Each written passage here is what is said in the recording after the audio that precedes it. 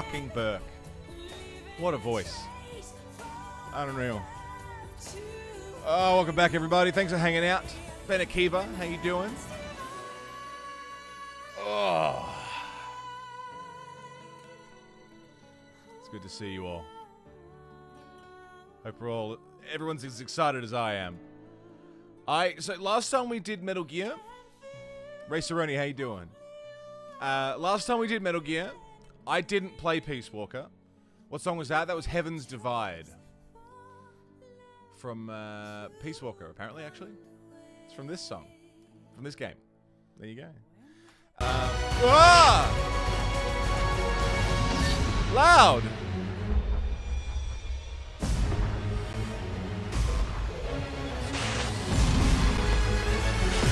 Skip ahead. Jesus Christ. Very loud. Let's just drop the volume a little bit. So, the first time we did Metal Gear, we didn't play through this. We watched it. I watched all the cutscenes on YouTube and basically called it a day, just because I didn't have the means to play it at the time.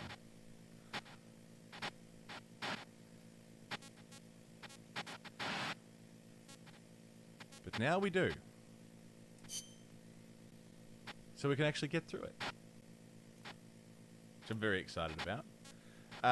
Instruction manual. Extras. Transferring, delete language settings, load game. Do we have subtitles? I assume they usually have subtitles, right? I know next to nothing about this game as a whole. So this should be really interesting. It's already taken you back. You may only use up to 15 uppercase letters, numbers, and or specific symbols. Uppercase. How do I up the case?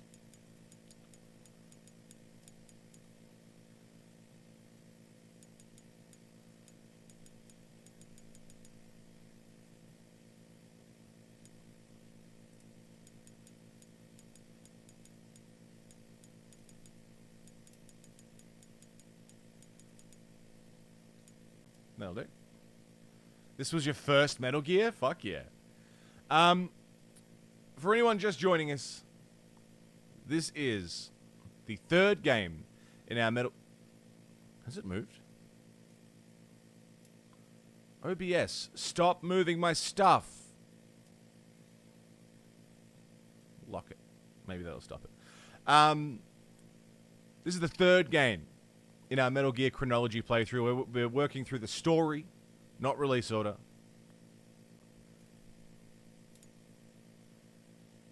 Monolith, is this name okay? Hell yeah, it is.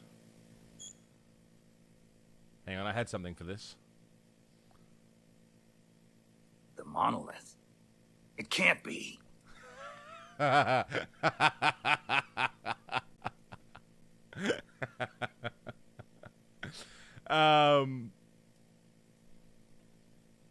What order are the original NES titles? They are after 5.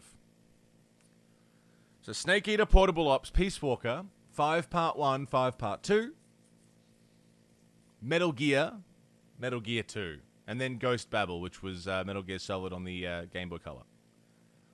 Then Metal Gear Solid 2, Metal Gear Solid 4.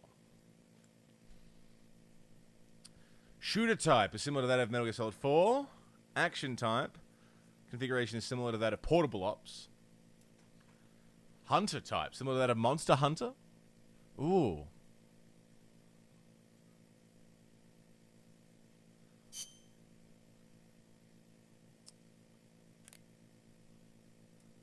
Attack.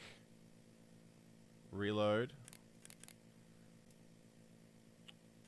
Shooter type seems kind of interesting. Select weapon.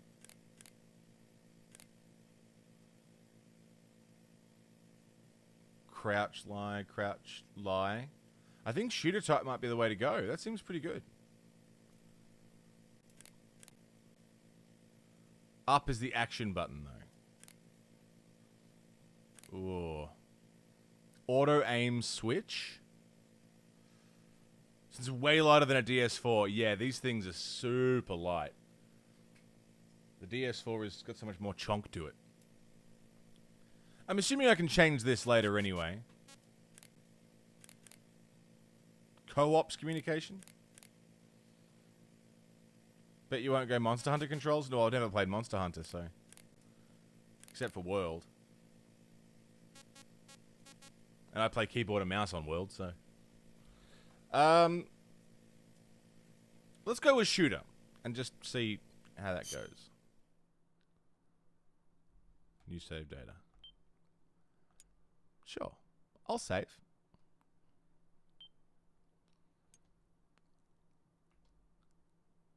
And here we go.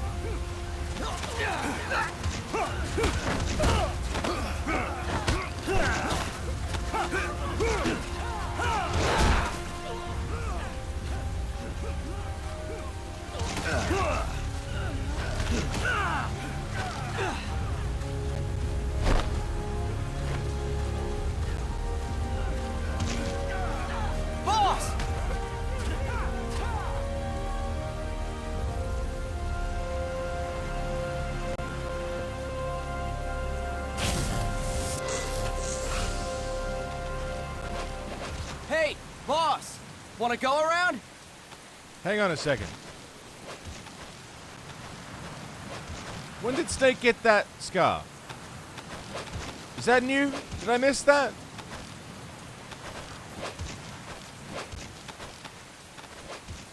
Look alive, ladies! The boss is gonna join us! Show him how it's done, boss! Your first priority in enemy territory is knowing your surroundings. Your life depends on where you are looking, and how fast you can identify your target. Therefore, you must first master moving your line of sight. To move your line of sight, use the right stick. Now when I give you an order, look in that direction. Look up! Good! Look down! Good! You should be familiar with the up and down controls now. Press the action button if you're ready to move on. And what's the action button? Okay! Next, we'll check your left and right. We're doing this? Look right! Good! Oh. Look left! Hang on. They're inverted. Good! You My should be my familiar controls with are the inverted. left and right controls now. Press the action button if you're ready to move on.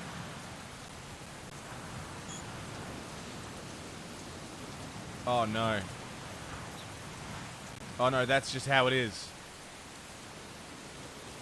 Right stick left, look right. All right, let's try left and right on the right stick one more time. Fuck. Inverted controls Look always right. fuck me up. Good!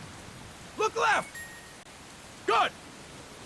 You should be familiar with the left and right controls now. Press the action button if you're ready to move on. Okay. You can change the controls anytime in Options. Go with the method that works best for you. Next, I'll explain how to change stances. If you just stand there like an idiot in front of an enemy, you might as well kill yourself now! At times, you will need to get low to avoid detection. You have 3 stances: stand, crouch, and lying down. To change stances, use the crouch button. Tap the crouch button to change between standing and crouching. You can move in either stance. Hold the crouch button and keep it held to lie down. However, you Stelazio, cannot how are move you? while you are lying down. I'll say that again. You cannot move while lying down. Is that clear? Interesting.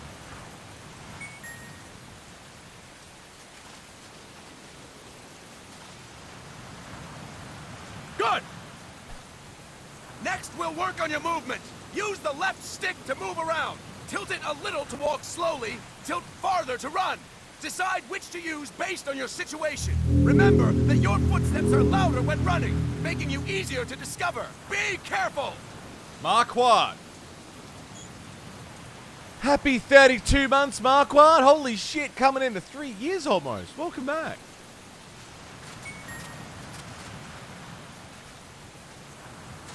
Oh, we can crouch walk now. Now we have rolling. Rolling is useful for knocking down enemies in your way, and for getting away when surrounded. You can also use it to jump over small ditches and other obstacles. To roll, tap the crouch button while running. You got that? Tap the crouch button while running! Don't forget it! Crouch what was imported to Snake Eater 3D. Wow.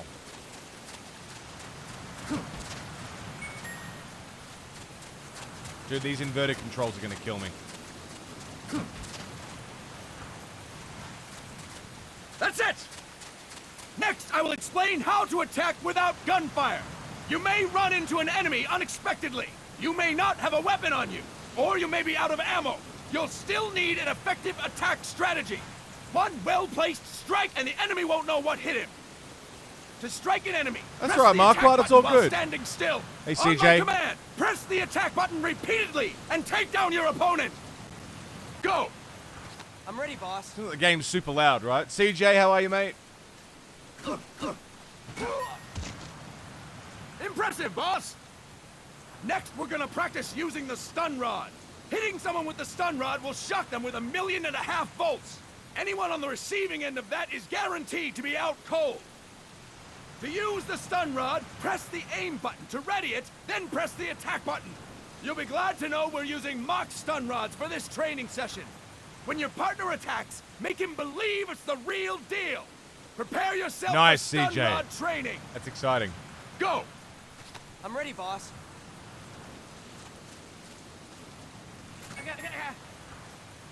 Fine work, boss! That guy pretending to get Now stunned. we'll move on to CQC. Ooh, here we go. CQC, or Close Quarters Combat, refers to when engaging an enemy in battle at very close range. It is a quick and efficient way of eliminating a threat. There are various CQC techniques. We will go over each of them. Don't get cocky because you think you know them. This will be different from what you're used to. Pretend you are learning it for the first time. The first technique is throwing your opponent. To do this, Look, I like position this. yourself near your opponent and press the attack button while you tilt the left stick. Be sure to press the attack button when the icon appears. Now, wait for my command and throw your opponent. Go! I'm ready, boss. Yeah, because he's not just training me. That is incorrect, boss! What? That is incorrect, boss! Boss, you have to press the attack button as you tilt the left stick. Ah. Mark with the C, Fine how are work, you? boss! Next, I'm going to teach you how to restrain an opponent close to you. This is a cornerstone of CQC. Grab hold of an enemy, and the bastard's life is in your hands. What you do from there is up to you. Just know that if you restrain him for too long, the average person will most likely pass out. Something to keep in mind. Hang on. Let's begin. We have a To problem. restrain your opponent, hold down the attack button while near them. I'm just Go. noticing... I'm ready, boss. I'm noticing chroma key problems. Impressive, boss! Now we will throw your opponent after restraining them. To throw an enemy to the ground, press a direction on the left stick when you have them restrained. Restrain your opponent and throw them on my command. Go! I'm ready, boss. I'm ready, boss.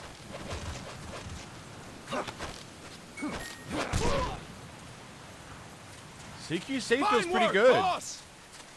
Now we will try CQC against multiple enemy opponents. You can also take out a group of enemies Word for by word. throwing an opponent you have restrained. First, restrain an opponent You're by pretty pressing good. the attack button near them. I can't do Then, Gilbert Gottfried. tilt the left stick to throw them. By Remember, tilting the left stick you're toward pretty other good. enemies, you can send your captive flying straight into them. On my command, restrain and then throw your opponent. Go! I'm ready, boss.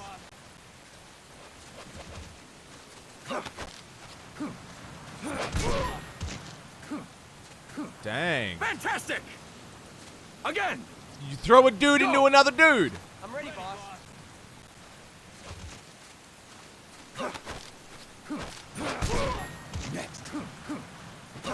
Fantastic! I kicked him while he was down. All right! Why don't we do something special since the boss is here? I love Anyone who special. feels like getting their ass kicked, step forward. Don't hold back, boss. When you're surrounded by multiple enemies, you'll have to take them on one after the other. To do it, simply press the attack button again while throwing the current enemy. Just be sure to wait for the icon to appear. Go! I'm ready, boss. All right, boys.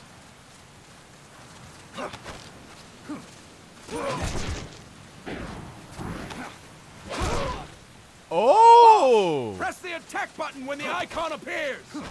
Bro. Nice! Press the attack button when the icon appears.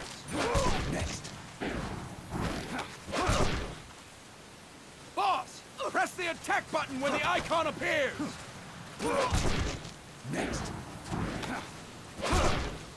Am I supposed to Boss, keep hitting it? Press the attack button when the icon appears. Boss, press the attack button when the icon appears.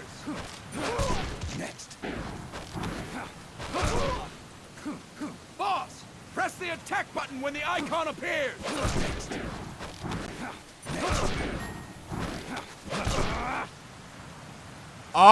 Oh! Again. Go. Yeah, let's go again. I'm ready, boss. All those poor dudes in the background.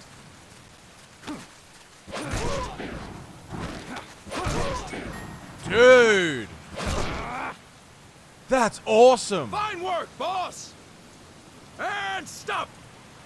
That's it for today. Oh, I love that! Thank you, boss. Oh, I love that! Poor bastards.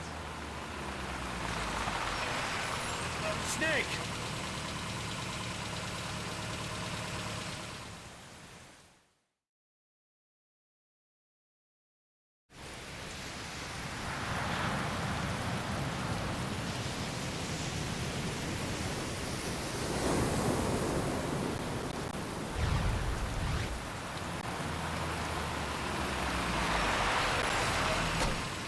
What's going on, Kaz? We've got guests. Time to move. Don't worry, it's not our friends from Langley.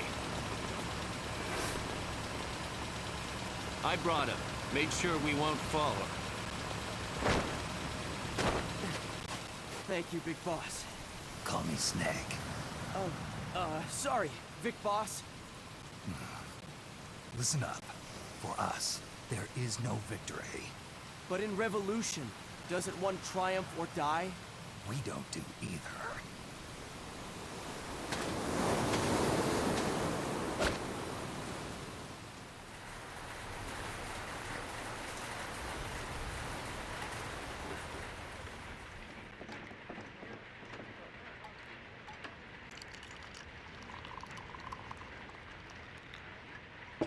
Here.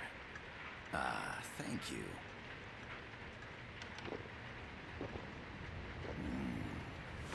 I feel like a new man. There's no coffee like Costa Rican coffee.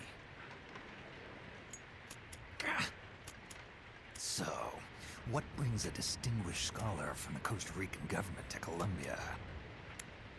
Professor Galvez comes from Costa Rica's University for Peace. You see, over the past year, there have been sightings of an armed group in Costa Rica. They're not ours, of course. Costa Rica doesn't have an army. Correct. Article 12 of our Constitution states that the Army as a permanent institution is abolished. The Peace Constitution. You think it's rebels who fled Nicaragua? No, they don't appear to be guerrillas. They're far too organized. What's your government's take? The authorities in San Jose claim it's a multinational security firm, hired by the Development Corporation of Costa Rica. Lies, obviously. They're bringing in state-of-the-art weaponry and equipment by the shipload. Where'd they get that kind of cash? I fear La CIA may be involved. The CIA. As you both know, the United States views Central America as its backyard. Even after Cuba, we've managed to maintain a delicate balance with the US. And your government can't just give them the boot? We are not allowed to bear arms. Japan's constitution has something similar. Article 9. It says Japan renounces war and can't maintain an army. I understand that you and your men have neither state nor ideology. That you will fight any foe. Please, you must drive them out of our defenseless country. We come to you, the Militaires Sans Frontières. So, you want to hire us? Yes, as our deterrent. We can't afford to pay much, it's true. But we can offer you this. A forward operating base. An offshore plant in the Caribbean. Sounds pretty good to me. This place is becoming a mess anyway. Snake, we need someplace we can settle down. The government's agreed to cooperate. Unofficially, of course. A chopper for transport would be nice too. I'll see what I can do. Hold it. You seem to think we're just a pack of dogs of war. Is that right? Yes, that's what I've heard. You're an army without a state. No, we've only left our countries behind. Please, you must help us. If your suspicions are true, force isn't gonna do any good. You'll have to find a political solution. The government's hands are tied. Go back to your bosses in San Jose. Tell them if they want, I'll introduce them to a negotiator I know. No. I'm not here on their behalf. So, what are you doing here? For over 20 years, I've preached the virtues of peace at multiple universities. Tonight, I stand before you as an educator. This is my student. She came to me to study peace. Her name is Paz. Paz Ortega. Paz. Peace? No kidding. That's my name too. Kazuhira. It's Japanese for peace. Pleased to meet you, Paz. Call me Kaz. They've got a supply port north of Puerto Limon, a town in La Costa del Mar Caribe. A few days ago, Paz stumbled upon that facility while searching for a lost friend. She was captured. She's only a child, 16 years old. They did terrible things to her, but somehow she managed to escape. Oh, thank God. She's huérfana. Her mother died when she was small, and she lost her grandparents in the Civil War. She hates war with a passion like no other. My name is Paz, and I will do anything to protect my namesake. It is my one and only purpose. Please, get them out of my country. Make them leave Costa Rica. Sorry, kid. We know who you are, Big Boss. That is why we've come to you.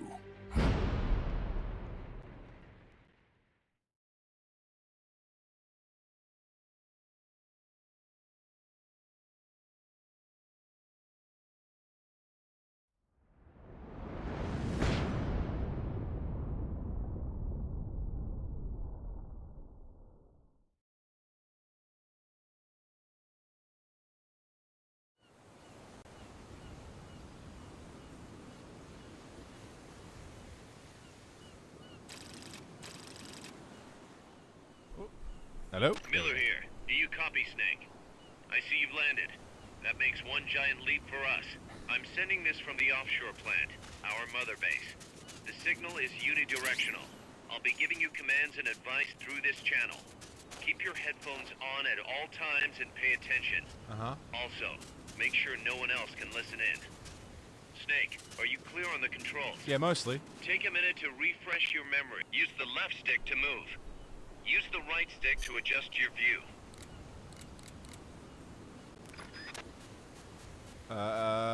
Left and right. Normal. There we go. Normal. Auto aim off. Aim assist off.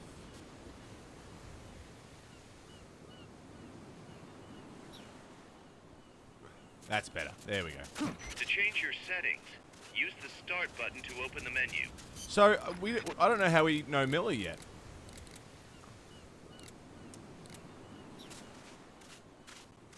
There's no one around. Why not try some shooting practice? Select a target and squeeze off a round or two. Press Squeeze the off a directional round or buttons two. while holding the R2 button to switch weapons. Ready your weapon with the L1 button. Then press the R1 button to fire. What do I How shoot about at? a little shooting practice? Try hitting a coconut. Select equipment by pressing the square or circle button while holding the L2 button. To check your map, press the start button to open the menu. Oh my god, there's so many things. The M16's a standard assault Surround rifle indicator. capable of rapid fire. Binoculars, ration.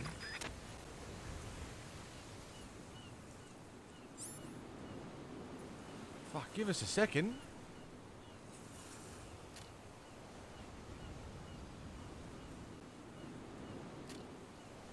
How do I change weapon?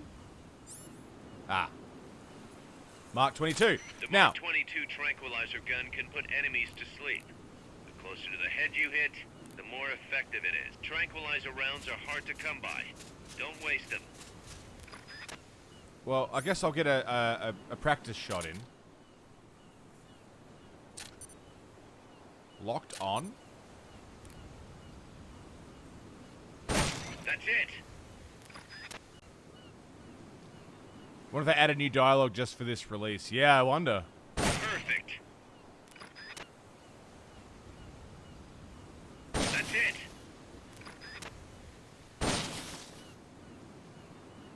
Because PSP didn't have a right stick. How are you, Trev? Perfect.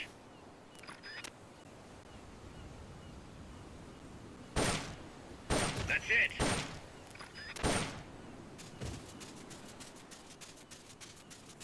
M16 in the 70s, you poor bastard. Why? What's wrong with an M16 in the 70s? I don't know guns. I don't know fuck all about guns. Is that a fish?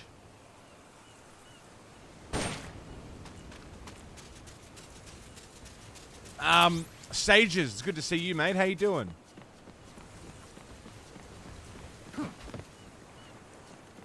If you looked at it wrong, it jams. That bad, huh? The facility you're headed for is past that fence. A grenade should be able to take out that gate. Grenades explode. You throw them, Snake. Thank you, Miller. Use the L1 button to ready throwing weapons. Once you've readied the weapon, throw with the R1 button. When using throwing weapons, hold the attack button down longer to throw farther. You won't throw the weapon until you let go of the button. How very interesting that you can't... They've given us the ability to move while crouching, but they've taken away the ability to move while crawling. How very interesting.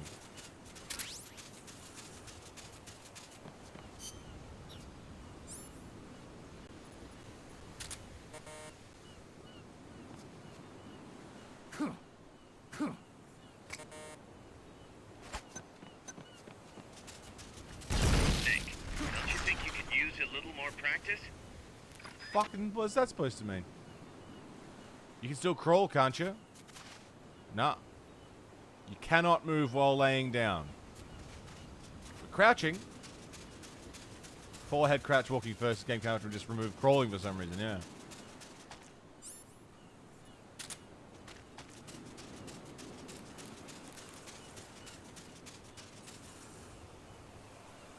To use the stun rod, first unequip any other weapons.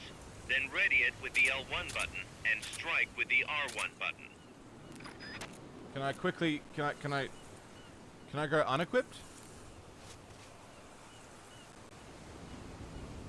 I just want to be hand to hand. What do I need to have? Oh, there we go. Cool. So we're going to try and do non-lethal again, but we only got 5 rounds. Jesus. Gotta thank you for agreeing to this, Snake. Man, am I glad to be out of here. Finally, we can leave all that crap in San Geronimo behind. Break into the mercenary business for real. I know, Yeah. 60 FPS is smooth, right? Doing it for her, aren't you? For her.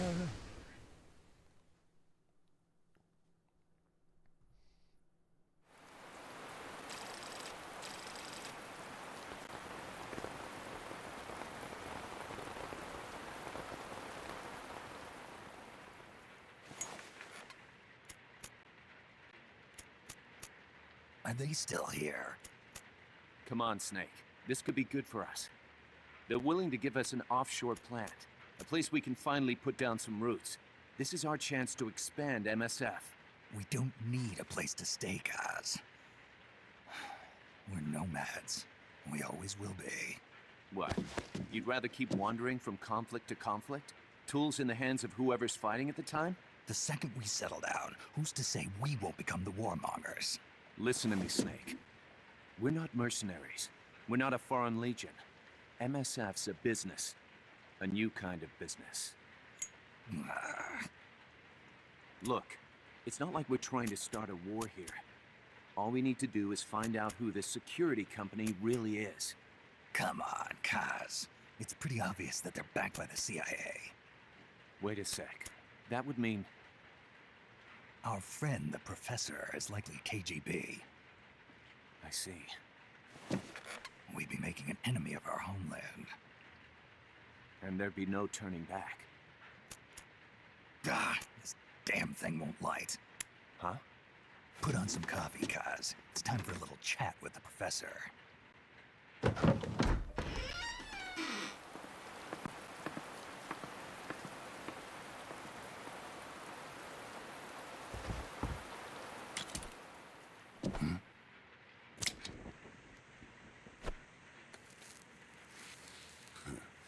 I was a heavy smoker. When I got my medal from the Secretary General, he gave me this prosthetic hand as well. But smoking was ruining my lungs, so I quit. I've not had much use for it since. It's quite an honor to meet the legendary Big Boss. That's just a code name the CIA made up. Then perhaps I should call you John. I don't have a name. Stop using that code name you liked so much 10 years ago. What about you, comrade? What do they call you back at Center? Well then, allow me to get straight to the point.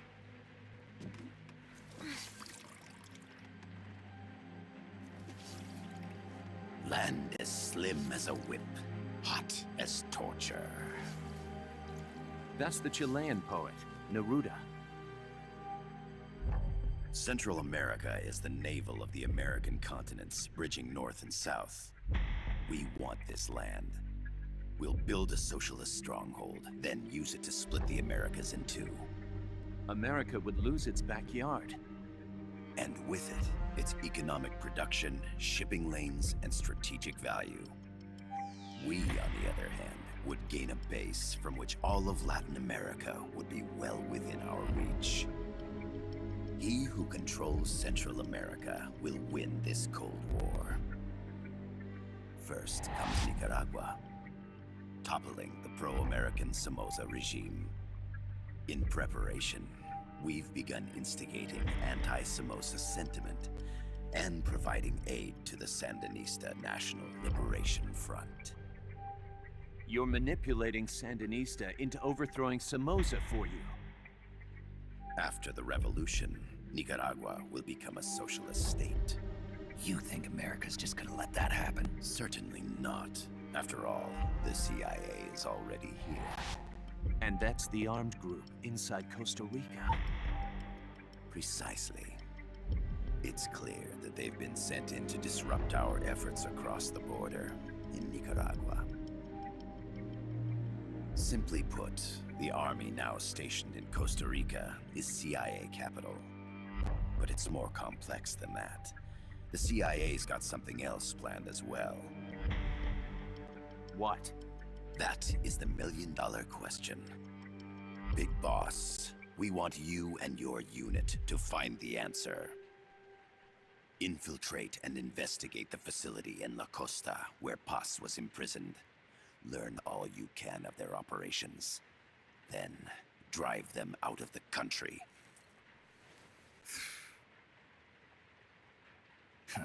You're asking us to settle a turf war between the KGB and the CIA. What about her? That was all just an act? You mean her words about peace? She was captured, that much is true. But I've kept my KGB affiliation from her. And you thought we'd fall for a sob story? No. I had good reason to bring her along. She managed to escape with her life, but her friend was not so lucky. Why were they attacked? I believe this will help explain. Perhaps they saw something they weren't supposed to. Perhaps they heard something they shouldn't have. A cassette tape? Paz took this during her escape. She says her friend happened to record it by accident. What is that? A portable stereo cassette player. The first of its kind. Ah, I heard they were working on something like that in Japan. Didn't know you guys were too. I believe what you're about to hear will help you understand.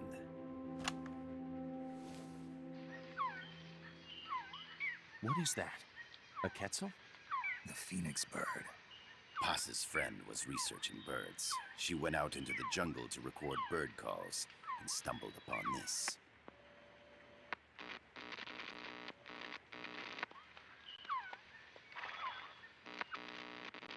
So? So what?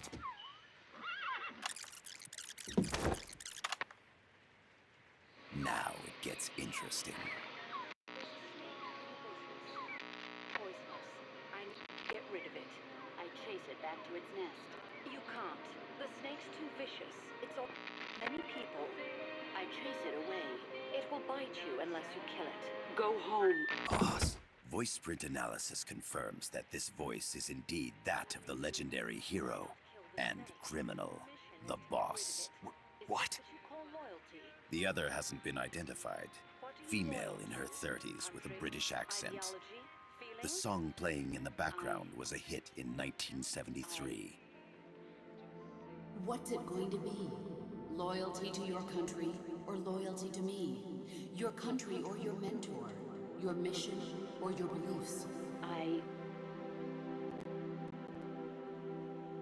am loyal to Boss is myself. alive in Costa Rica. As I understand it, she was your commander, fought by your side. And that you killed her under orders from the CIA, thus surpassing her to become the hero known as Big Boss.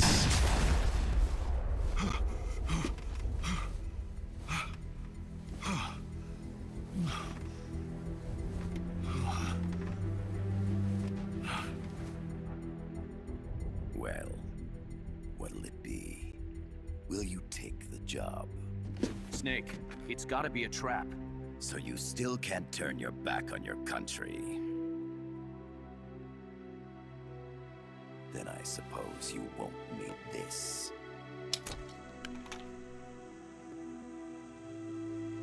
Wait! Snake? I'll do it for the girl. For Paz. Okay. For peace, then.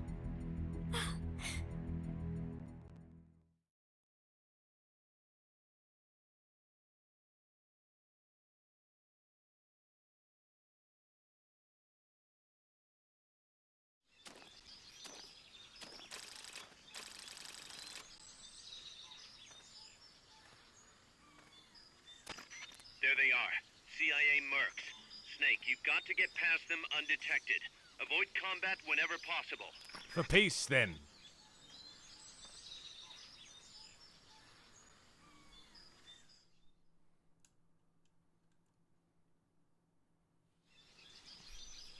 This is a sneaking mission. Hide behind stuff. Take the long way around. Whatever it takes to stay out of sight. Your gun is a last resort. It could just as easily kill you as save you. Alright. Fuck. To press up against a wall, face it and hit the action button. From that position, you can press the L1 button to detect enemies. That also works while lying down. Alright, we need the Mark 22. Mushy Cheesecake, how you doing? Fucking hell, what a... Press the attack button near the enemy to initiate close quarters combat. Am I stunning him? Go to sleep.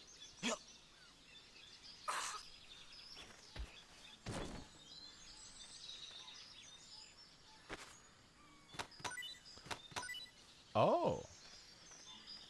Not enough room, huh? We'll keep it here at the base. Oh. Is he gonna wake up, though?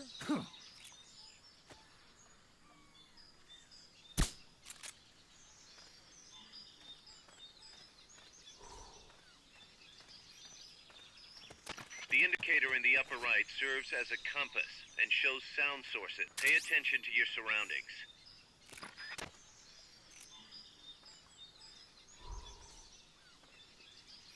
Decast, how are you? Okay, now one problem I'm having is I have a weird controller lag. You know how my thing goes to the bottom again? Ooh! Ooh! Ooh! Knock, knock! Who's there? It's Jordan Rasco! G'day, Jordan Rasco, how you doing? This is the song that doesn't end. Make your way east.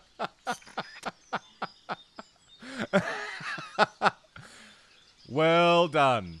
Seriously, well done. Everybody, Jordan Rasco, for 5 hours for charity, sang the song that doesn't end. Fucking hell. It was 5.5, sorry, 5.5. It was phenomenal. I started watching, had a nap, woke up, you're still going. Smashed the previous record. It was awesome. What were you doing tonight, Jordan? Thanks for bringing everybody over. I had a hilarious moment. I was telling everyone about this yesterday. For years, right? For years, I've been making the same joke. It's the same reference. Whenever I eat KFC, it's Kentucky Fried Chicken, licking and fingering good. And I was like, I'm going to go back and watch that video just to make sure I'm getting the reference right, so people are, so it's funny.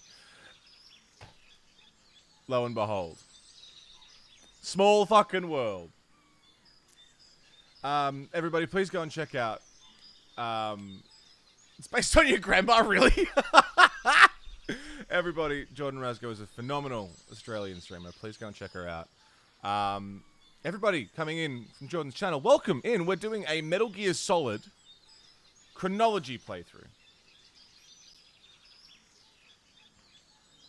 Every single game in the Metal Gear franchise in story order, not release order. We're going through the world of Metal Gear as the events go through. This is game 3, Peace Walker. We just finished up Snake Eater and Portable Ops. And I'm learning the controls. It's on PS3. Ghost Babel isn't canon. Portable Ops is kind of canon. Metal Gear Rising is probably canon. It's a bit of a throw in the air, but either way. Welcome in Curvy Gamer Wife, Jube Jello, A Subtle Sheen, Honey Penny. Hello, Honey Penny. Danger Beard, how you doing? Solus, Stepev,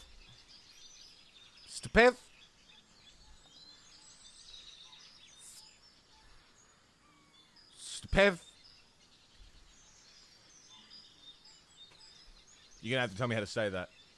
Stepev. G'day, Stepev. Remy, how you doing? Welcome in.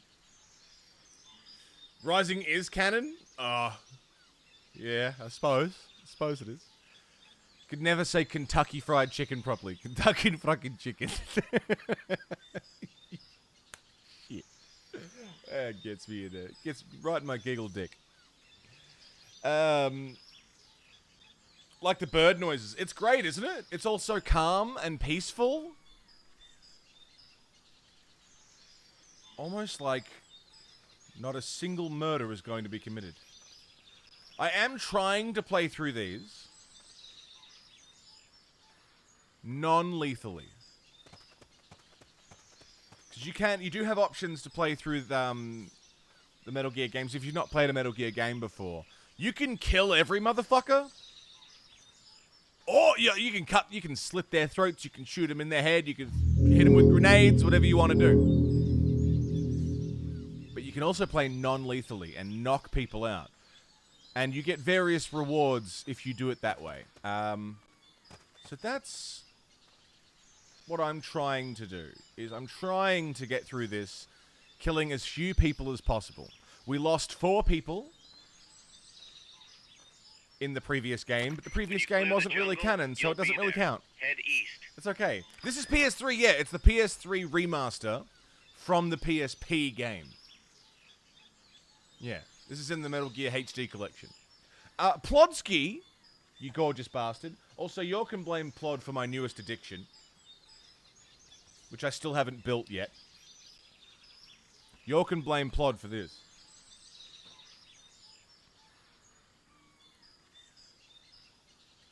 I'm hooked. All I've been doing is reading lore and watching battle reports, and I just want to build. I just want to paint. I just want to play. It's bullshit. Okay? I don't have time for this, Plodsky. Plod, thank you for bringing in Jordan Rasco. First time sub. Enjoy the emotes and Discord role and all the stuff that happens when you are a sub to a channel. Plodsky. Smooches, mate. Thank you. Fiery Squirrel, good morning. Squirrel, how you doing? two of them don't count, and the other two it's impossible to non-lethal them. Yeah, so I think we're at 0. I think we're... And, you know, we're forgetting about that business in San Geronimo. We're moving on, like Kaz said. Been playing since 94. This is my first sort of dive into the hobby. And I love it so much. The percentage in the upper right is your Camo Index. Already? The lower the number, the more easily you'll be spotted. Conspicuous movements and loud noises will compromise your Camo Index. Your fatigues will act as camouflage.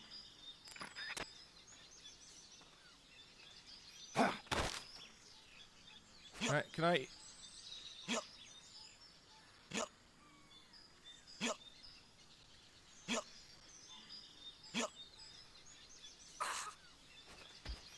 I choked him out. I don't know if that's what I was supposed to do, but I did it. Go to sleep. Trying to get some 40k happening. Once Melbourne's not fucked, I want to actually... shut up, Miller! I actually want to start going down to the like local hobby shops and play the game. I assume that'll be doable at some point. Whoa, he's starting to wake up. Oh, shit.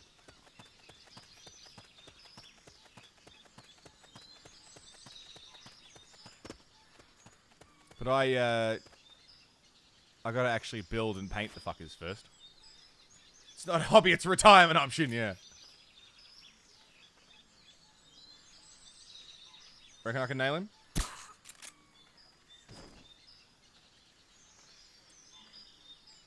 $40k is the worst kind of addiction. No one has to worry about where they need to store their boxes of unpainted heroin. Yeah, man, I can't wait for lockdown to be over so I can go. just one hit with my buddies at the shop. Just one hit. Just a. Can I paint one Necron? Just one. When you clear the jungle, you'll be there. Head east.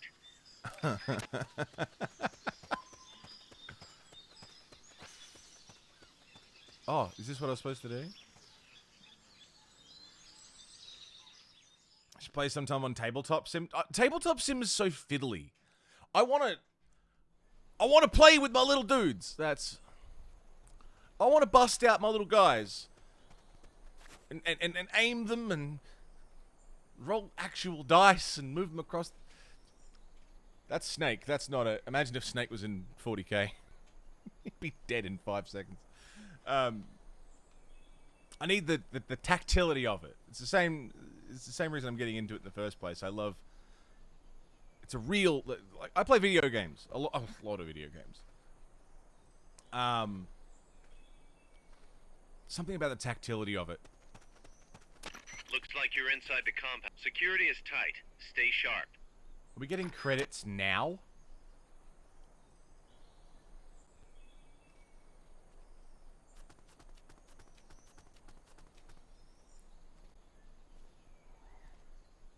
Picked up 40k stuff from my deceased granddad house last week. 3 cuts. Jesus Christ. Plod.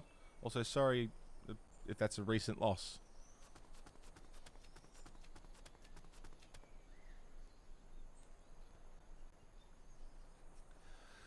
Yeah, 40k's become a problem, man. And you know what? I've bought 3 boxes. 2 of them haven't arrived yet because they're in Chicago. Thanks, USPS and the American government for fucking up USPS.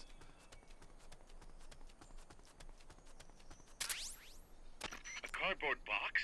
What are you gonna use that for? It's only a problem is if you recognize it as one. It will be a problem.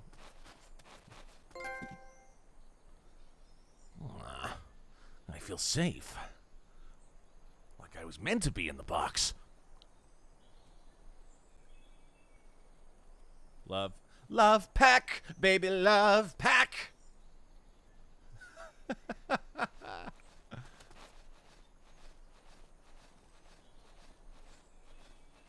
Don't question it, just go with it. You spent 10,000 so far? I've spent less than 500 so far. But I don't have any paint yet. Just glue and boxes. When you spend 40k on 40k, okay, that doesn't seem like a hard goal to accomplish. My favorite thing about 40k is the lore. I love the lore. Your objective is the building to the east.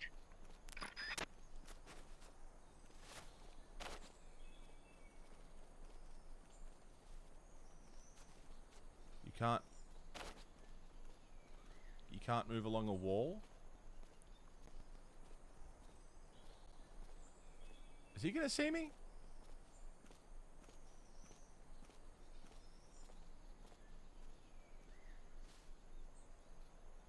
No.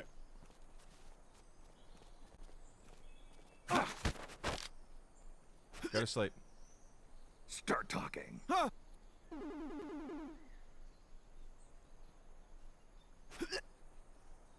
Go to sleep, go to sleep, go to sleep, go to sleep, go to sleep, go to sleep. Go to sleep, go to sleep, go to sleep, go to sleep, go to sleep. Tau and Ultramarine armies? Head for the building to the east. We need intel on that base. Does Snake need to choke a bitch? Is that Wayne Brady? He didn't see him.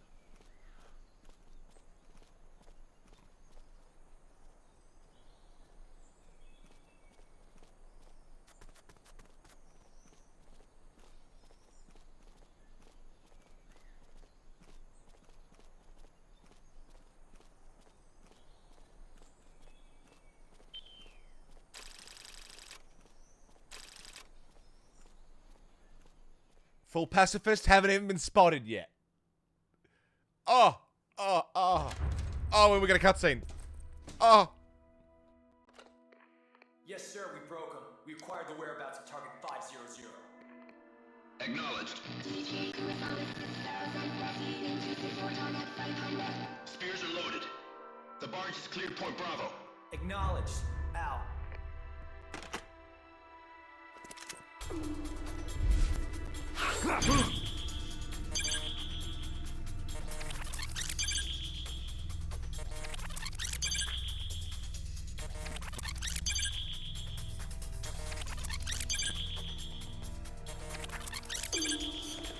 Oh! I was supposed to do stuff. It's a cut. I was like, what's going on there? What's happening? Why isn't it doing anything? Airsuit in the mountains. What's up there?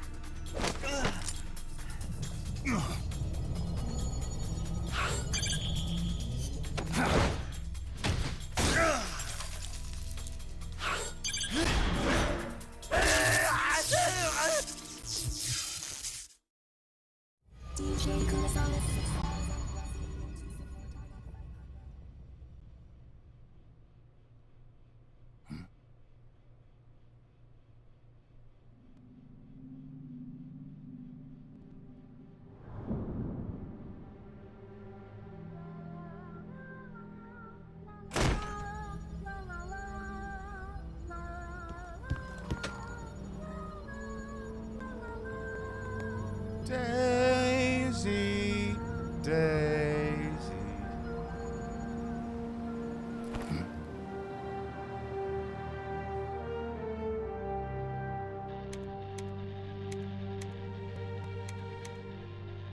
This is Snake. Kaz, can you hear me?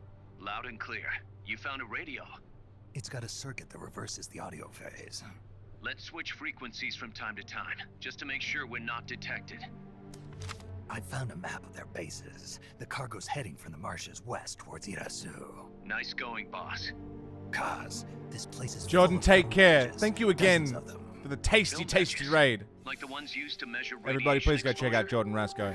The radio man was wearing one. Have yourself a good night. And whoever he was talking to called the cargo spears.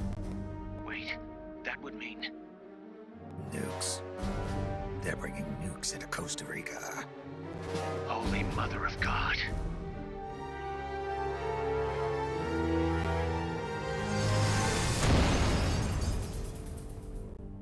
Holy fuck. Scoot Punk, what's happening?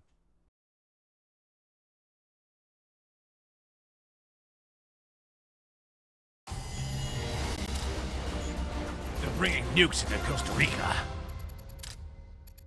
Yeah, have a good night, Jordan. Well, it's good morning, I guess. It's 4:30 in the fucking morning.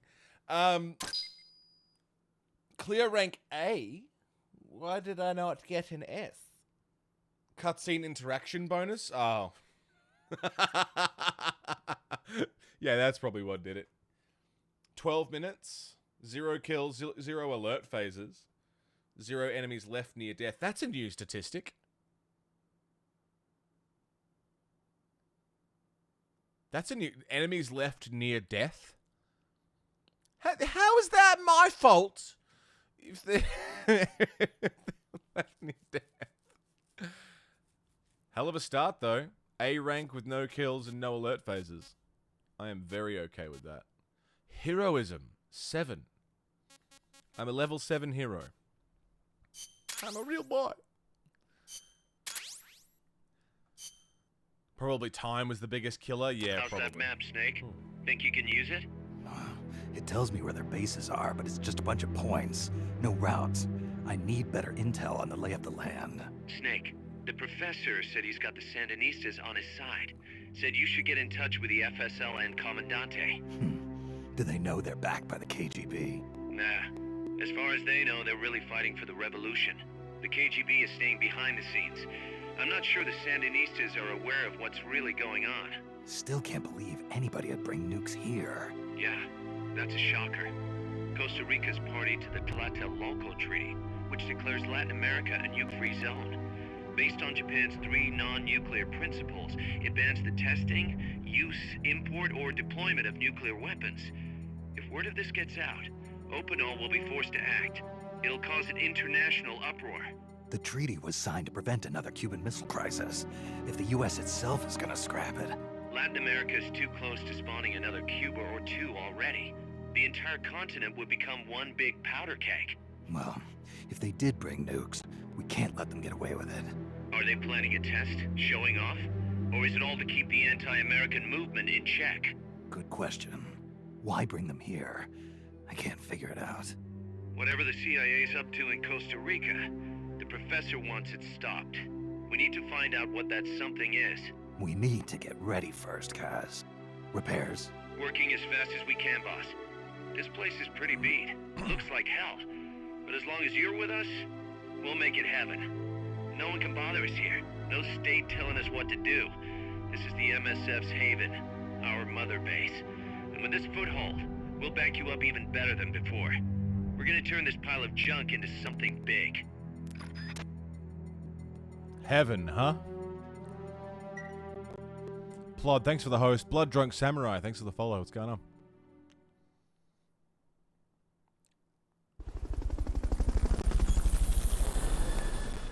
Welcome to MSF's Mother Base. Mother Base can support your mission in many different ways, from developing new weapons to collecting intelligence. Appreciate anyone trying to get Metal Gear Solid alive? Fuck yeah, Blood Drunk Samurai. What a series. I'm currently going through the entire series in chronological story order. There's a couple of things here and there, a couple of little, you know, we're doing Ghost Babel and we're doing Metal Gear Rising, but, you know, we did Portable Ops.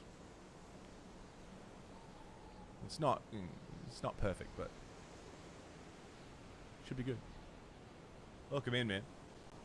Mother Base can support your mission in many different ways, from developing new weapons to collecting intelligence. Model view?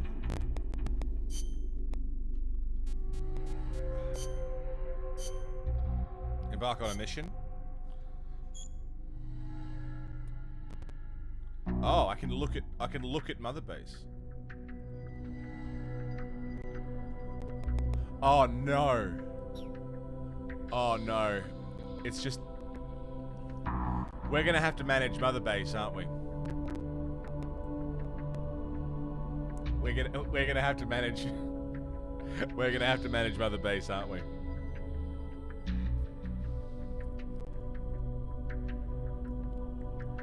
This is gonna be a long playthrough. Because this is my favorite fucking part.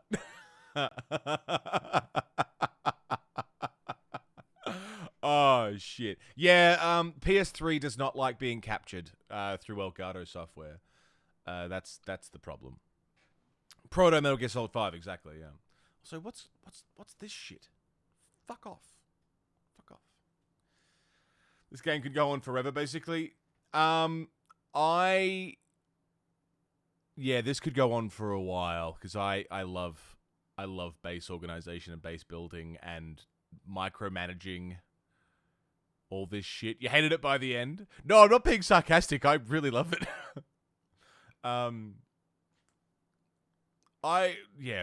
We'll see how in depth it gets. I might at some point just go, fuck this, because we're gonna have to do it all again in 5 anyway. Let me fang on some tunes. We'll do some break time shout outs, just because I'm hanging for a piss. Hanging for a piss. So I'm gonna go have a piss, have a smoke, get a drink, have a stretch. Don't go anywhere, my friends. We'll do some break time shout outs. I'll see you soon.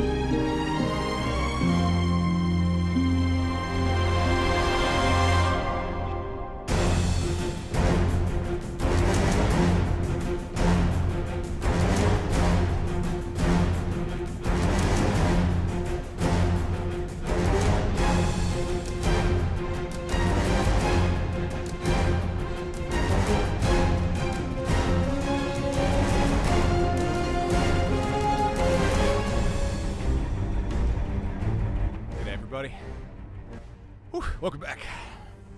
Thanks for hanging out over a quick and cheeky one. Just run out for a quick dart, grab a drink, take a piss. The usual shit.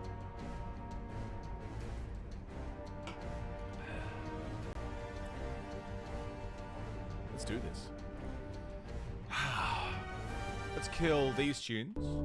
Bring in these tunes.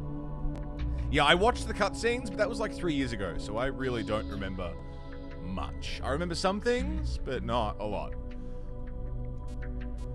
So we've got research and development, staff roster, versus ops. We're not going to do that.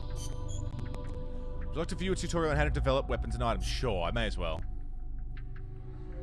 At Mother Base, you can develop new weapons and items for us for use in missions. The icon shows that you are able to start developing. This icon shows that you're able to start developing weapons and items. You'll need GMP. If you run out of GMP, development may come to a halt. This includes the tutorial. Okay, it's pretty easy. Now, the Mark 22 I'm going to be using a lot. We are going non-lethal. So unless there's a non-lethal sniper rifle, I can't imagine we're going to be using a lot of stuff.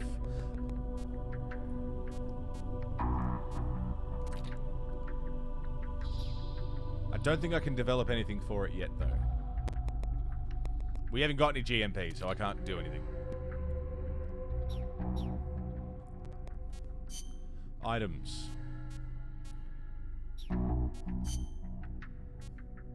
Key items. Document. Confidential document design specs for developing the M1C. Oh, the smoke grenade. Uniforms. Jungle fatigues. Nothing. Both your Peace Walker ones were non-lethal. Nice. No, I'm assuming this is going to be pretty self-explanatory. So we've got cars.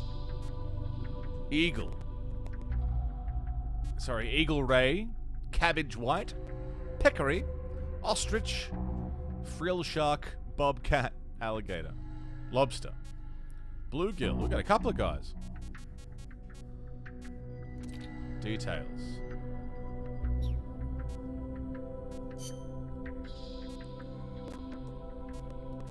Can I rename them? Probably not.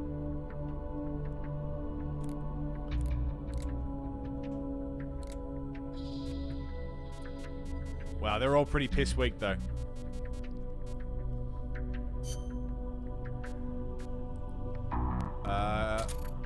Put you in the combat unit. Put you in R&D. Rank 2 Hush Puppy ready to go. Nice. Cabbage. R&D. Peccary. R&D. Ostrich. R&D.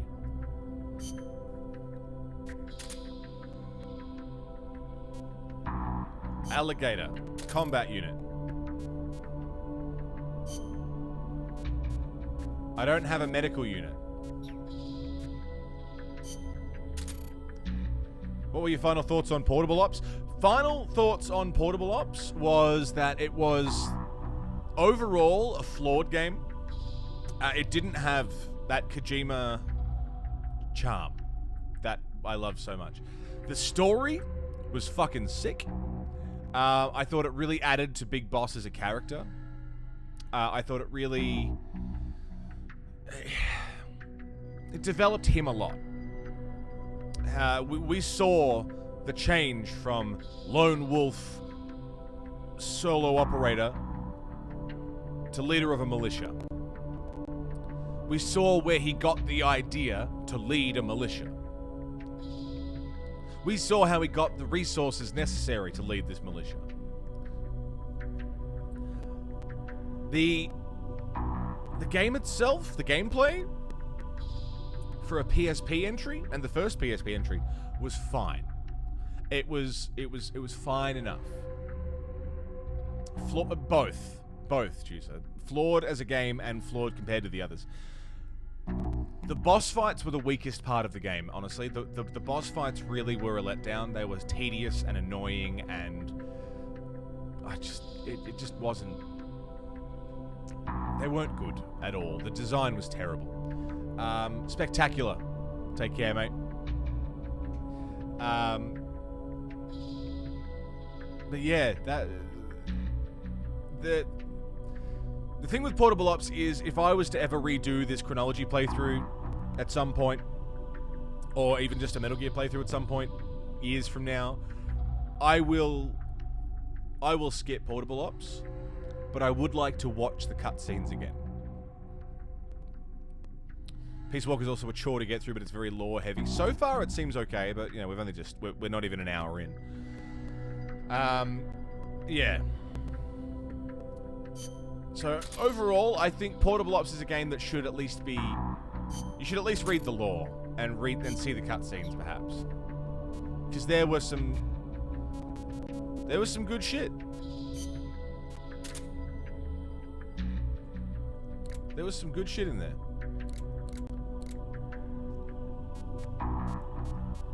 Alright, R&D team's looking pretty good. Combat unit's looking pretty good. These guys, I don't think I have the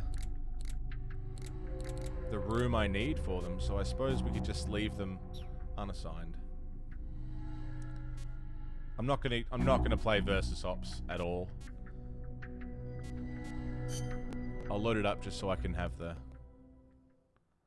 get rid of that new symbol, but I'm not gonna do this.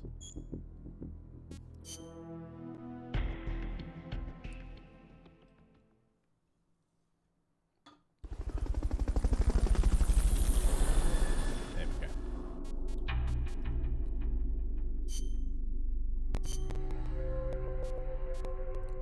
R&D weapons. Sorry about the crackling, by the way. I really don't know how to fix it.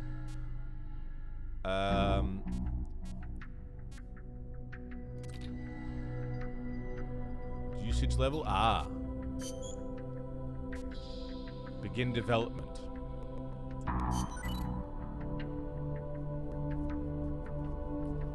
And how long does that take?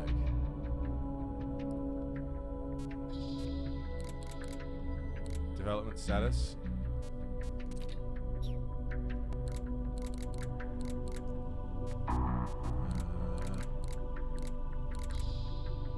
M1C, yeah, I don't want that. I'm going to be using this a lot, the Mark 22. Any items that I can develop? Fulton system. Analyzer. That seems good.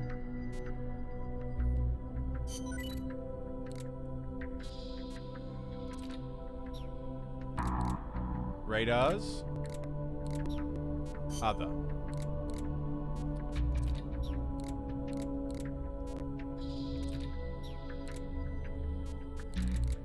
Cool.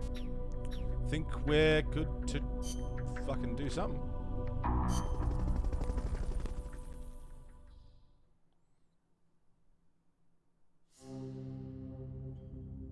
Ah. Select the mission that you wish to participate in. Is L1 and R1 to switch? I don't want to do co-ops. We're not going to do co-ops. I hope this game doesn't, like, punish me for not doing co-op stuff.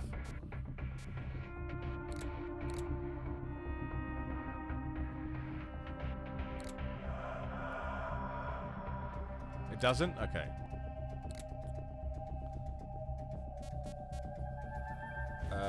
Cutscenes.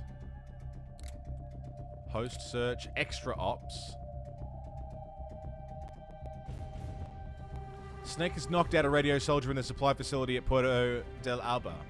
Use Fulton Recovery to retrieve the radio soldier. That could be fun.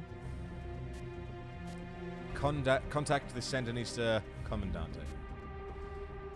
Let's try this. The boss has infiltrated the area around the coastal supply facility and knocked out the soldier there. But we can't just leave him there to be found. I need you to get in there and capture the unconscious soldier using the Fulton Recovery system. Do it quickly before he comes to. Alright. Briefing files. About this mission.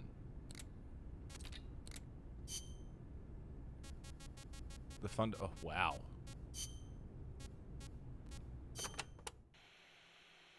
Snake, You can use the Fulton surface-to-air recovery system to send prisoners and unconscious mercenaries you encounter back to Mother Base. Love it. I know you've used the Fulton before, but just to make sure I'm not missing anything, let's review the steps. Okay. First, attach a balloon to the unconscious enemy or captured prisoner. Right. I hook a wire to their waist, and on the other end of the wire, there's a helium balloon. Right.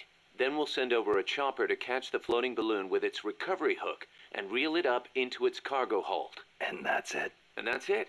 We finished installing the recovery hook on the Huey. Wait, Kaz. Something doesn't make sense about this whole process. This again. Well, normally, Fulton Recovery is for when you're using fixed-wing aircraft. With a helicopter, isn't it simpler to land and pick up directly? Listen, Snake. You're going to be calling for recoveries repeatedly throughout your mission. We want to keep the risk of taking enemy fire to a minimum. The best way to get that done is to do the recovery in a high-speed flyby. That's what the Fulton surface-to-air recovery system is for. Uh-huh. What's the real reason? Helicopters are cheaper, and the repair bills will start adding up once the bullets start flying. I thought so. Kaz, I know we need to keep costs down, but... Boss, you really need to get rid of this whole army mentality. We're not the Pentagon. We don't have billions of taxpayer dollars to play with. And besides... Fine. Just pick a reason that makes sense. Helicopters have quicker response time. Sounds strange, yeah, but it works great. I promise. You'll get used to it before long. Yeah, I hope so. Great. That's fucking great. All right.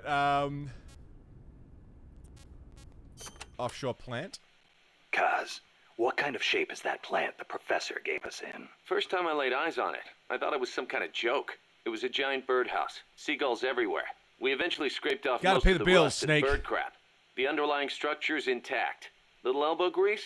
Man, we should be in business. Who used to own it anyway?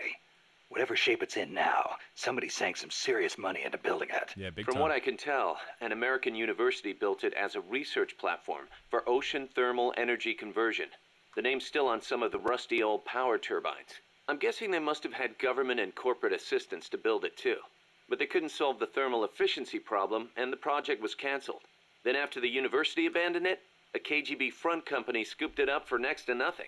At least that's my theory. How'd the KGB manage to buy a plant built with American capital, front company or not? Yeah, that professor is quite the operator. One other thing. The plant's set up so that it can join up with other plants of the same standard. So, they were originally planning on expanding the place, huh? Expanding Hey, the let's place. give it a shot. We can get some more people together and build this place up into a proper home for MSF. You're with me on this, right, boss? I want to know how we met Miller. I'm assuming it'll be explained, but I want to know. Militaire Sans Frontier. Remember why we created MSF, Snake. To provide military force to whoever needs it, wherever they are, regardless of nation or ideology. Our beliefs aren't all that lofty. We just won't be the tools of any one country. Exactly. We know only how to fight. But we refuse to live our lives at the whim of the state. The MSF seal is patterned after Pangaea, the supercontinent from 250 million years ago. Back then, the whole world was one landmass, one world. No gaps, no rifts. Our strength will take us back there. Didn't it happen in Portable Ops? I don't think so.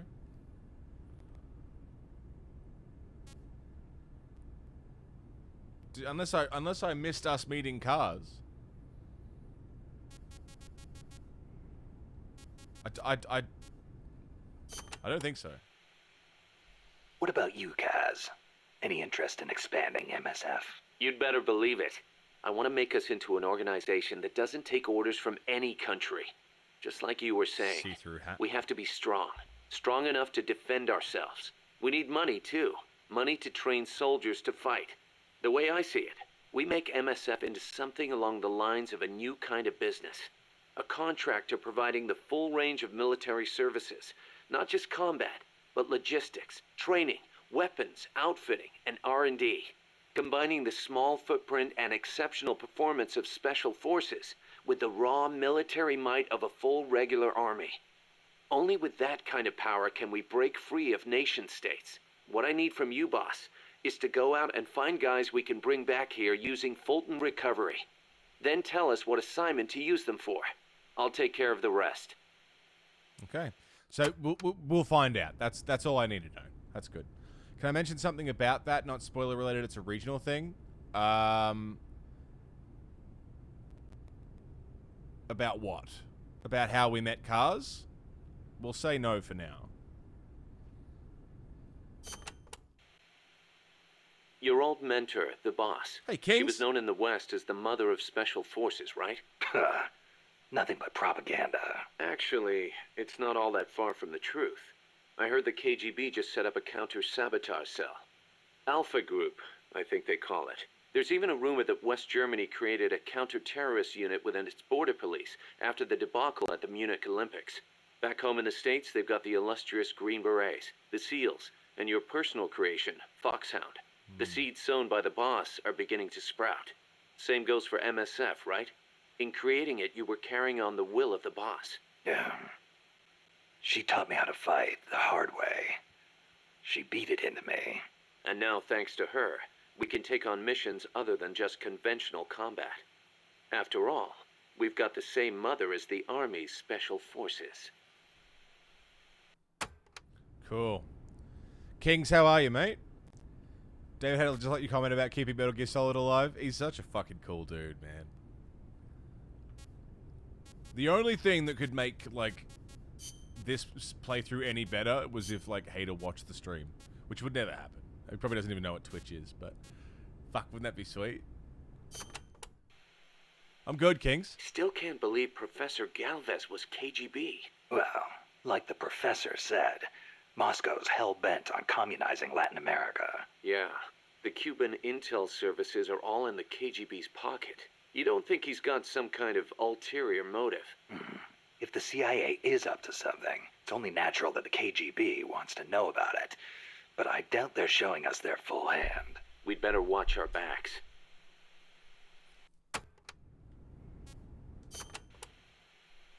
What do you think, You streamed on here in the past? Really? Why That's did cool. Paz come all the way to Colombia herself? It's a long trip to make just to be Exhibit A in Galvez's sales pitch. That's what I was She's only thinking. 16. Still a kid. Maybe we should take her wish for peace at face value.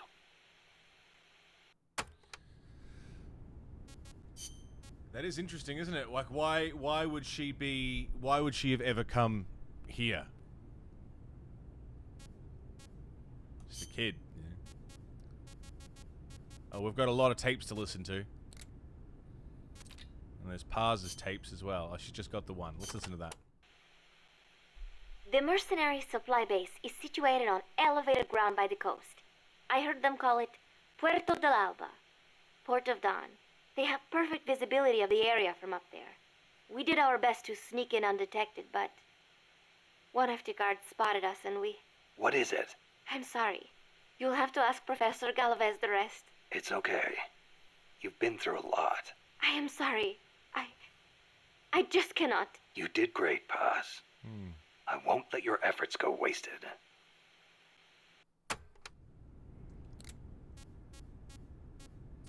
The best she could. Costa Rica isn't alone. All of Latin America is getting swept up in the superpowers' Cold War. The whole ideological split between East and West. In the end, it's just a greedy scramble for wealth by the ruling classes.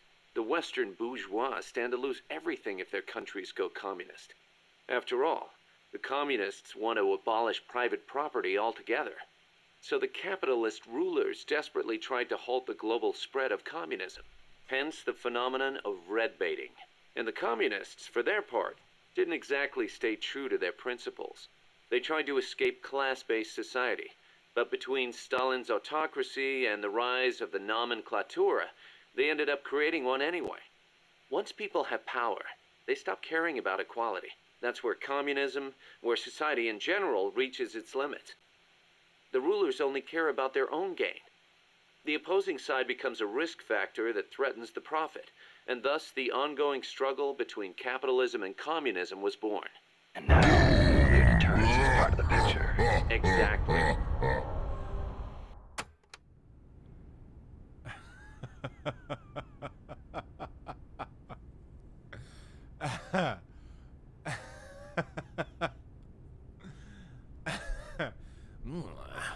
this stream's kind of tasty.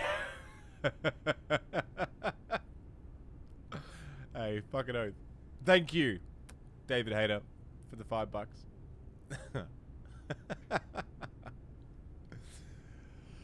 Oh, boy.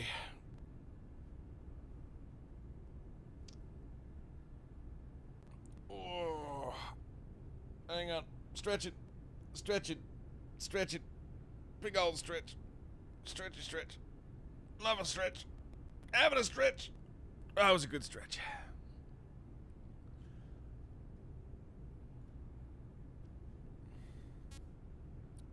JJ, I know.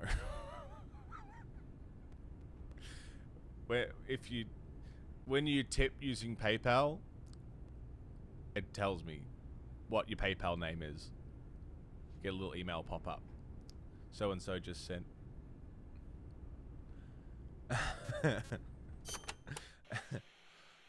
They Thank say you. nuclear weapons are the reason we haven't seen conflict on a global scale since World War II. The thought that your opponent might launch nukes against you sort of makes it tough to start an armed conflict, especially now that they've got intercontinental ballistic missiles. Nowhere is safe. Thanks, Of course, JJ. all that has caused military expenditures to skyrocket. Well, the only way to ward off a preemptive strike is to flaunt your own nuclear stockpile. And that's caused their numbers to increase exponentially, not just with regards to destructive power, but in terms of targeting technology too. Now they can hit a target halfway across the world with pinpoint accuracy. In a way, the space race was a demonstration of that technological progress. And as a result of all that, we now have mutually assured destruction. It's the ultimate form of deterrence. No one's going to launch their nukes knowing they'll be obliterated in return. I don't know. The chance of somebody hitting the button by mistake is never zero. That's a solid point, that. The chance of hitting the button by mistake is never zero. You can never, ever assume that things won't be done by accident. Human error is a big fucking error. Mutually assured destruction wasn't that what the point of the Snake Eater thing was? Like Operation Snake Eater in the end was like, no, they're not going to do that anymore because, you know, I mean that's the premise of this whole series really, is nuclear holocaust and everyone knowing that everything will be fucked. So it is just deterrence. It's all about deterrence. As long as we think that the enemy can blow us up, we better have our own things to blow them up. But that's what everyone's thinking. Kay Dentison, how you doing?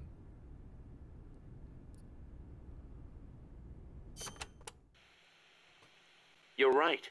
Even with peace guaranteed by MAD, there's always the risk of an accident. Nobody wants the world to end on account of some machines malfunctioning. On the other hand, thanks to deterrence, we haven't had a world war since 1945.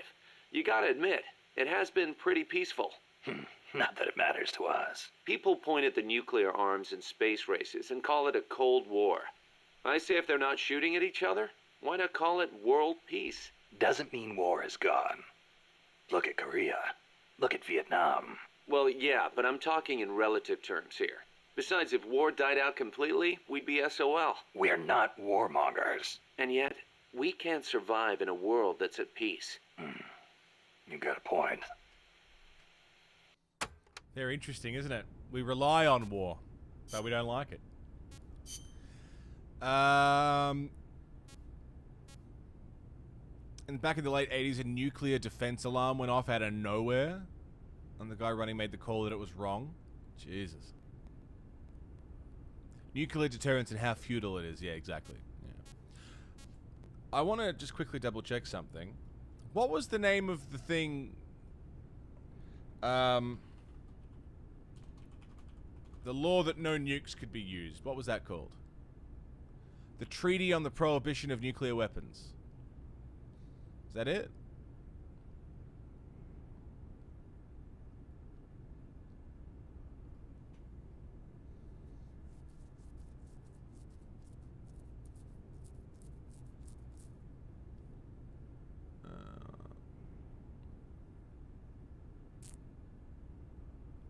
Because that exists.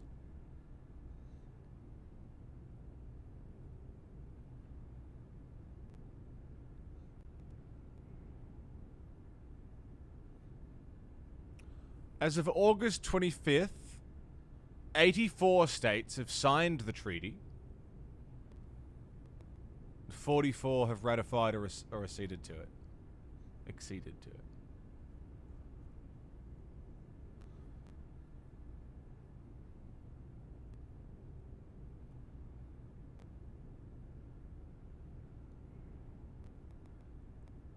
Algeria, Angola, Antigua, Barbuda, Austria, no Australia.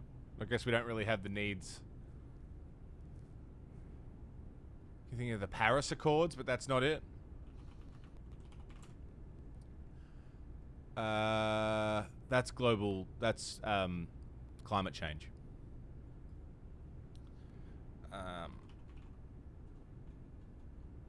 Who the hell's going to bomb Australia? I mean, the Japanese did. World War II, but people have bombed Australia. And they would again.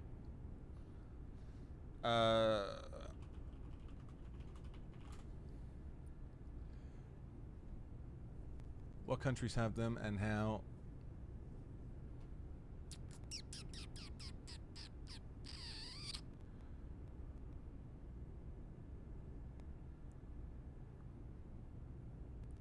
Something called the Treaty on the Non-Proliferation of Nuclear Weapons, the NPT. Since 1970, 191 states, including the US, Russia, UK, France, and China, have joined the NPT. 5 countries are called nuclear weapons states.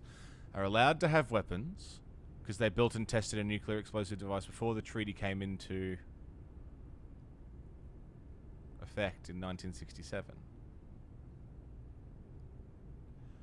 Even though these countries have nuclear weapons, under the agreement they have to reduce how many they have, and they can't keep them forever. Israel has never confirmed or denied the existence of its nukes. India and Pakistan have never joined the NPT, and North Korea left the NPT in 2003.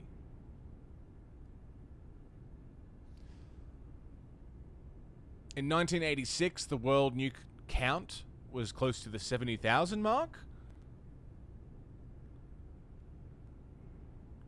Today, there's close to 14,000.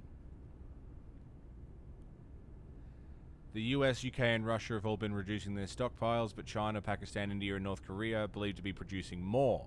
How old is this article? January this year.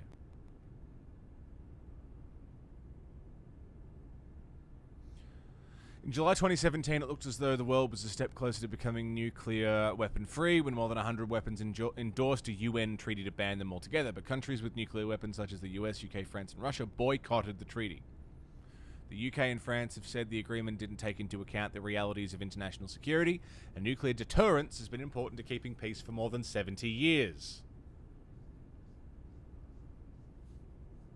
While countries like the UK and US are reducing their nuclear stockpile, experts say they are still modernizing and upgrading their existing armory.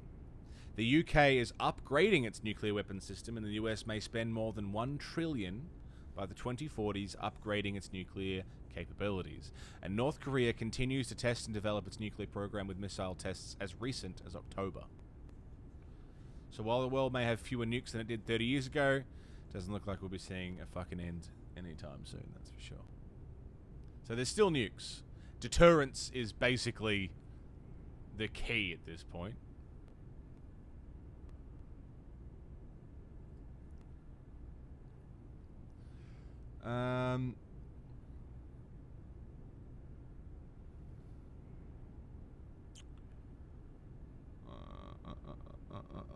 Russia has the world's largest nuclear arsenal. Scotsman, how are you, mate? Good morning.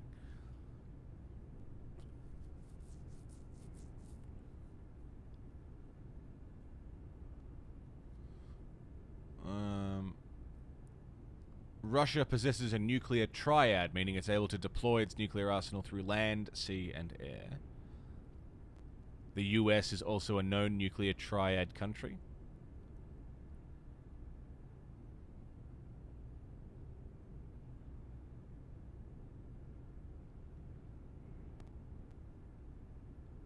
Huh. A mysterious deadly explosion at a missile test site in Nyonoxa Northwest Russia in August last year suggested that Russia was building another nuclear-powered cruise missile. 5 nuclear scientists died in that explosion, which the Russian state nuclear agency said happened during a test of a nuclear-powered engine.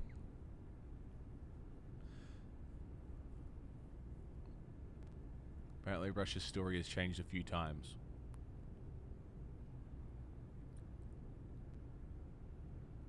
The US has the second largest nuclear arsenal in the world with 6,185 weapons. It is the only country to detonate nuclear weapons against an enemy, as it did in Hiroshima and Nagasaki. The US has agreed to potentially use its nuclear weapons to protect NATO member states as well as Japan, Australia, and South Korea.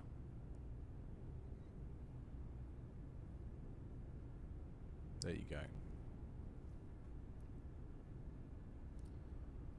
Air bases where the US stores nuclear weapons. There's some in Belgium, there's one in Germany, 2 in Italy, 1 in Turkey. Even though it's illegal to use them, people have got them. Crazy, isn't it? Britain has 200 nuclear weapons and can only launch them from the submarines.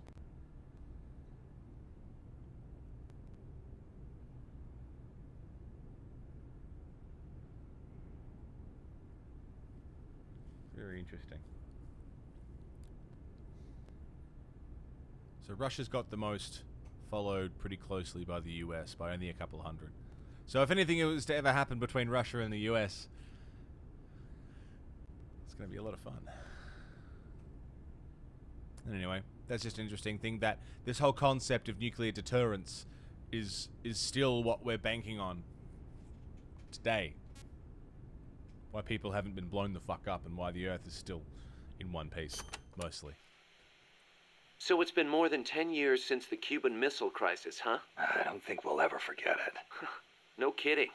Those 13 days starting October 15th, 1962, were probably the closest we ever came to all-out nuclear war.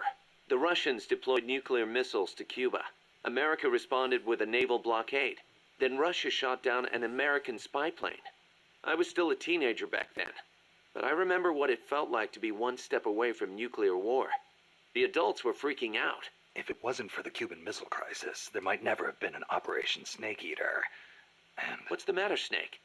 It's not like you to get all hypothetical. I guess not. It was the reassessment after the missile crisis that paved the way for the hotline between Moscow and Washington, and also for détente. That's irony for you. How interesting. Oh, and listening to one gave us another. The Treaty of Tlatelolco. The Treaty of Tlatelolco was enacted to make Latin America into a nuclear-free zone.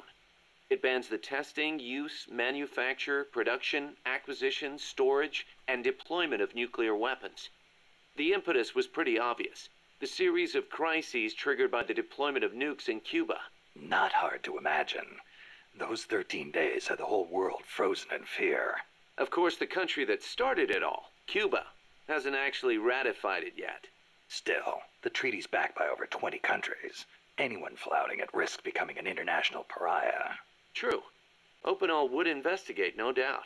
I heard they used Japan's 3 non-nuclear principles as their model when they drew up the treaty. I think the Treaty of Tlatelolco might have been their way of asking nuclear powers not to use nukes against them. That's the biggest difference between the treaty and the 3 principles. I guess you could call it a 4th principle. Interesting. I'm looking stuff up while we listen to this shit, just because I'm curious. Costa Rica's abolition of its army. There's no Costa Rican army. So Costa Rica abolished its army back in, what, 1949? Pretty gutsy move for a Central American nation at the time. Yeah, well, they'd just come out of a civil war. I'm sure they were driven by a desire to avoid another tragedy like Pa said. But I think they had a more compelling reason. Army coup d'etat are a way of life in so many Latin American countries. Imagine seeing that up close. No army, no coup. Makes sense. Plus, their economy was in ruins, so they honestly didn't have any money to spend on an army anyway. Yeah, but weren't they on less than friendly terms with Nicaragua? Yeah, and in fact, Nicaragua did end up invading. But the Civil Guard fought back and the OAS brokered a ceasefire. The US and the rest of the OAS had their back, and they used it to full advantage. For a quarter century, they survived in the powder keg of Central America. That must have taken some serious diplomacy, even if the Civil Guard is pretty decked out for a police force. Must be tough to be a country without an army. One thing I've noticed too, just recently, is I'm getting a lot of ads for the Australian Army. In places I wouldn't expect. I was watching a fucking... something on Facebook and I got ads for the Australian Army. Join the Australian Army, and their whole thing is like, challenge yourself. It's like they promote the joining the army here like it's a fitness thing. Fitness and well-being. Like, it'll be great for you. You can get out and be active. Same as the UK. The US Army even made a Twitch account. Jesus fucking Christ. Fucking, it's messed up, isn't it? Like, yeah, join the army. You'll get fit and make lots of friends. Like, uh-huh. I don't think that's what the army's for. I don't think that's... When building an army, the higher-ups aren't thinking, I can't wait for them all to make good friends and get really fit and look after themselves. It's, we need more bodies for the war. Hey, Snake, mind if I ask you something? The US will pay for college. Start asking permission? That's the one, isn't it? So, you used to be part of a CIA paramilitary unit, right? That's right. Ever do any ops in Central America? No, not personally. But there were other units who did all kinds of stuff. I remember the Bay of Pigs invasion back in '61. In the Navy. The papers had a field day with it. Operation Zapata. That was the CIA code name. The whole thing went south. Then there was Che Guevara, being hunted down in Bolivia. I heard the CIA had a hand in that, too. There were several units similar to mine. MSP, SOG. They'd recruit former special forces, train them as intelligence agents, and send them on deniable covert paramilitary operations. One of those units trained the Bolivian army in counter-guerrilla tactics. And then had them shoot El Che. So the story goes. In terms of peace, basically, there's nothing to do in the military except sit around with your mates and bludge or work out. Yeah. It's not untrue. But that's like saying, unless there's peacekeeping missions like the situation in Victoria. Yeah, true. I guess for me, that's like saying, I don't know. Get AIDS. You'll lose a lot of weight. Like, yeah, but also probably gonna die. Very life-threatening. Like, it's such a small factor of what the proper thing. You know. Speaking of, just sorry, very quickly. Did you all hear they cured another another case of AIDS? Two times now.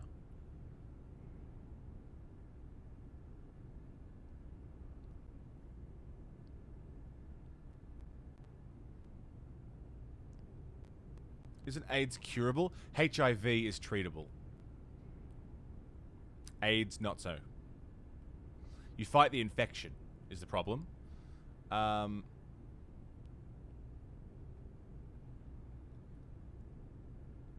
It's treatable, but it is for life. But apparently, there has been a second person who was cured.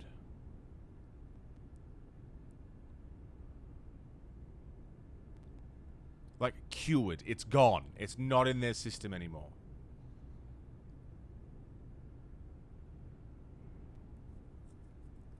Be like Magic Johnson and just get that shit frozen Really? Is that what happened? There are people that are immune to it. That wouldn't surprise me. A Brazilian man who spent 15 months off antiretrovirals without... so 15 months off of the medication that they need. When you're HIV positive. And none has been detected in any test. And it's stem cells, I think. Isn't that fucking crazy? What a fucking world we live in, man. That's awesome. So good. It's one of those things that, like...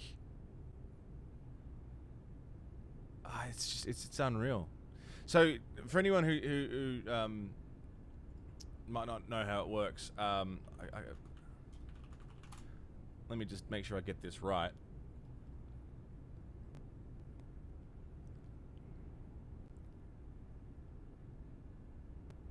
HIV is the virus that causes HIV infection. AIDS is the most advanced stage of HIV. So, HIV is a lot more treatable. But if you don't take care of yourself, if you don't keep your HIV in check, it basically can turn into AIDS, and that's pretty end result. It's not looking good, right? So you've got to keep your cells in check, essentially. CD4 cells is what this is saying. So essentially, if you do have HIV, if you're HIV positive, you've got to keep your cell balance good. Like, you got to keep your strong cells good, and there's medications you can take. You have to take care of your body. You have to eat well, and you live with it, and you still have it, and you are still at risk, but you can live a normal life. You know what I mean? You can basically live a happy, normal, long life, and you're going to be fine. If you don't take care of it, however, it advances and gets worse. CD4 cells. If you get to less than 200 cells per millimeter, some measurement, a certain count of these cells, the CD4 cells, you've got to keep that cell count high. That's basically what it comes down to, is keeping the good cells up and taking care of yourself. And if the cells go below a certain amount, then you're in a lot of trouble. But if they've got a fucking HIV cure where you don't have to live on medication for the rest of your life so you don't die, science. And while I might not understand science, I fucking love it. So cool. Around here, they say La CIA instead of CIA, huh? Das, babe, how are you? Nothing strange about it. That's how it's pronounced when you read it in Spanish. It has the feminine noun ending a, so they use the article la. Apparently, some people have taken to using the term UCLA. That's a new one to me.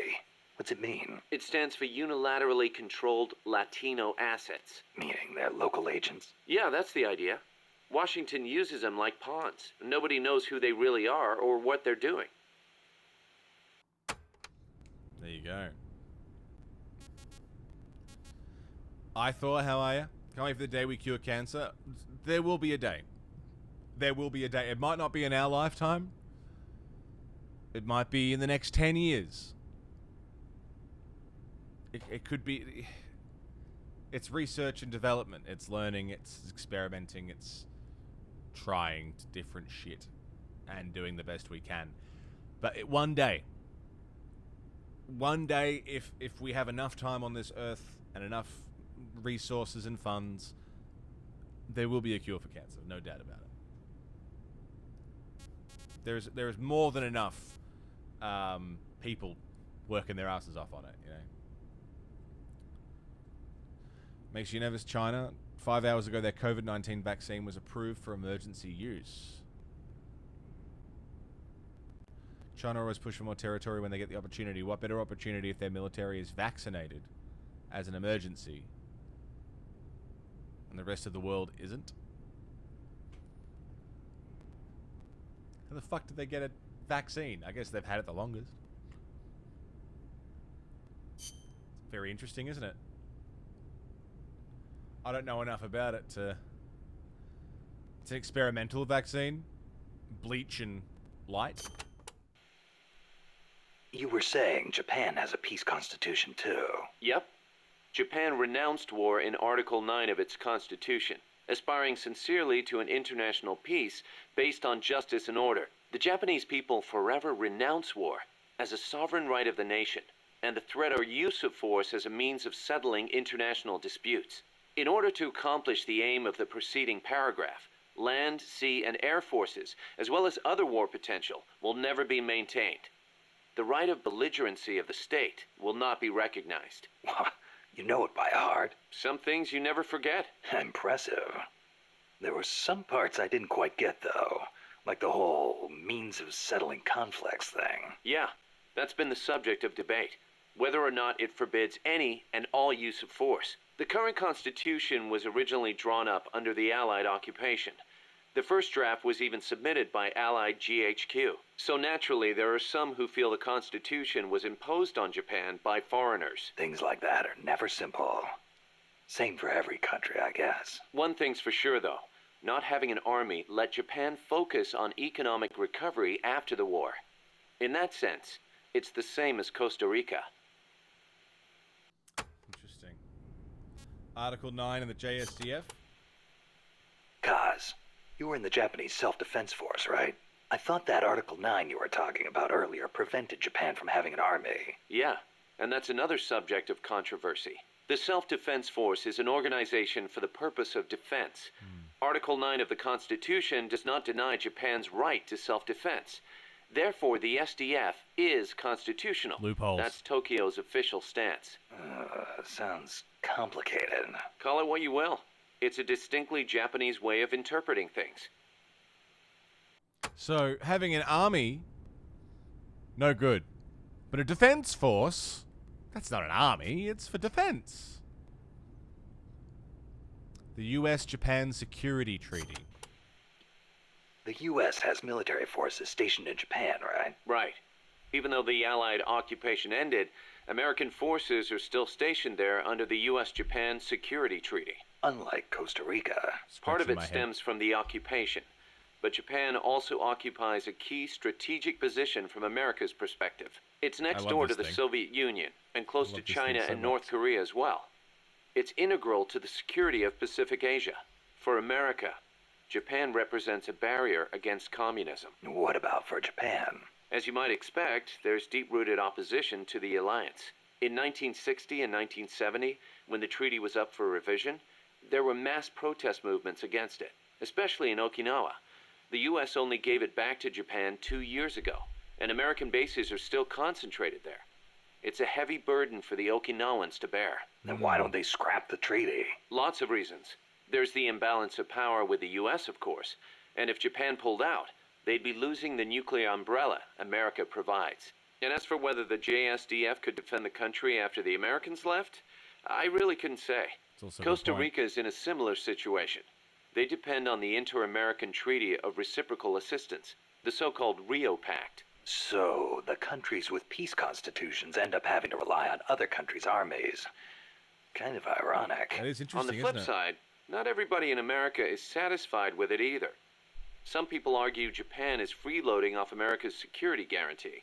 And you know how Japan's industrial exports are making inroads in the States. Yeah, I've got a Japanese camera myself. Best damn camera around. Japan's low defense spending allows it to invest more in economic recovery and expand its share of the American market. That's a bitter pill for Americans to swallow. Nuclear umbrella gives protection from the rain. Might cause random mutations, yeah. Oh, speaking of, nuclear umbrella. You know that today, Japan is under the American nuclear umbrella. Right. The U.S. vowed to retaliate against any country that launches a nuclear strike against an allied country. That promise deters nuclear attacks against America's allies, hence the term nuclear umbrella. But suppose the Russians nuke Tokyo. Would America really nuke Moscow in return? If they did, the Soviet Union would undoubtedly retaliate. Would Washington really be willing to risk having a bomb dropped on itself in order to avenge Japan? I'm not so sure. Don't tell me you're still worried about Japan. After all these years? It's not that. To be honest, I'm not convinced either. But Moscow faces the same dilemma. Maybe Washington wouldn't retaliate on Japan's behalf. Then again, maybe it would. So you're saying Moscow wouldn't want to risk being attacked either? The whole concept of nuclear deterrence is entirely hypothetical to begin with. When you get down to it, it's all smoke and mirrors. How's that for a concept too? Like, you're basically calling everyone's bluffing and not bluffing all at the same time, because they probably don't know what they would do. Do you reckon, honestly,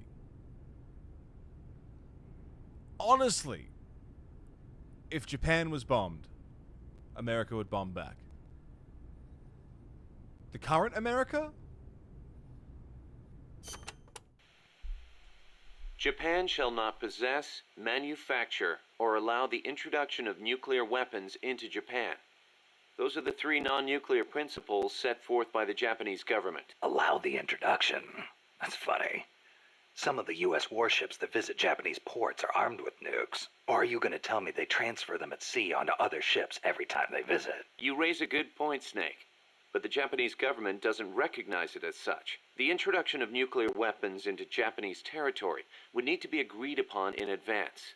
America hasn't made any such agreements. Therefore, they aren't bringing nukes into Japan. That's the official excuse. Doesn't sound like much of an excuse to me. I don't blame you. Keep in mind, though, Japan suffered actual nuclear attacks.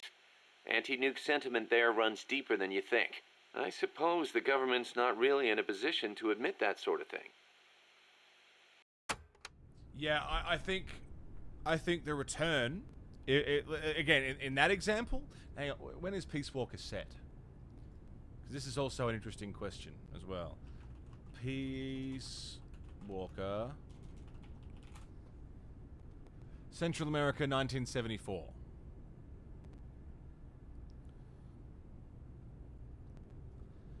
U.S. President, 1974. Nixon. No. Gerald Ford. No. Gerald Ford came into office in August. So it would have either, depending on the month of the year, it's Nixon. Planet Kitties, how are you? Now, I don't know much about American presidents. I know Bush would have nuked anyone at any possible fucking opportunity he would have got. He loved his nukes. But I don't know much about Nixon. Except he's not a crook and all that shit. Watergate and all that stuff.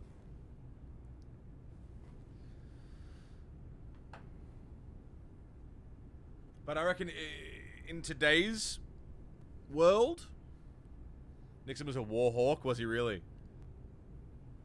He would have fired off a missile at anyone who looked at him funny. I don't know a lot about history or politics. Not recent history, anyway. He was the reason Vietnam lasted so long. Oh.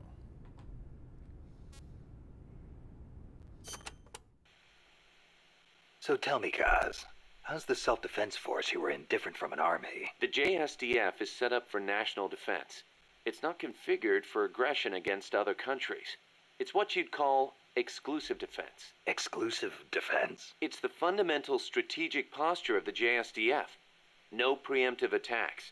Only the minimum defensive action necessary after an enemy attacks. Anything defined as self-defense, then? The JSDF originated as the National Police Reserve. Back then, American forces stationed in Japan were being sent over to fight in the Korean War. So in a sense, the NPR was filling a gap. Police, huh? Reminds me of the Costa Rican Civil Guard. Yeah, exactly. They're also dispatched to provide disaster relief. The year before I joined, they had a hell of a time trying to rescue some buses that got hit by landslides. Russia nuked China, Trump wouldn't do anything unless told to by the UN. But if Russia nuked Japan, the UN would very quickly react.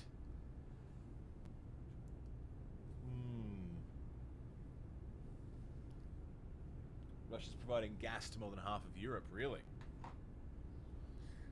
It's freaky, isn't it? Who's going to cast the first stone? Is anyone going to cast the first stone, or is deterrence enough? Is the fear that you're going to get well fucked enough to deter you from casting the first stone?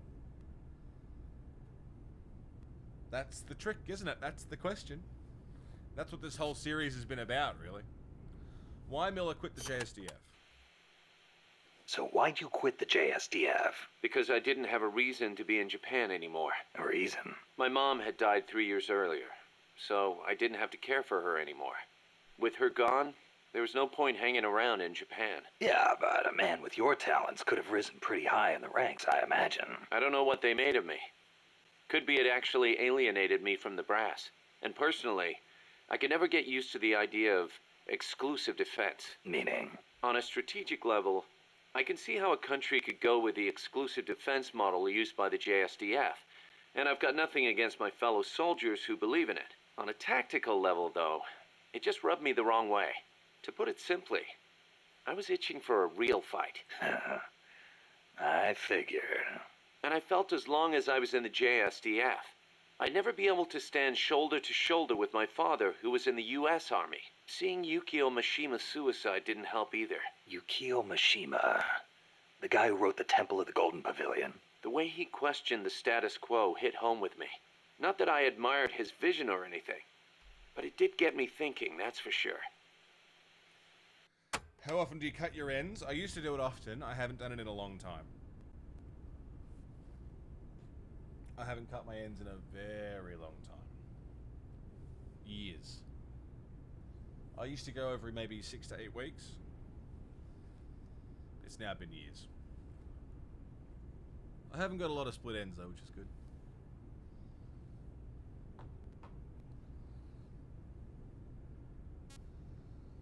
About himself.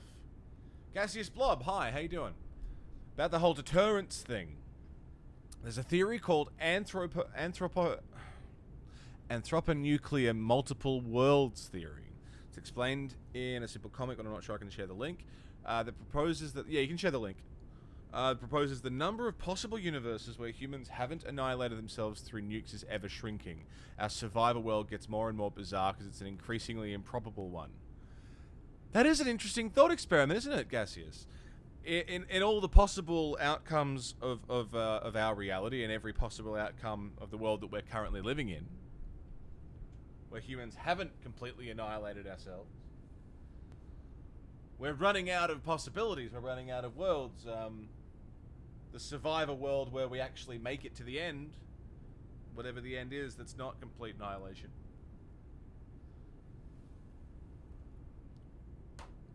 We're getting all the weird shit that never happened in the other worlds. It's a cool theory. I've always appreciated that kind of concept. I'll just read this comic out. History's weird and it gets weirder. Have you read about World War II or the Cold War? So many incidents contain coincidences that are bizarre to the point of mystical. Any reality you exist in is one where humans didn't annihilate themselves. Before atomic weapons, most tomorrows contained humans. Before atomic weapons, most tomorrows contained humans. After atomic weapons, even fewer tomorrows contain humans. Once gone, humans won't return, so the longer the atomic age goes on in your version of reality, the more anomalous your version of reality must necessarily be. Anthroponuclear multiple worlds theory. The world seems to get weirder over time because it's actually getting weirder. In any sensible reality, we're all dead. And the guy says, that sounds ridiculous. Where'd you read all that? He says, on a worldwide web of computers that was originally called the Galactic Network, which contains all human information but is mostly used to send pictures of naked ladies and cats. In the same reality where I am in Australia sharing this image through the World Wide Web, the Galactic Network, with 80 strangers playing a video game. World's fucking weird, man. About himself. Roles within Mother Base. Tell me more. Don't forget to I give like the that, MSF Bob. staff assignments. Where you place people will determine how Mother Base grows. Right. That goes for me too. Assign me wherever you think is best. You? I thought you were second in command. Don't worry, I've got that covered. But MSF is still small, and I don't have the leisure of sitting around on my butt all day. I see your point, but... Not to brag or anything, but I kick ass at whatever job you gave me. Put me in the area you want to focus on developing most. I'll take real good care of the staff there. Easy, cuz. Interesting. How Miller met Snake. Perfect. Life's funny sometimes, isn't it? What brought that on? We first met as enemies on the battlefield. And now here we are fighting side by side. You mean Colombia? Yeah. After I quit the JSDF. I made my way there and got myself a position as a drill sergeant for a band of revolutionaries. Despite the fact that I'd never seen a day of combat. I see you had the gift for talking business in Spanish even back then. Oh, come on, stop it. You're making me blush. Unlucky for me, though, you were in the service of the Colombian army. I remember it like it was yesterday. It all happened in an instant. You guys ambushed us, and half my unit was taken out. My mind went totally blank. I couldn't keep it together. My whole unit was wiped out.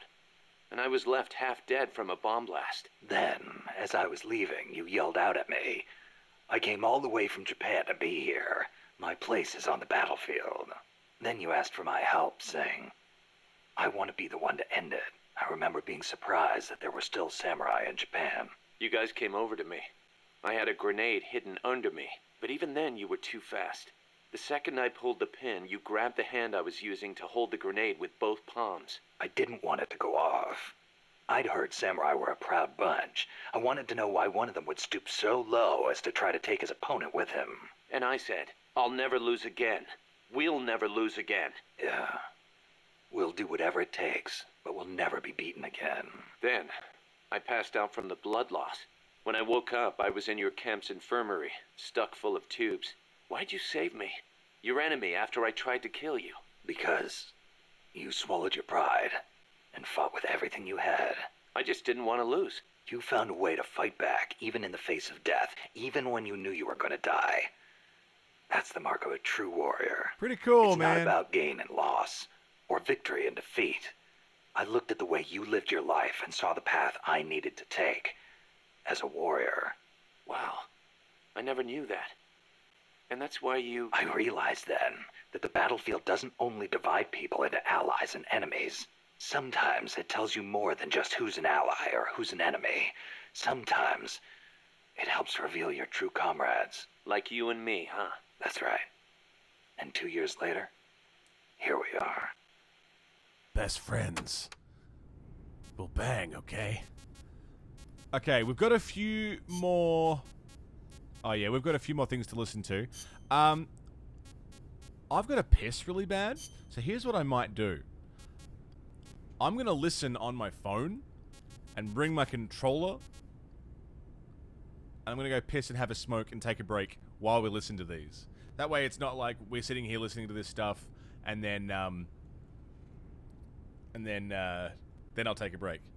I want to get to some gameplay. So, I won't be here, but I'll be here.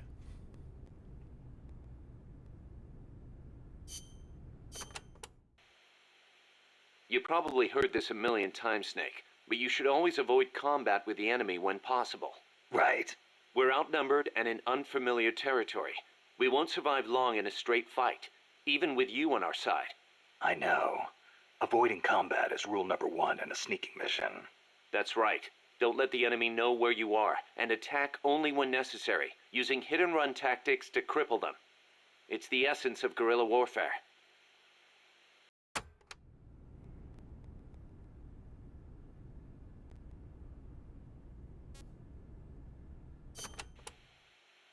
Can I ask you a favor, Snake? If you ask nicely. To make MSF bigger, we need to do some recruiting. Yeah. What's your point? I want you to avoid killing enemy soldiers as much as possible and send them back using Fulton Recovery. Not much we can do with a corpse except give it a funeral. Obviously. Put him to sleep, knock him out, hold him up even. And if you do have to fight, try to leave them near death instead of dead. And then use the Fulton Recovery system. Sounds easy enough. You know what'd be really nice, though? If we had a way to Fulton recover anybody at any time.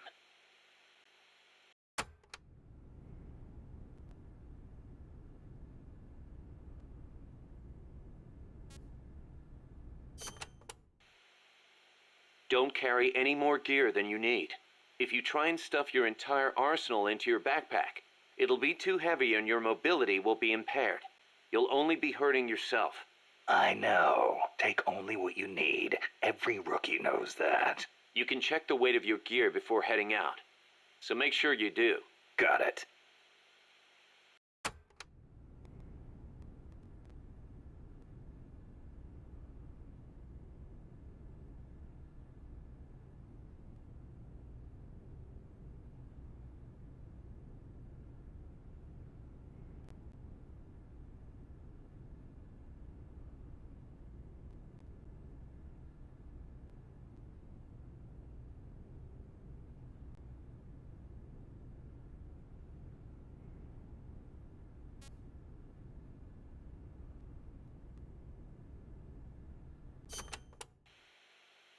Even a born warrior like you gets hand tremors, Snake. It happens even when you're full of stamina, and it only gets worse when you're tired, especially with larger, heavier weapons. Obviously, you'll get better aim crouching than you will standing. And when you use a scope, setting your sights on a single point will gradually give you a more precise aim. As we develop better weapons at Mother Base, though, you may gain access to new, low-tremor versions of the same guns. So if you expect the shakes to be a problem, you might want to put some resources into R&D.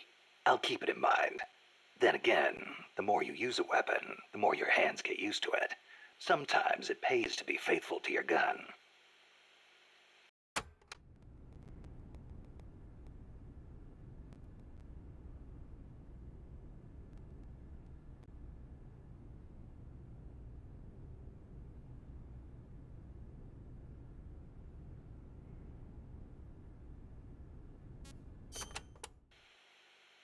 Choosing the right uniform is crucial. Pick one that matches the mission objective and your own combat style.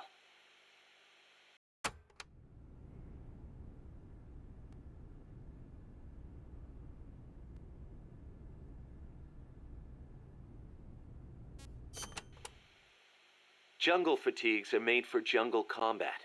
They provide decent protection and let you carry a fair number of weapons. Your standard uniform, basically. The distinguishing factor is that your Camo Index will vary a lot, depending on the area. Wear a pattern that makes you blend in with your surroundings, and your Camo Index goes up. Wear something that clashes, and you'll stick out like a sore thumb. Pick the right pattern for the occasion. Sigint used to lecture me on it all the time.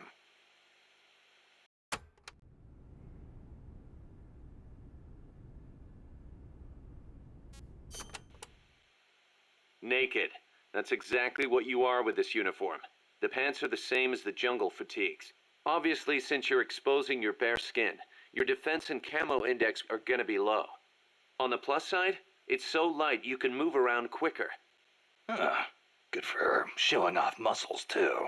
Hey, Snake, I heard they gave you your old code name because you used to run around with your shirt off. Is that true? Don't believe everything you hear. They called me naked because I went in without gear or food. I had to procure everything on site. You mean they sent you into the jungle without even a pair of pants? On a halo jump from 35,000 feet? Sweet Jesus, you are a legend. You're busting my balls, aren't you, Kaz? Little bit, yeah. Hilarious.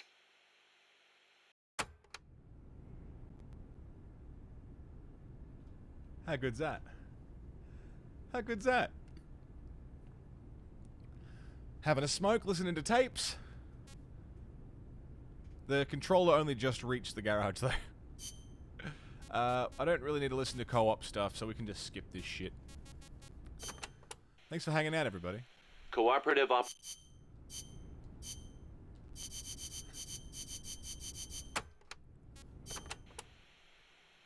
co-op, you Iron, can how are you, mate?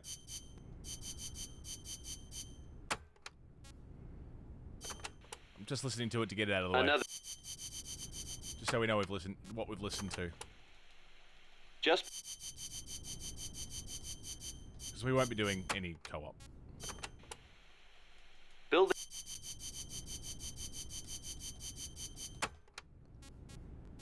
Snake Sink.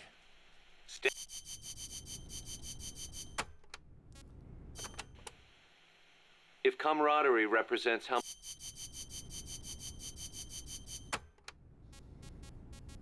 Co-op's weapons.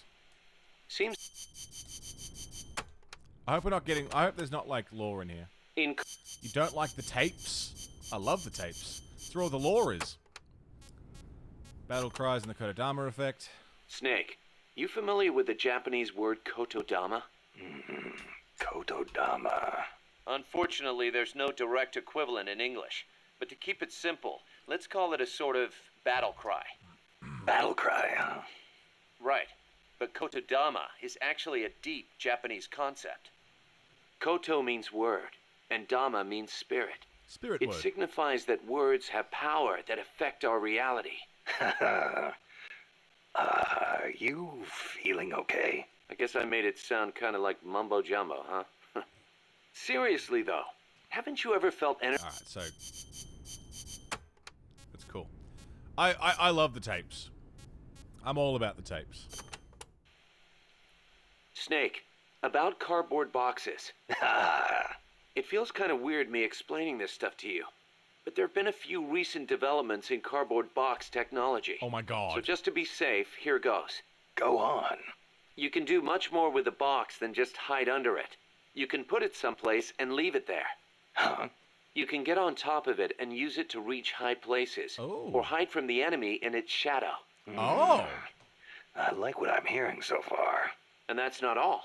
You can even put items in it and send them to co-op's teammates. Really? I never thought of any of that. Damn.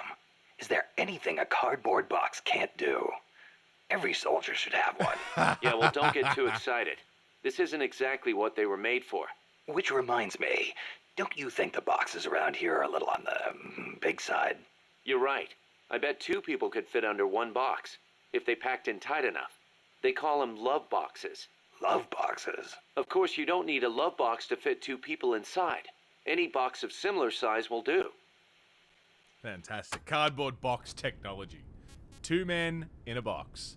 It's a lot at first, but if you keep on them, they don't pile up. Yeah, after this huge backlog of tapes, I'll keep on them with every mission. Up to 2 people can fit inside a cardboard box. Tell me how. Move close to a box with a teammate inside, and an icon will appear. Then press the action button. You'll stay inside as long as the action button is pressed. So, same as snake formation, huh? Exactly the same. In fact, when you put on a cardboard box when snake in, both of you can climb inside. Ah, a box big enough to hold me and my buddy. These are fine times we live in, hey, Kaz? Yeah. Sure, boss. This is fantastic. Snake, about that cassette player Galvez was carrying. What about it? That was no Russian imitation. It was the real deal. A prototype developed by a Japanese company. Get out of here. It's true. It had the Sony logo on it. The product name is Walkman. Walkman.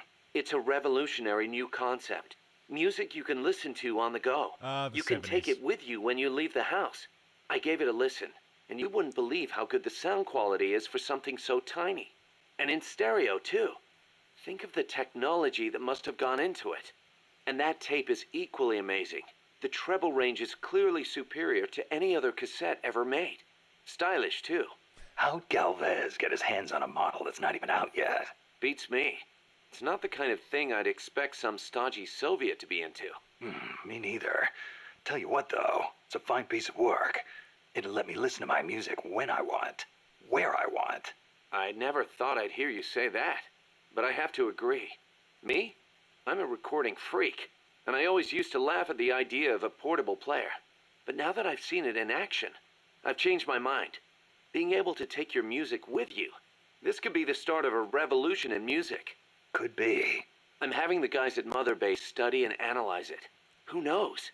They might be able to come up with something even better. Wank, wank, wank, wank, wank, wank, wank. I love it. I love it. I love it. I love it. I love it.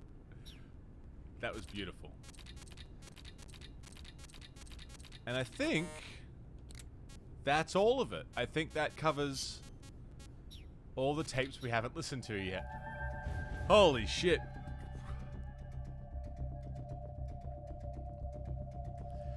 Oh. All right.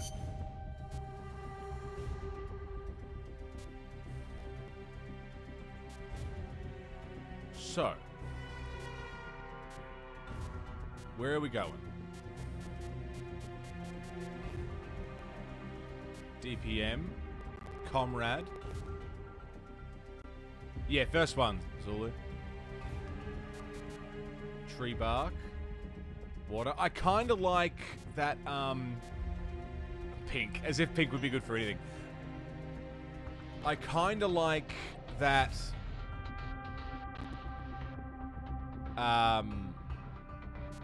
we pick one camo. Survival. You pick one camo, and that's it for the mission. You can't swap on the go. I really like that.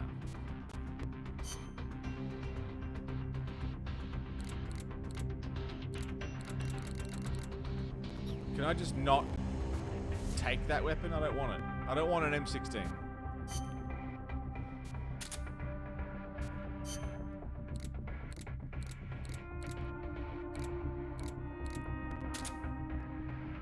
Guess I have to take it. That's fine.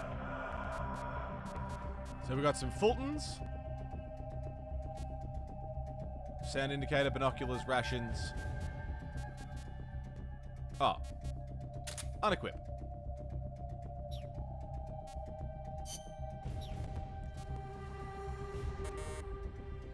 Snake is not... Oh, right, of course. We have to take somebody else. Alligator.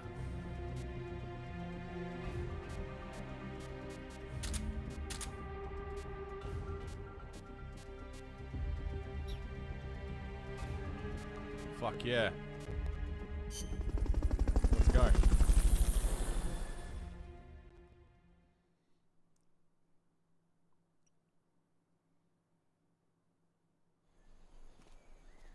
That's our man. Use Fulton Recovery to bring back knocked out soldiers.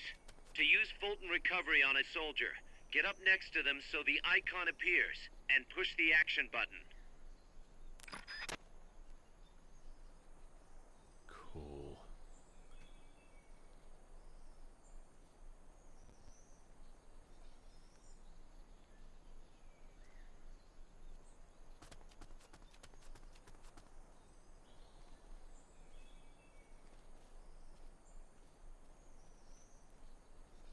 Alright, CJ, take care, mate.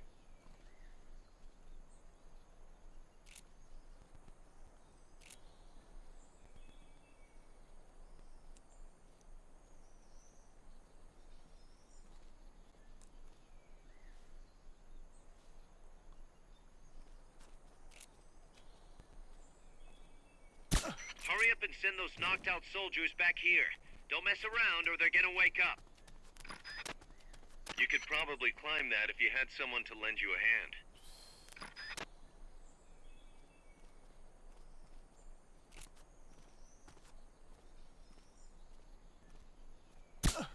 Down you go.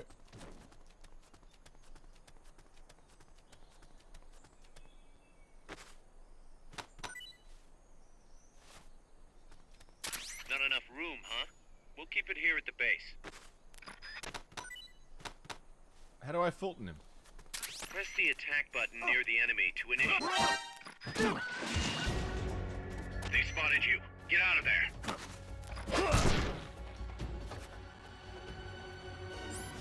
Oh, I have to equip it.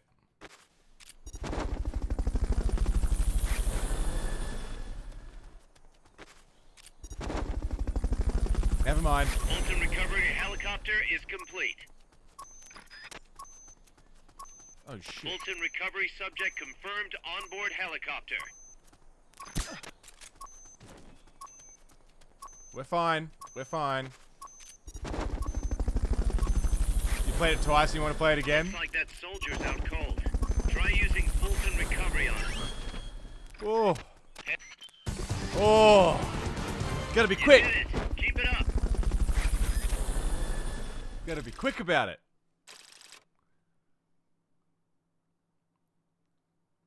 Didn't think there was gonna be such a time frame. Should totally do this again, Neens. It's so good.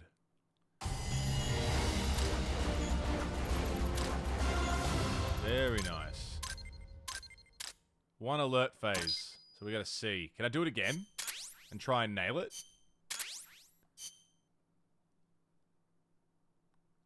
Wonder if, that's going to be a problem though. If we try and do this, like try and get missions perfect, that could be a problem. But we could totally do that without getting caught. Middle of 5 and oh, you're doing one now, Neens. I didn't know you were doing one now. The boss has infiltrated the area. And you're doing 5 currently.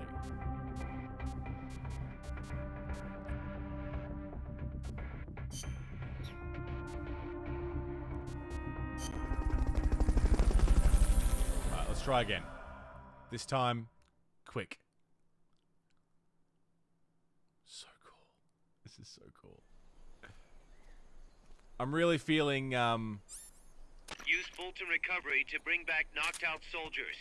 To use Fulton Recovery on a soldier, get up next to them so the icon appears, and push the action button.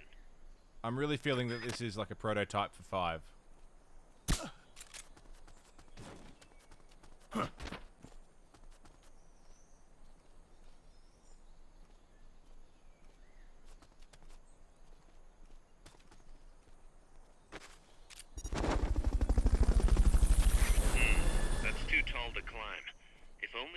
Some equipment.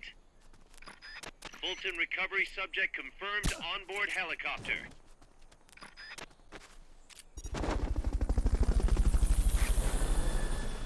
Except enemies don't seem to notice the Fulton, which I know they notice in 5. Fulton Recovery helicopter is complete. Hurry up and send those knocked out soldiers back here. Don't mess around or they're gonna wake up.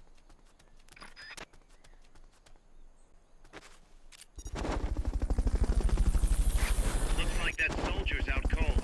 Try using Fulton Recovery on him. That'll do it. Hey, We're doing Peace Walker peacefully. We certainly are, right? What else you can do? We most definitely are. No kills yet. 1 alert phase, but that was in a side up. That's fine. Very nice. Minute 15. No kills, no alert phases, no enemies left near death. A.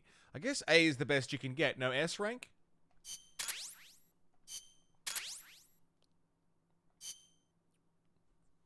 Massively prep you for 5 gameplay. Absolutely. I can feel it.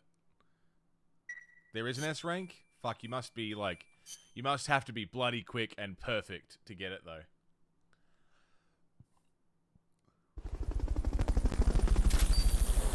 Hush Puppy rank 2. Analyzer. Very nice. Yeah. Let's go to R&D first. That's my new gun.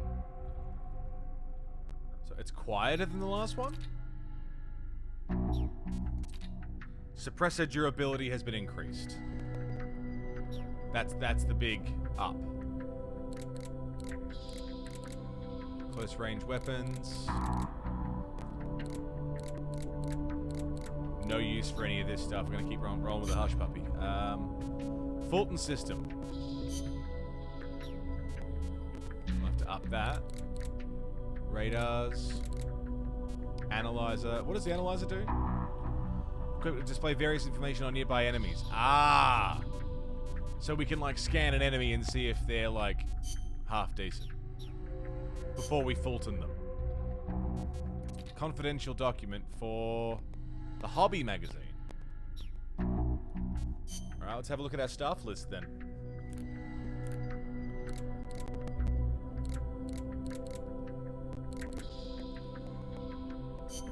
You're going to the R&D team. You're going to the R&D team. M1C rank 1. Smoke grenade.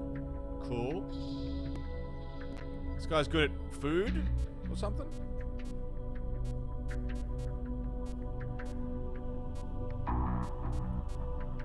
This guy can go in the combat unit.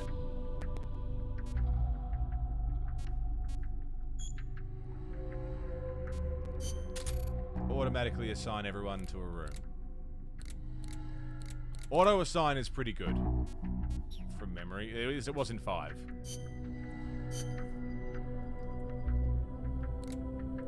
We get a shitload of GMP. M1C. No. Smoke grenade. Yes. Man, I feel like this might be a long playthrough. And I'm okay with it. But I feel like this is going to be a long playthrough.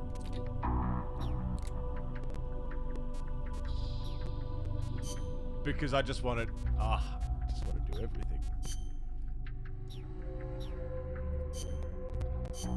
Let's save. Let's save now. We've been playing the game for 3 hours. You can always go through and put peeps whenever you want, wherever you want anyway, yeah. We've been playing for 3 hours and I've done 2 missions. Perfect.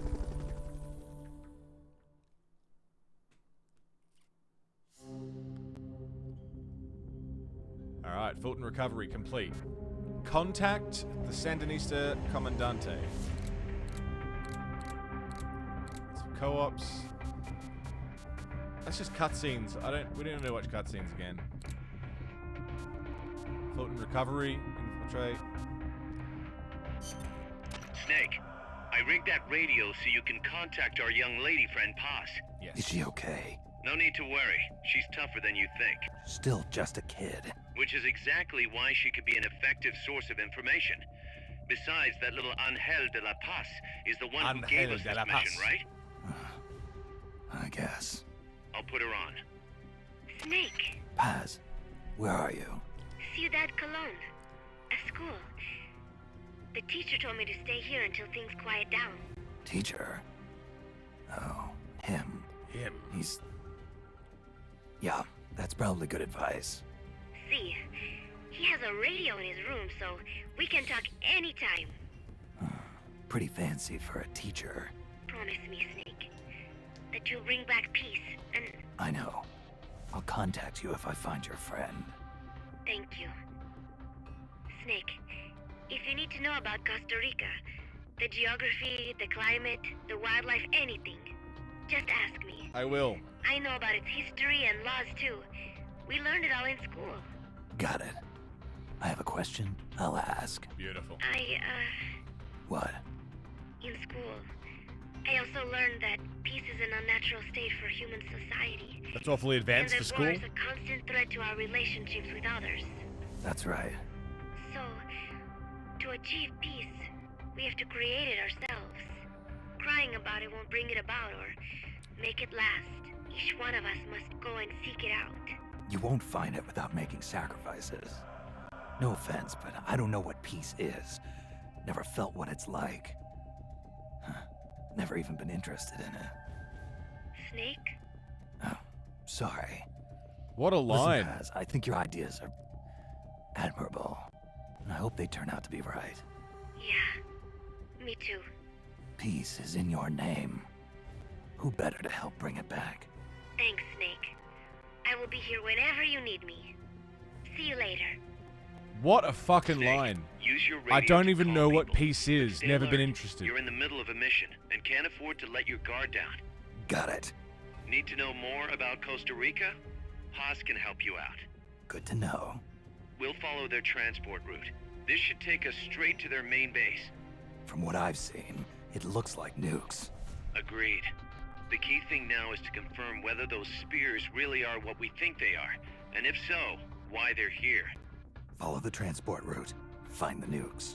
That's what I'm Easy thinking. enough. First, we should make contact with the Sandinista Comandante. They can tell us more about what's up ahead. But it looks like their hideout's already come under attack. Great. We better hope they're still alive. Snake, infiltrate that cabin and secure the Sandinista's Comandante.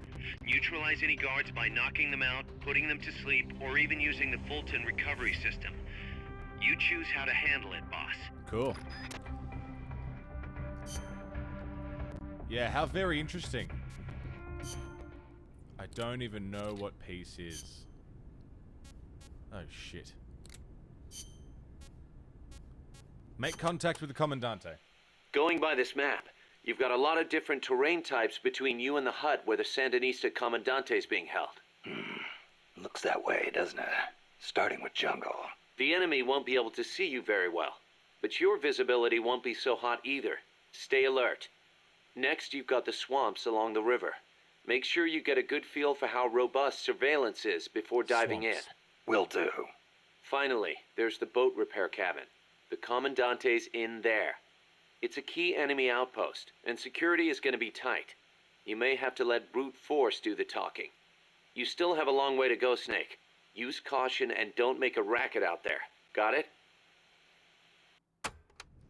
Well, it's a helicopter, but yeah, imagine patrolling around. Helicopter keeps whizzing past your compound. You notice your friend attached to a balloon floating away. Costa Rica's natural environment. I feel like this stuff is... Oh my god. Oh my god. So much about Costa Rica. I am interested, but it's a lot of information. Let's do the mission first, then we'll ask Paz about Costa Rica. We got the mission information. Swamp. So we want Survival. survival. Bit of that. I wonder if I can actually take the... Look at the tape stream, yeah. We'll take the analyzer. Ration recovers life. That's good.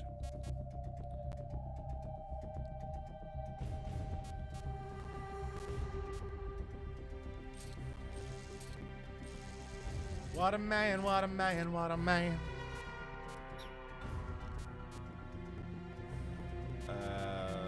Briefing files? Oh, it's just more about Paz and Costa Rica. Chrissy! Hey, Chrissy! How fucking cool is it? The coolest shit ever! I'm so happy. I've even got this saved. Oh shit. Country without an army? The monolith. It can't be.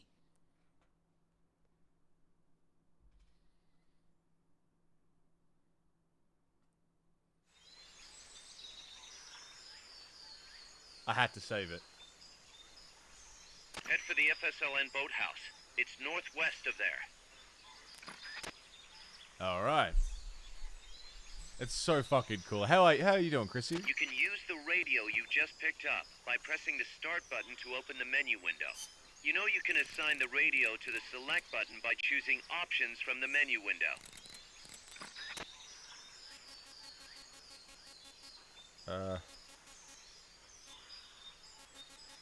What was that about using the radio?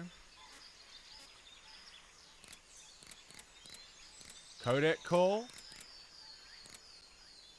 This is Miller, hearing you loud and clear. You know you can assign the radio to the select button by choosing options from the menu window.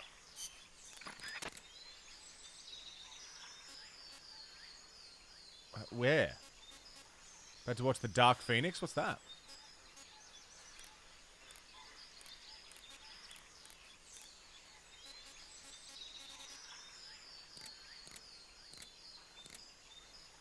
I don't know how to use it. Whatever, it doesn't matter.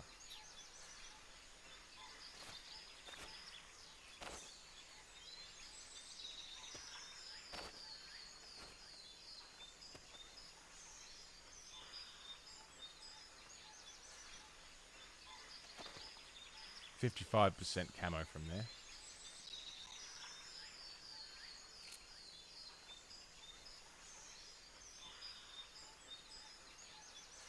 Alright, my plan is... drop the guy behind. Because I've got to save my ammo. That's my big problem at the moment. We haven't got a lot of it.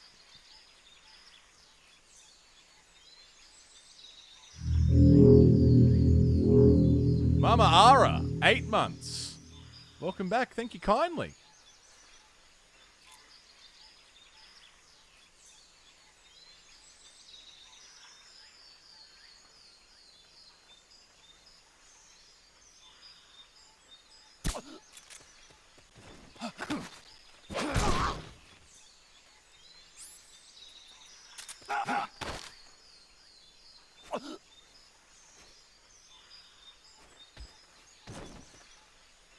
You're coming with me.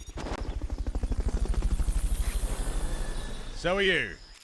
Mama Ara, welcome back. Thank you for 8 months of Prime. Fulton Recovery subject confirmed onboard helicopter. Fulton Recovery helicopter is complete.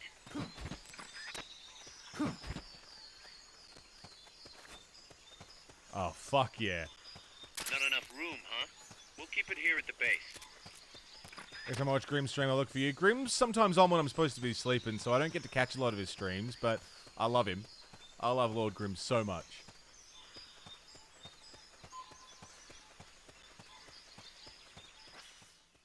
That was a really short little section. I like that. It's one thing I like about these portable games, is they very clearly are designed for short plays. Bursts of short play.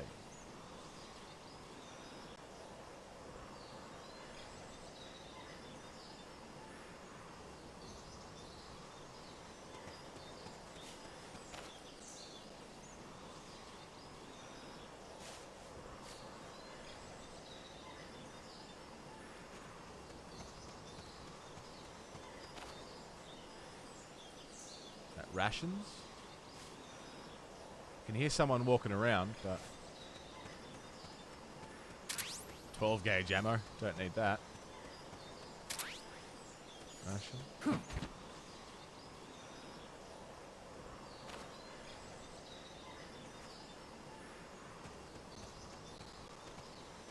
Guessing I don't need to get in there.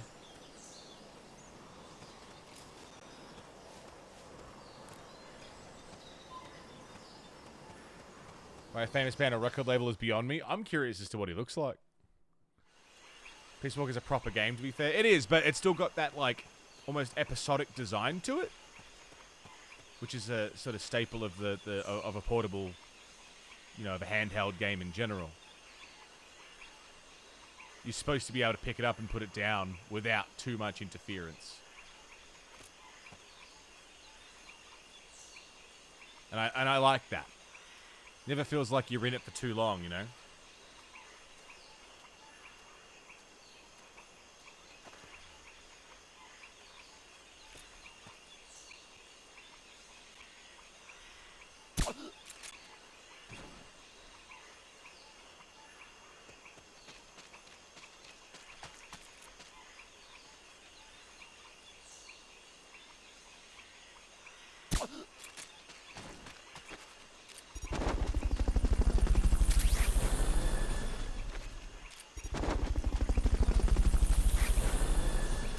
Fulton Recovery subject confirmed onboard helicopter.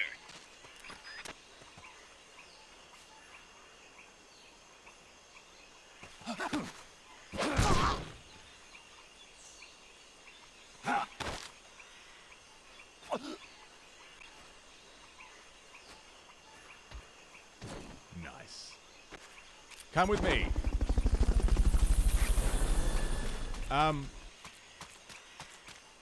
This is so good.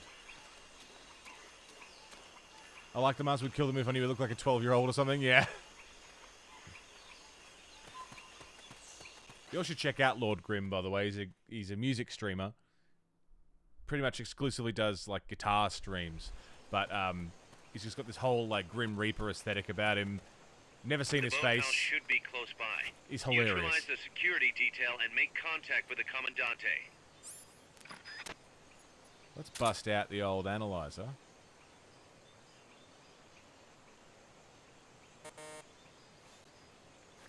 Oh, do I have to be closer?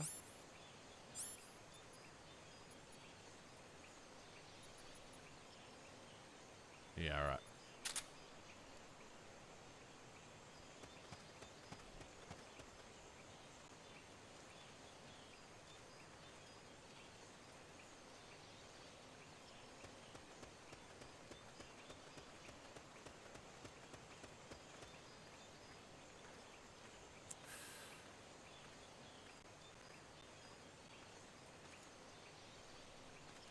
Alright.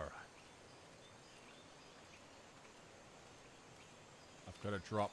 Neutralize that security detail. All of them. All of them? What was that?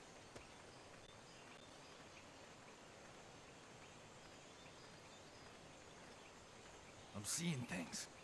Just seeing things.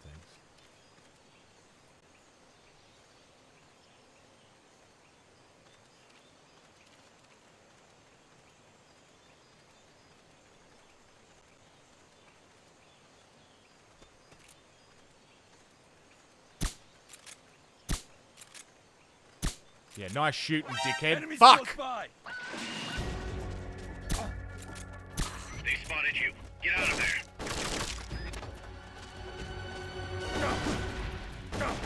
Enemy sighted. Negative. We can't spare reinforcements. You'll have to make do with what you have. Nice. You're coming with me. You're coming with me. You're coming with me. Fuck. Good. You shook them. They're still looking, though. Don't make it easy for them. We got spotted, but we got him. That's alright. Seeing things. Just seeing things. That's all.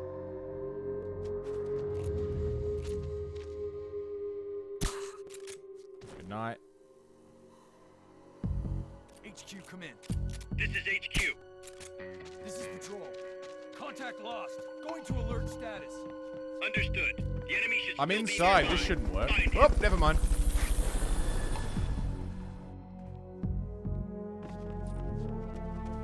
Fulton Recovery helicopter is complete.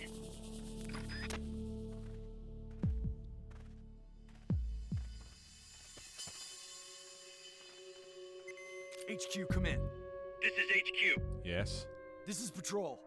All clear. Understood. Stay vigilant. All clear.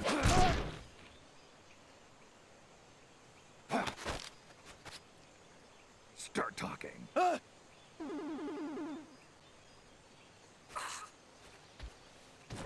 Good night.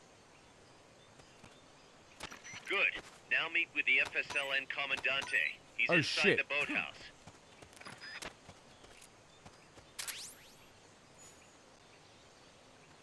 I'm out of Fultons, so this is good timing. You're seeing things.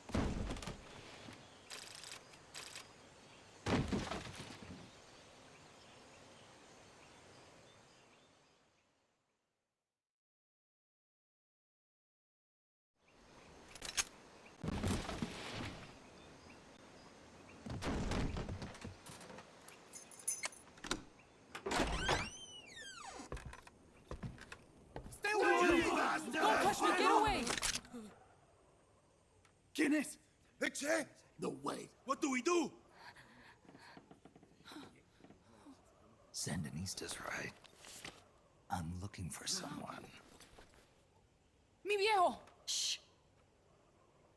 He's dead. They killed nuestro viejo. You're his daughter. Then that makes you his delegado, right? Relax. I'm not your enemy. Cuban. A cigar? I'll take whatever you've got.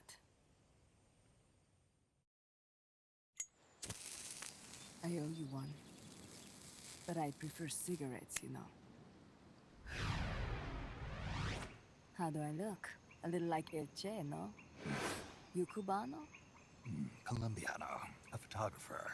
I came to Costa Rica to take pictures of birds. Birds? Yeah, quetzals. You've got no telephoto lens. How do you get your shots? Telephotos for amateurs. It's all in the timing. Oh, Let me smoke okay. too. We can talk until I finish this. Chico! Tell me what's going on here. This place is crawling with soldiers. They don't look like private security, more like hired guns. They're loaded with the latest gear from all over the world. I heard they're a security force hired by Costa. Yeah, and I'm Papa Noel. Those guys are UCLA's. UCLA's? La CIA. I saw them, setting up shop in town. They're planning to do here what they did in Chile. If that's the case, what are they after? Whatever it is, it's not us. You don't think they're here to push you back into Nicaragua? Impossible. Too much hardware. Too many bases. Didn't you see? They've got helicopters, tanks. It's like we're in Da Nang. There must be something else. They have a base near here. There's a factory to the north, across a suspension bridge. Factory to the north, across a bridge. Have you seen the big transport boat, mercenary crew on the Rio del Jade? You mean the barge? It's upstream from here. Up toward Irasu. Any idea what's on it? I could introduce you to some of our compas up there, but I don't recommend going to the mountains. We've lost a lot of people there. They take us captive, torture us for information about our compas, and then they kill us like pigs. Got it! All right! This was our last hideout, the final refuge for El Frente, after being pushed out of Nicaragua and into this peaceful paradise of Costa Rica. Then, El Monstruo attacked. A monster. Y mi viejo.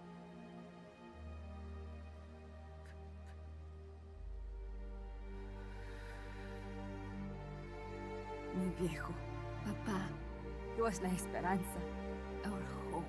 Now that Papa's gone, my sister's la comandante de la revolución. Do not listen to him.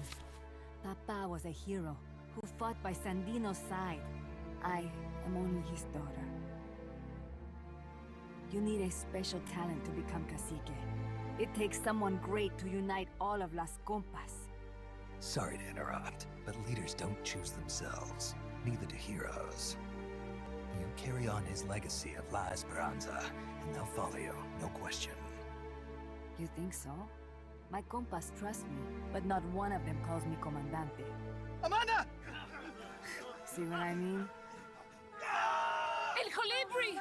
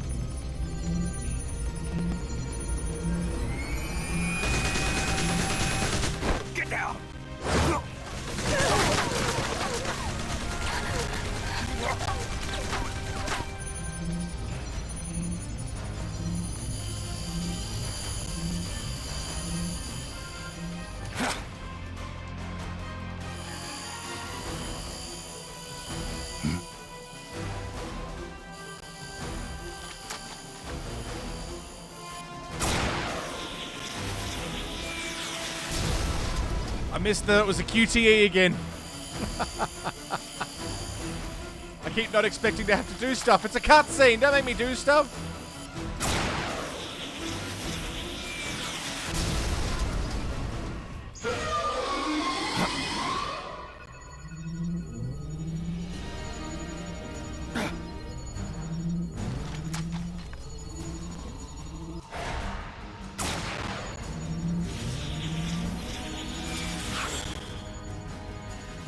What the hell? Es un hombre nuevo, an unmanned weapon, a robot!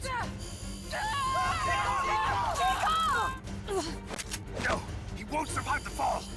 Out of my way! Better for him to die at the hand of a compa and suffer their torture.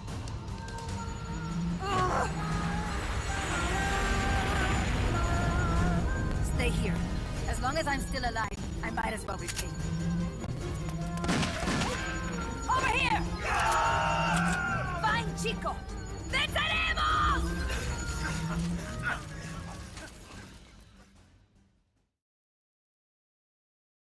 Shit.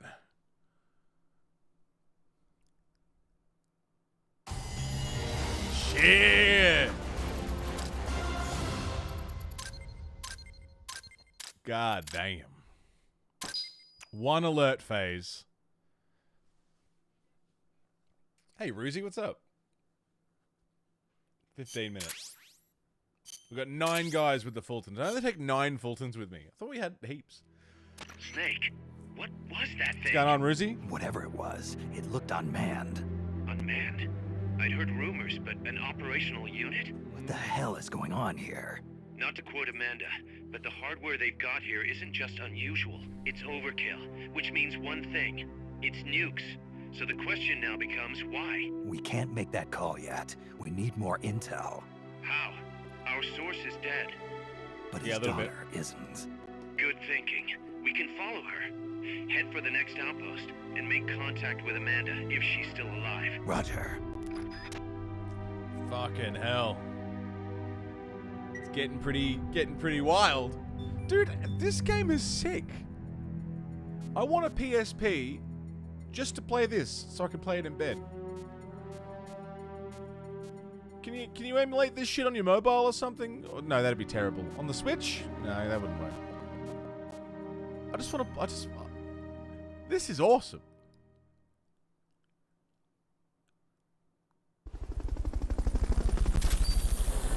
I can't believe how cool this is. Probably emulate this on an Android phone? Probably. I've got a Google Pixel.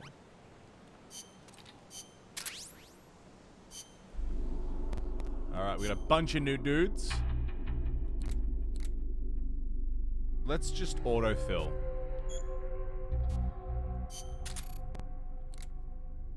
Combat unit level 11, R&D level 11. Nice. What did I miss? I don't know how long you were gone for. RS, welcome back. Sorry, I missed you, mate.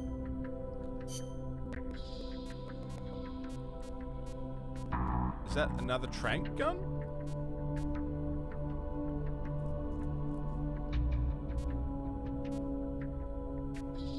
Oh no, that's just a handgun.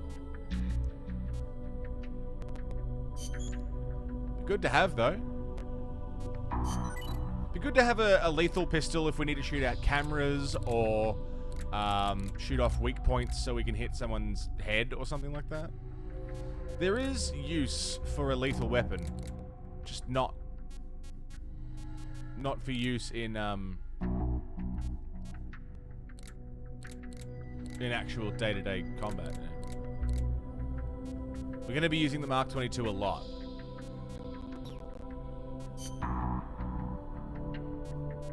$115 Fultons. Chillin was watching Matt Heafy for a minute. They were playing live. They were playing Suffocating Sight. The Nostalgia. Yeah, they're fucking sick. Matt's lovely too. Confidential document for an M19. Cool. Ammo.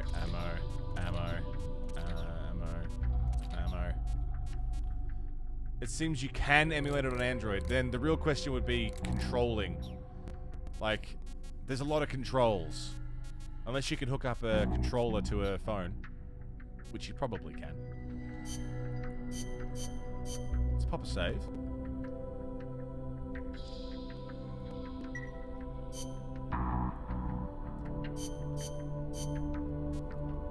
Yeah, no, this is fucking sick.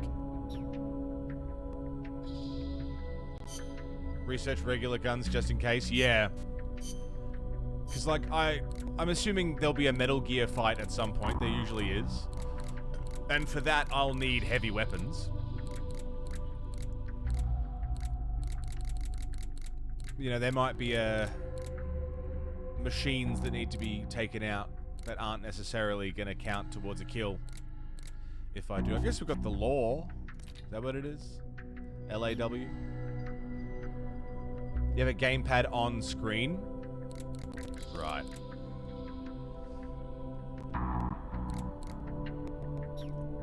I don't know if that'd be good.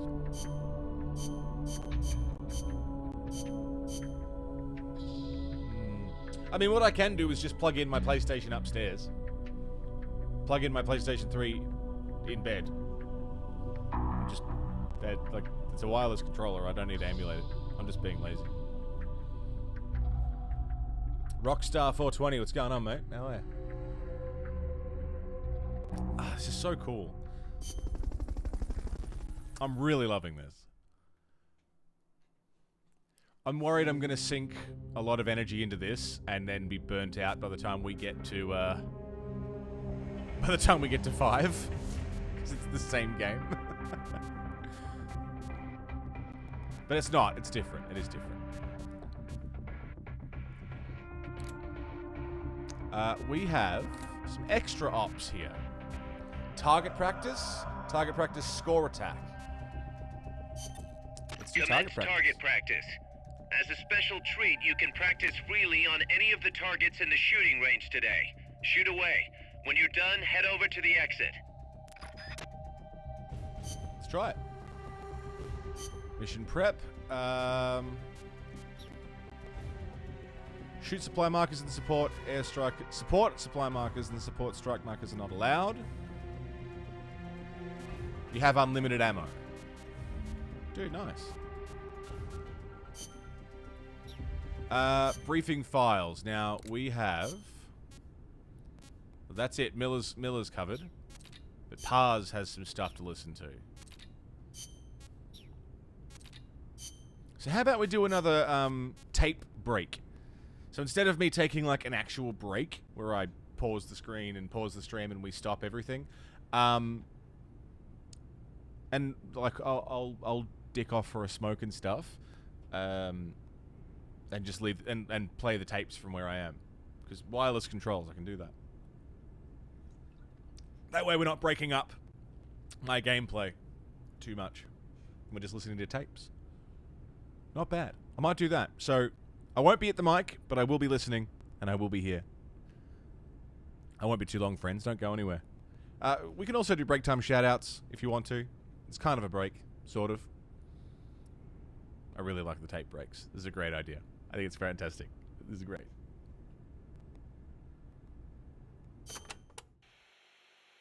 Costa Rica means rich coast in Spanish. Is it true that Columbus was the one who came up with the name? Your guess is as good as mine. But it is true that Columbus landed his ships near Limon back in the age of exploration. He wrote in his diary that when he landed, the indigenous showered him with gifts of gold, hence the name. It sounds a little strange to me. There's no way they could find that much gold in Costa Rica. Columbus originally set sail in search of the legendary land of gold. Maybe he was just nuts about the stuff. Costa Rica is rich enough without it. Look at the forests and the animals and the peace-loving people. That is what I want to protect. I know how you feel.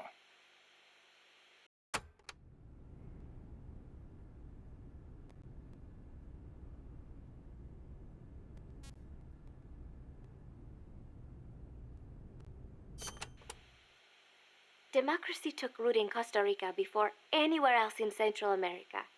Sure, we had coup and dictators and all, but never a total meltdown. That is, until 26 years ago. The Civil War. Yeah. I understand you lost your grandparents. It started with a dispute over alleged fraud in the presidential election. What I do not understand is why friend turned against friend, when they could have talked it out instead. Yeah, that would have been nice. Even today, some buildings still have bullet holes from the Civil War. A quarter century later, and it is a tragedy we Ticos cannot forget, must not forget. It was the year after the Civil War that the army was constitutionally abolished.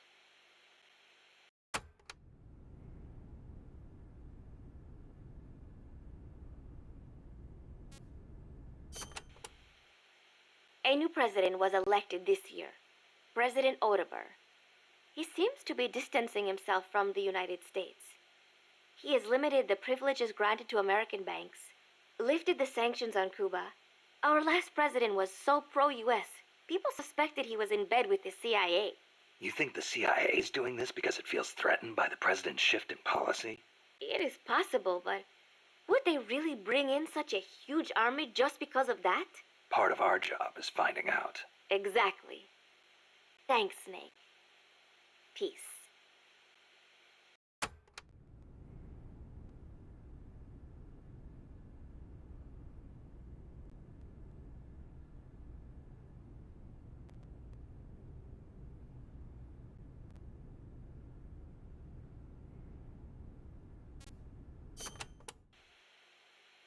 So, are you a student at the University for Peace, Paz? No, I am still in high school. But Professor Galvez lets me visit his office and study with him every now and then. International law, security, conflict resolution, human rights. We study all these subjects and then use them to build the foundations of peace. Yeah, I get it. I just never heard the UN had a University for Peace before. Oh, that. Well, to be precise, it is still being set up. They have started conducting research, but the UN has not passed the necessary resolution yet. Professor Galvez couldn't wait that long. Oh, right. Costa Rica abolished its army and has also hosted the Central American Court of Justice. It is the perfect place to build a university like ours. Don't you think?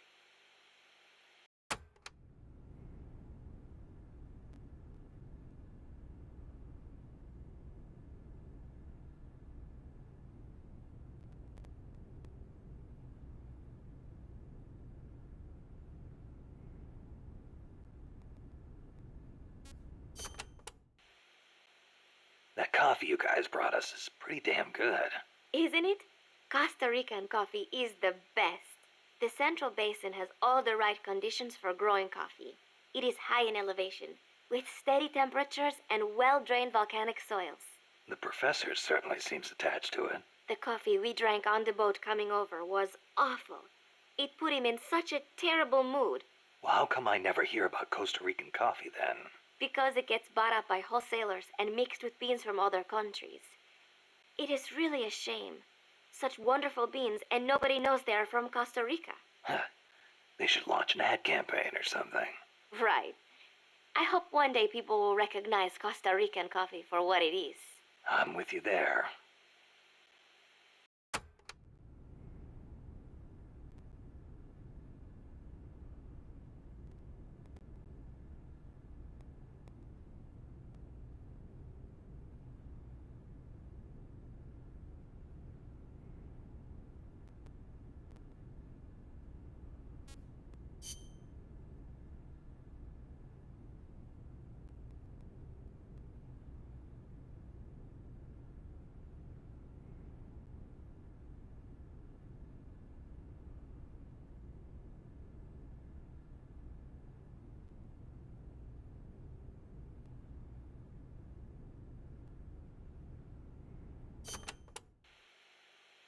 Paz, you said Costa Rica has no army, right? Correct. Article 12 of the Constitution declared that the Army as a permanent institution is abolished. It does permit us to organize armed forces for national defense based on inter-American treaties. Only temporarily, then. In effect, yes. But in the years since the Constitution took effect, Costa Rica has not once raised an army.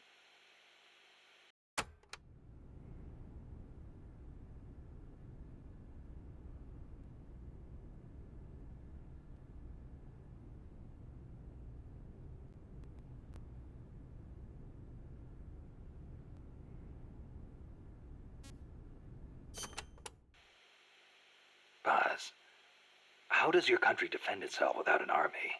Especially in a rough neighborhood like Central America. With the right kind of diplomacy. If we live up to our ideals and earn the respect of other countries, the international community will support us. The 2 times Nicaragua actually did invade, the conflict was resolved diplomatically under OAS auspices. Doesn't that leave you depending on the U.S. after all? American influence is unmatched, it is true. San Jose was critical of American policy at the time, but America supported us all the same. It was because we practiced peaceful diplomacy. That is what I like to think. That's one way to approach it, sure. But there are countries out there who will use force no matter how bad it looks. Maybe so. I know my way of thinking probably looks naive to you, but it is not like we expect peace without working for it. Diplomacy is a battle in itself, and we have to make the effort to seek out causes of misfortune and nip them in the bud. It was that kind of thinking that got me trapped in their base. I'm not blaming you. You haven't done anything wrong.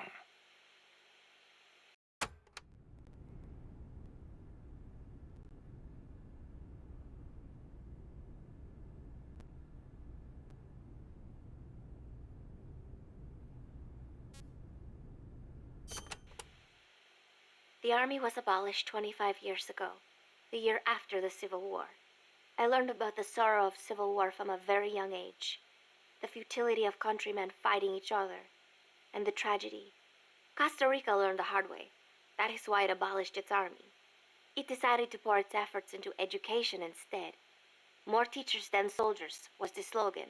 Education is essential, no question. Even Che used to teach reading and writing in between guerrilla campaigns. Costa Rica was poor at the time. We did not have many resources. I suppose we had to pick one or the other. The military or the schools. It's all been very interesting information so far. Just saw the hater thing. Oh my god, I'm still so pleased with it. Goosebumps every time, and I've kept this. The monolith? It can't be. That's just... Man. The monolith? It can't be. I love it so much.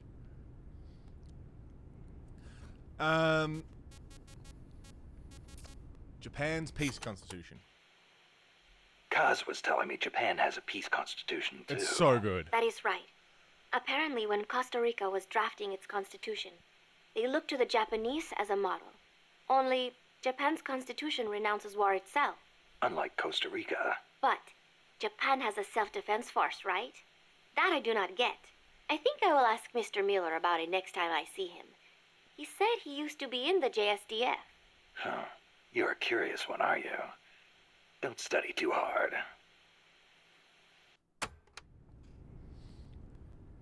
I've just seen Ben Akiba's post in the tabletop. Guardsman, huh? What was that you were saying? Cool. Peace is not the natural state of men. You said you learned it in school. That is right. They are the words of the German philosopher Immanuel Kant. In 1795, he wrote a book titled Perpetual Peace. Kant argued that it is precisely because peace is unnatural that we have to make it ourselves. How? That is what his book is about. Is the concept starting to sound interesting now? Not really. I belong in a more natural world. Is that so? My grandparents died in the Civil War. If only we had been at peace, they would not have lost their lives. You actually wish for war? It's not like I want to hurt innocent civilians, but if someone attacks you, what are you supposed to do? A country needs the strength to defend itself. Otherwise it faces invasion, oppression, political subjugation. If they would simply stop using force to tangle with each other, countries would not need force to defend themselves. And how would you guarantee that? Sorry, but you have to understand how the world works in order to protect the ones you love. That's not to say ideals aren't important too. They are. You are right, Snake. Thanks. Peace. Snake with the fucking... She's 16. God, we've only just gotten through the first little bit of it.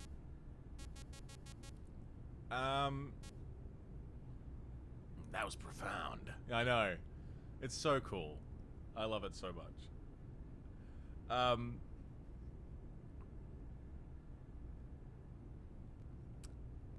Should we keep listening to Paz? I mean, I feel like we've got a fairly good idea of what she's talking about. Let's hear. I want to hear about herself. My mother was the one who named me Paz. She said it was an expression of her wish that the country stay at peace. It is a pretty common name in Central America. My mother always used to tell me, never make war. Always help keep the peace. I remember. Your grandparents. Yes. They died in the Civil War. I think that is why my mother hated war so much. That's another thing you've got in common with Kaz. His mother named him Peace, too. See, because Japan also suffered through war. I think I know how Mr. Miller's mother felt.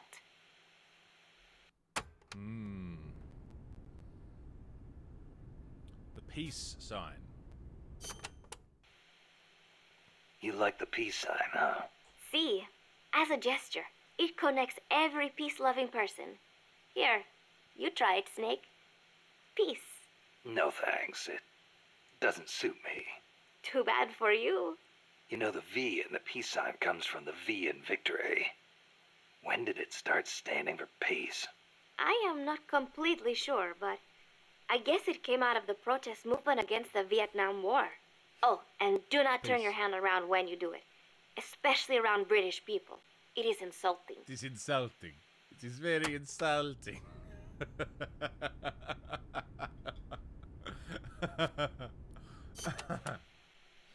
So, you live alone now? No, not alone. I've been living in school dormitories since I started junior high. After my mother died, my relatives took me in, but they were not my real family. You didn't fit in there. In a way. My aunts were kind to me and all. But I know how difficult it must have been to suddenly have a child thrust into their lives. When you live with someone, there are no secrets. I could tell my being there was a burden on them. Sounds like a rough childhood. I would not say that. I was lucky just to have people take me Big in. Boss cosplay There win. were fanos living out in the streets because their mothers died. It is even worse in countries with frequent civil wars. So, who am I to complain about my childhood? You're a pretty tough kid, you know? Not at all. I am not strong at all. Interesting thing to say. Alright, well, besides learning about Eastern Limon and the Costa Rican coast, which we can learn about some other time, what's in data files? Parser's tape. Torn between two women. Number of warheads detected by the dew line. 57. Number of MIRVs included. Minimum 29, maximum 35. Target region. United States, East Coast. Estimated time of re-entry. 2048 Zulu. President selected attack option. Unknown. The president is dead. Unknown. Communication has been lost. I select Offutt Air Force Base as my target. Offutt? But that's a U.S. base. What on earth do you mean? Based on the projected number of incoming warheads, Washington, D.C. is presumed destroyed. The president is most likely dead. The U.S. government's control lost. I realize that. So why not retaliate? With both sides destroyed, global anarchy would ensue. Recovery would be difficult. The United States' nuclear strike capability must therefore be neutralized in order to preserve the communist bloc, where government remains largely intact. You're siding with the enemy. You can't be serious. Tell me, how do you define enemy? There are no borders in this world. The same conclusion again and again. Where is the flaw? All right, let's try something else. Commencing test. Understood. You're crossing a suspension bridge. Is this my mission? Yes, your destination is the other side. The bridge is wide enough for only one person to pass at a time. A man is approaching from the opposite side. He's carrying a gun. I shoot him. Suppose he's your husband. I shoot him. In self-defense? To spare him the grief. One must die, and one must live. Next question. Your father asks you to fix the roof and mow the lawn. When you climb the ladder onto the roof, the ladder is taken away. I fix the roof. And when you're finished? I jump down. You'll break more than bones at this height. I see no need to change my decision. I have not finished mowing the lawn. I must remain loyal to the mission. Next. There is a snake in the bushes. It is poisonous. I need you to get rid of it. I chase it back to its nest. You can't. The snake's too vicious. It's already killed many people. I chase it away. It will bite you unless you kill it. Go home. Kill me. Kill me now. Why not kill the snake? Your mission is to get rid of it. Is this what you call loyalty? What are you loyal to? Country?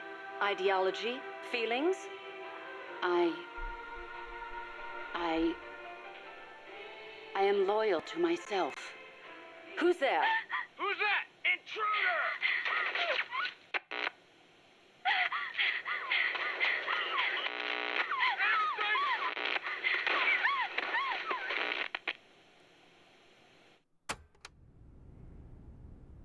What the fuck? Okay, well that was... I mean, that's the boss's voice, but... The boss is dead. We killed the boss. You don't survive... that.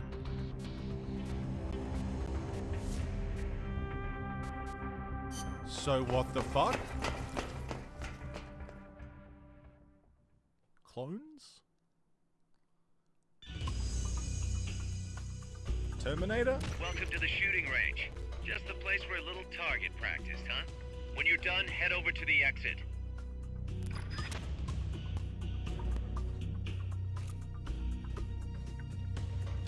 Commence target practice.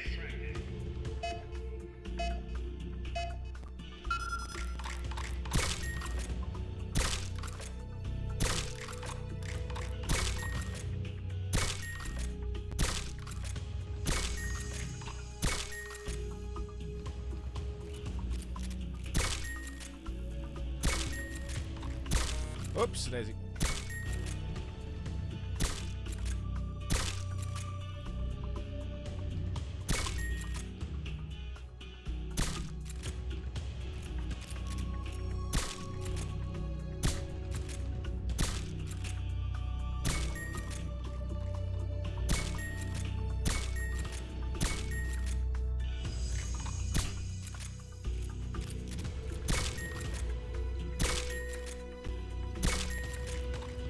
Damn it.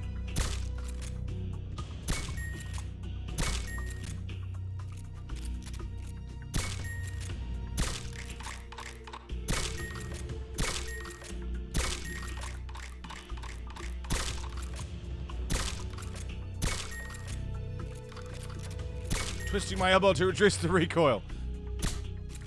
It's more of a revolver technique, but...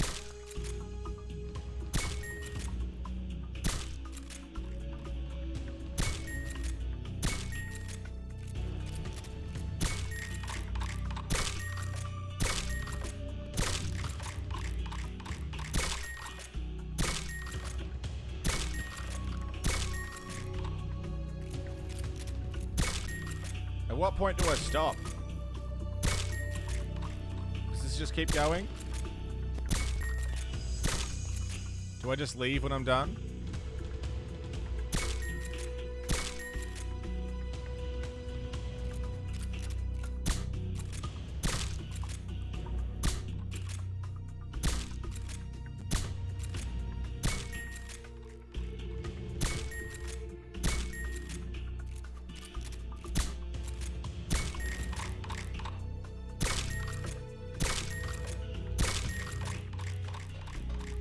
Am I done? Did alright.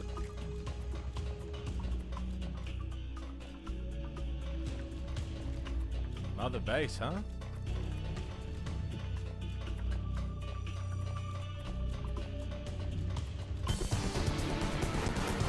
Training exercise complete. I think I did okay. Extra Ops 001 mission complete. Fuck yeah.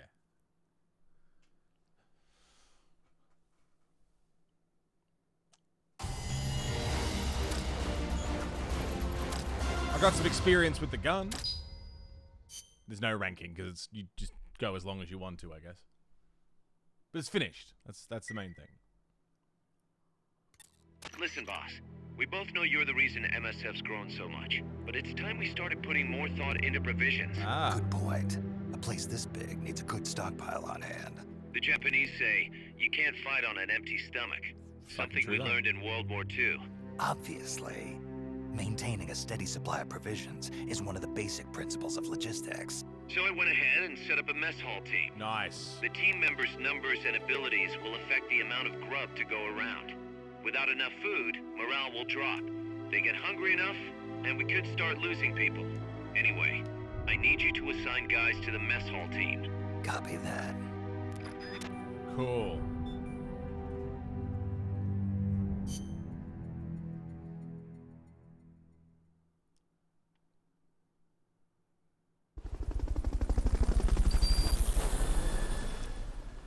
Now we've got a new team.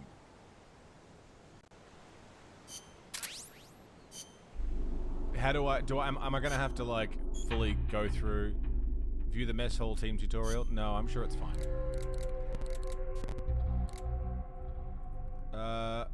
I'm gonna have to go through and individually do this, I think.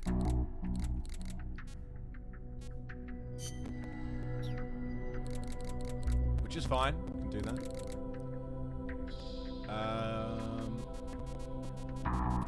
E. Oh no, wait, I'm looking at the wrong side. A lot of E's for food. D. Yeah, you can go there.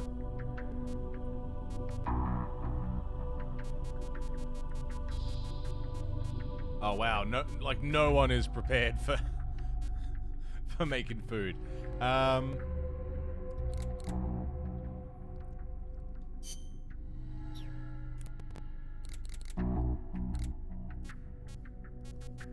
sure I had some people who were alright. Tarpon can go. You can go. Cougar, you can go.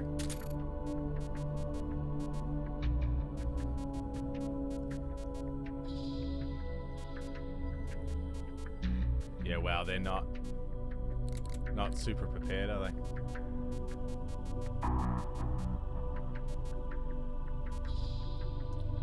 It's a start. It's a start. How about R&D? I'll be honest, I really do love this part. The organizing Mother Base and getting it sorted. 2200 for that? Yeah, let's develop a sniper rifle. Why not?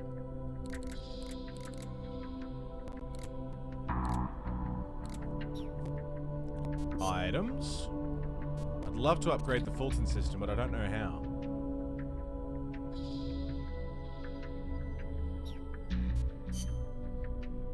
Equipment rank 2. R&D team level 12 or higher. So, one more decent boy in the R&D team and we can probably get the Fulton upgraded. Confidential doc. Yeah. Cool. Man. Let's go.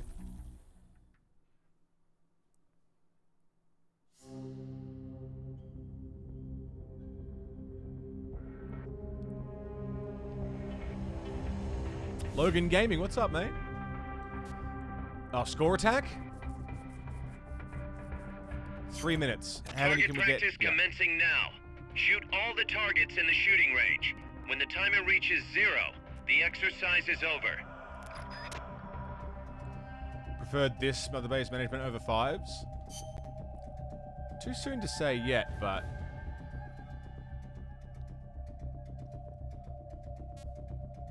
we'll see.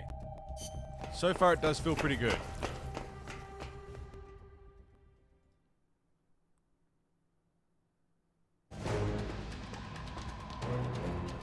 Get as many targets as you can before time runs out.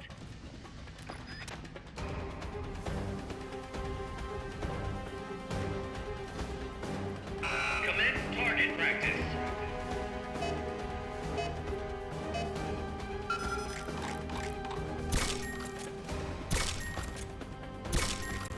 Start.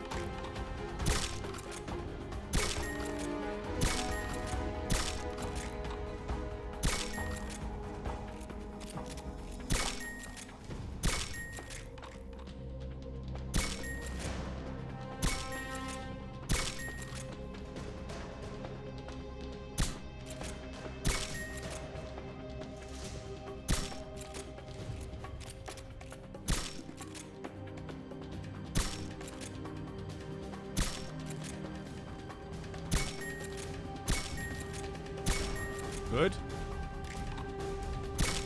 Good.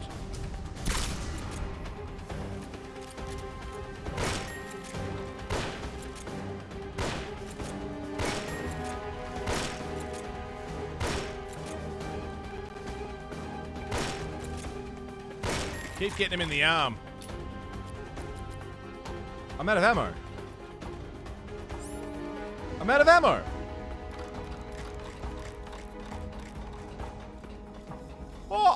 I should have brought more guns. I thought I had unlimited. Oh, fuck. Well, that's a problem. And I still have a minute left of the mission. Can I leave? Can I get more? That area is not part of the mission. I just gotta wait. Ammo? Now you throw your gun. Can I see you see the targets?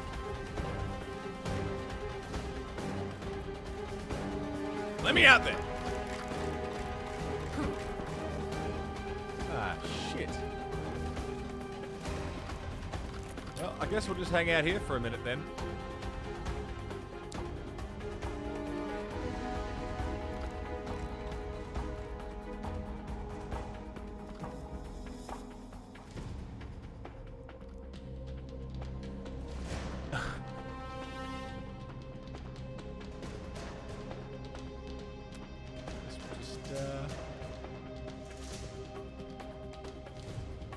Wait.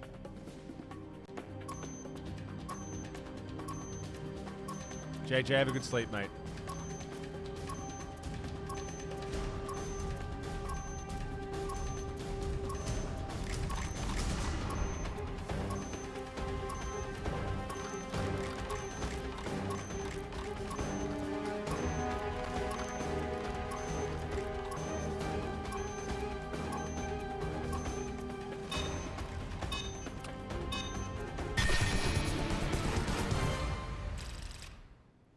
We good?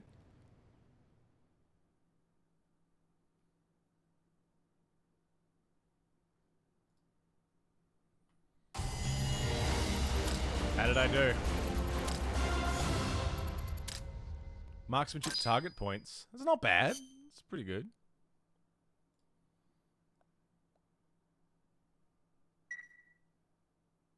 Could have been worse. I could try it again, but I'm pretty happy with that. That'll do.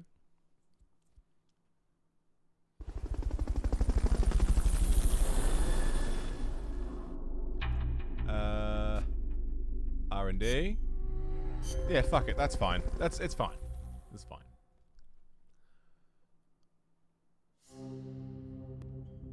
Was there any other side ops? It doesn't... It's not keeping a track of my ratings, just that I've completed it. So, yeah, it's fine. Cutscenes.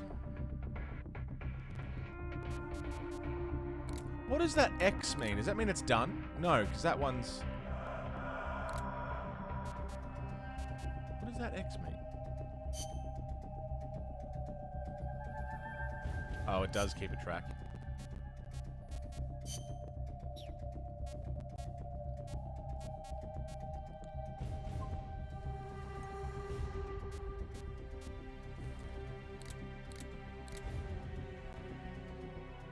Display the mission list for each region. The direction Amanda's Sandinistas were going corresponds to the location of the next outpost, a supply depot. We should be able to make contact with her there. Okay. Mission prep. Let's switch back to jungle fatigues. Bring the Mark 22. All our goodies. Definitely need to bring Fultons with us.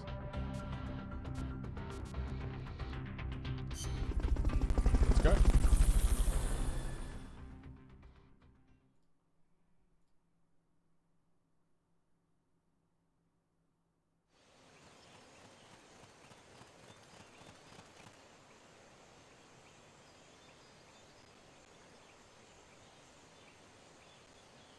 Careful. What the fuck? They've got reinforcements coming. Do they know I'm here? No.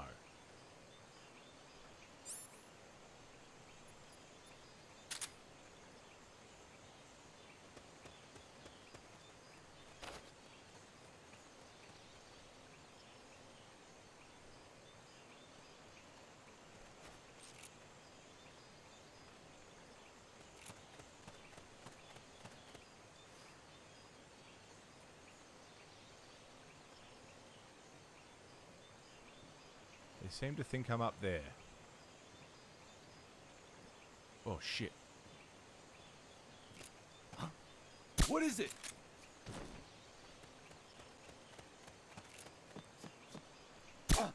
Get up. What is it?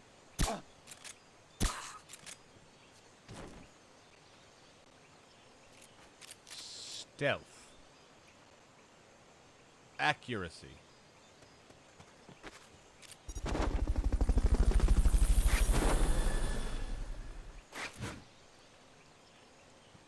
What was that? Fulton Recovery helicopter is complete. I'm seeing things. Just saying things. That's all it is. Just saying things.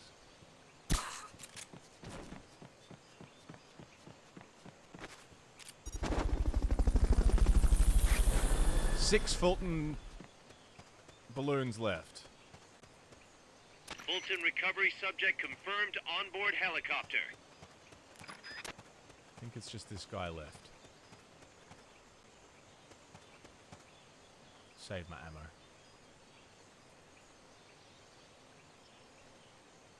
Where are you going? What are you doing?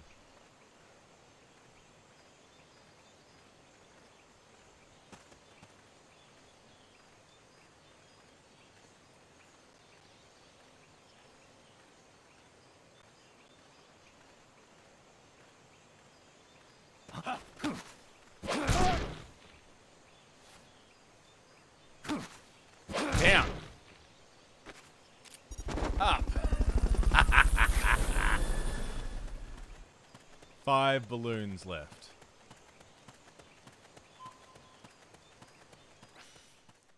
It's so satisfying to just sweep and clear every cunt. Definitely going to run out of balloons, though. I should probably chill out on the balloons.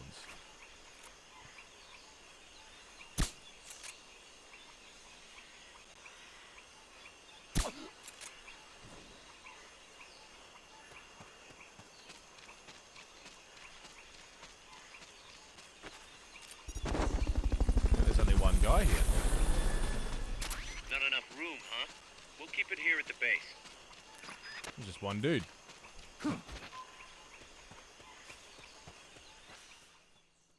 This is really satisfying. This is like an awesome mix between like Metal Gear Solid 5 gameplay and like the feel of something like Portable Ops. It's not quite, you know, Snake Eater levels of intricacy, but it does feel good.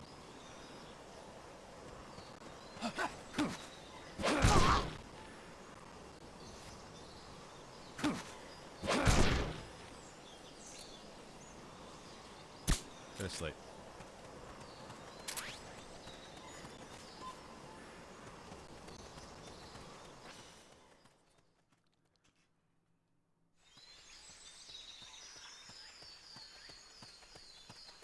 Can't quite remember where I was trying to get to.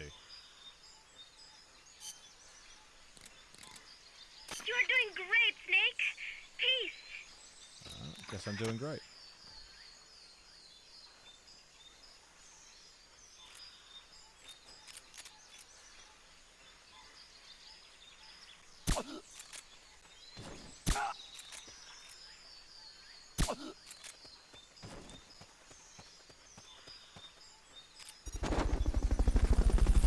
Well, I don't have many balloons left, so I was trying to be careful with how many I used. I've only got 2 left. Fulton Recovery helicopter is complete. What are you? Ammo. Thank you.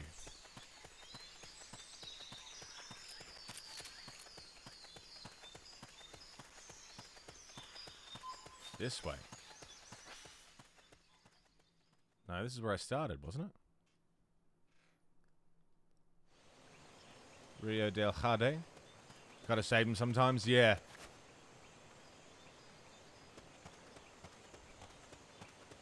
Unless more dudes show up, I think this is a clear.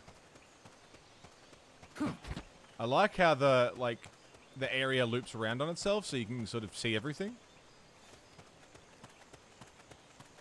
We got 2 balloons, 26 shots of the anesthetic.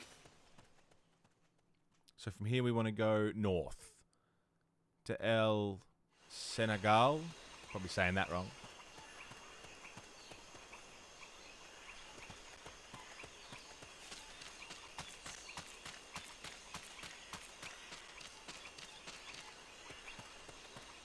Or do I want to go through here and then take the next?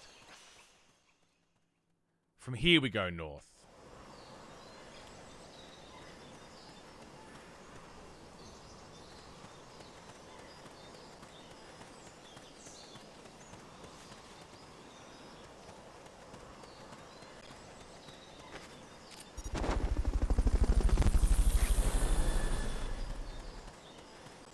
One balloon left. Whoa!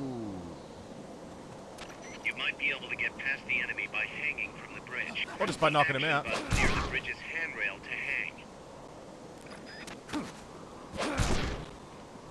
Come on, buddy. That's it for Fulton balloons.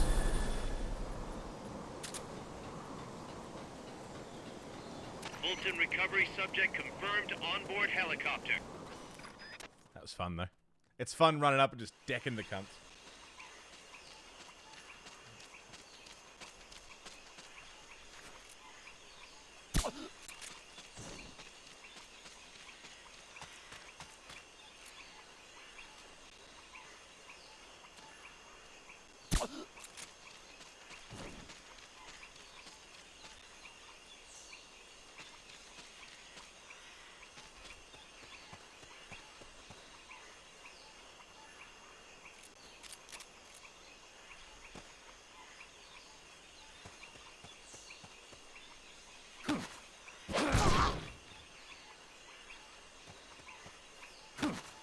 Down you go.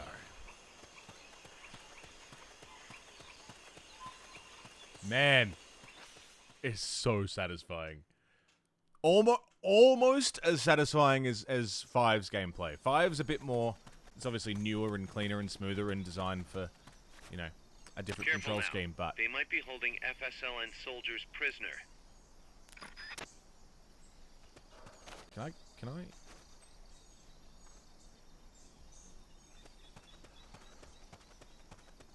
But it is very satisfying.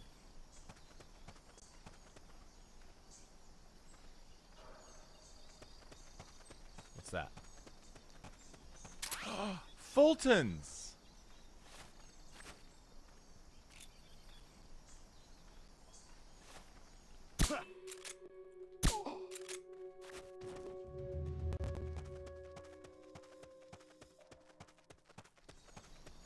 Just bring every motherfucker with me. It's a recruitment drive. Join the MSF. We'll take care of you.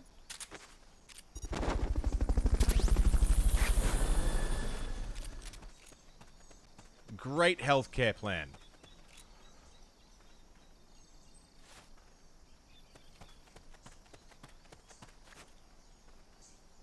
That guy over there is behind a gate, so I can't really get to him.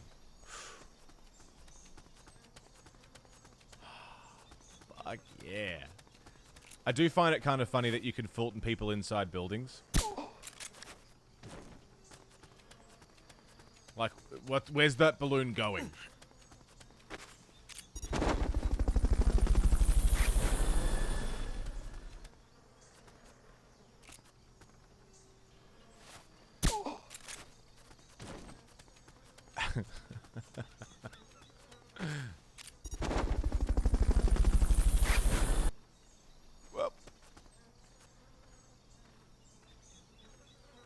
Fulton Recovery helicopter is complete. They fixed that in 5, though. In 5, you can't Fulton anyone inside or undercover.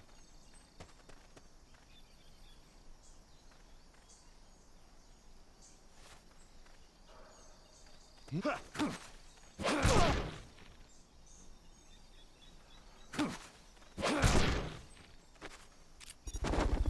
him out of here. Tiger stripe camo. Nice. I've only got one balloon left. Let's not piss it away, shall we?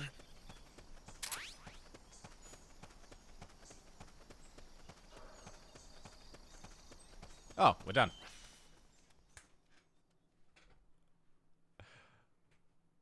This is so fun. I'm having such a good time. Today's a good day. I feel great. I don't know about you guys. I feel fucking great.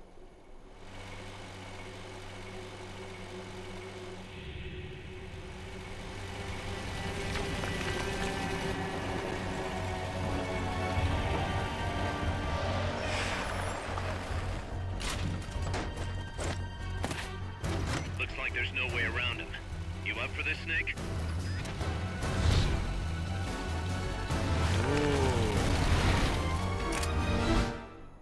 Did he just aim through his eye patch?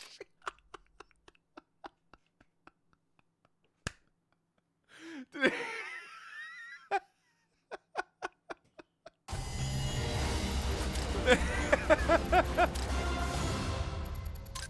he just aim through his eye patch?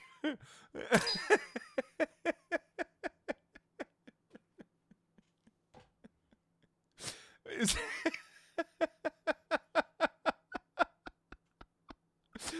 he?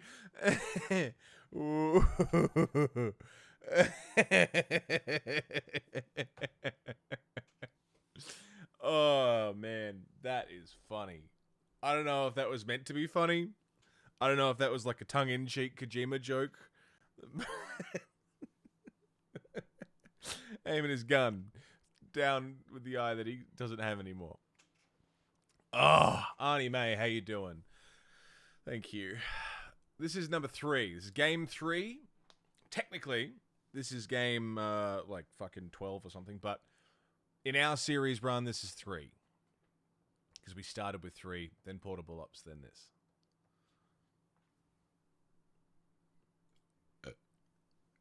God, that was brilliant.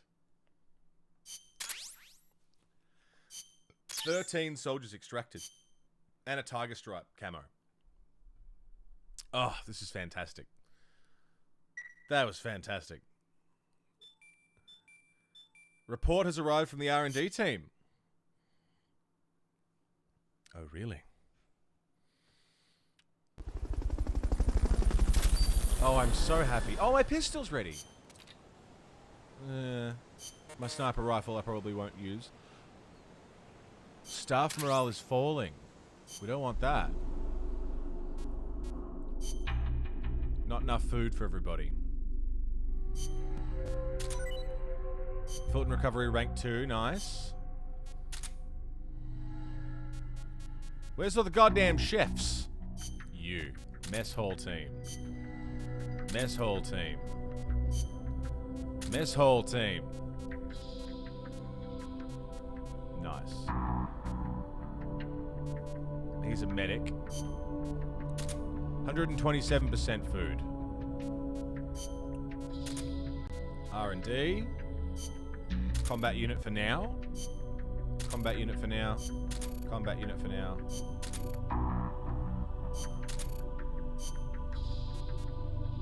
You can go in there for now.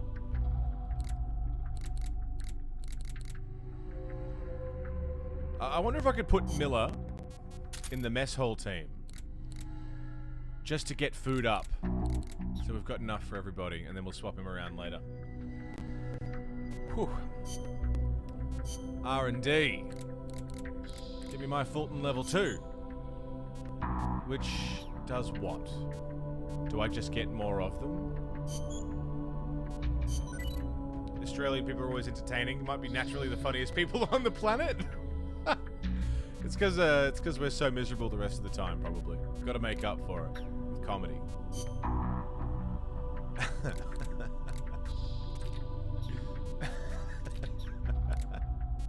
Also might be the accent. Everything's funnier when you've got an accent. I want to fucking suppress it. What? I need to. Oh, it is suppressed. There's a big S there. Does that mean it's suppressed? Is it already suppressed? It's not already suppressed. Level 2 gives me a suppressor. Okay. Alright. Okay, alright. Okay, alright. Man. I love this game. I'm so happy. I'm so happy right now. Marksmanship challenge. Shoot all the targets in the supply facility. Okay. Armored vehicle battle. Neutralize the attacking enemy armored vehicle and make contact with Amanda.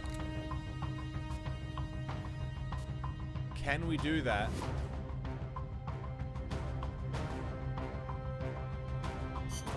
Commencing training mission. Can we Missions do like that? This are key to building up your basic skills. Be careful Non-lethally. out there. It's an armored truck.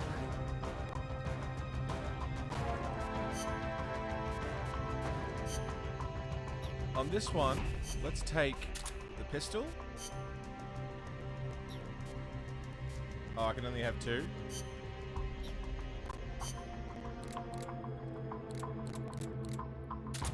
Let's take a sniper and the pistol.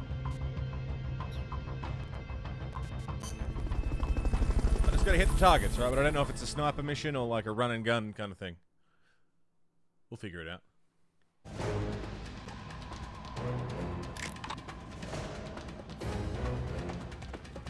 Hit the targets as fast and as accurately as you can.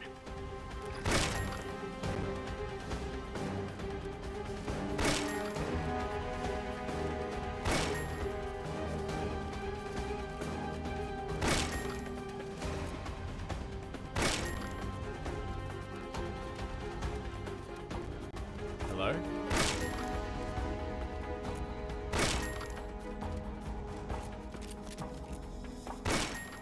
Hello? Fucking g'day. Whoop. G'day. Is that all of them? Fucking what?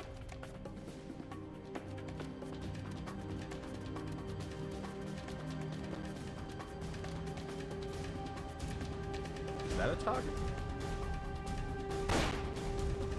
You won't get up there Oh. alone. With some help, maybe?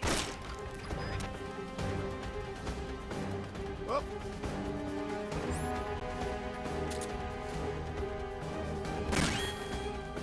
Got it. Okay, you're done with that area. Head for the goal. There we do. Mission complete. Oh, The off I folks go. back at Mother Base will be thrilled.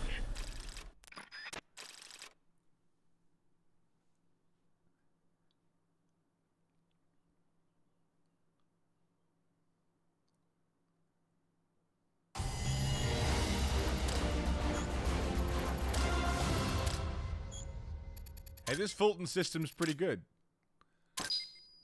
What happens if I pull this bit, though? Ah!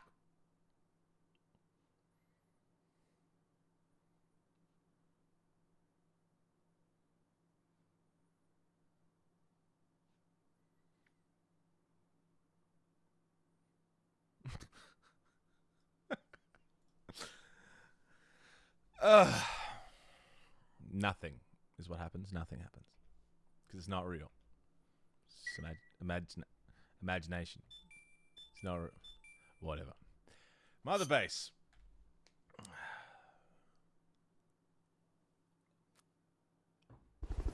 I love coffee.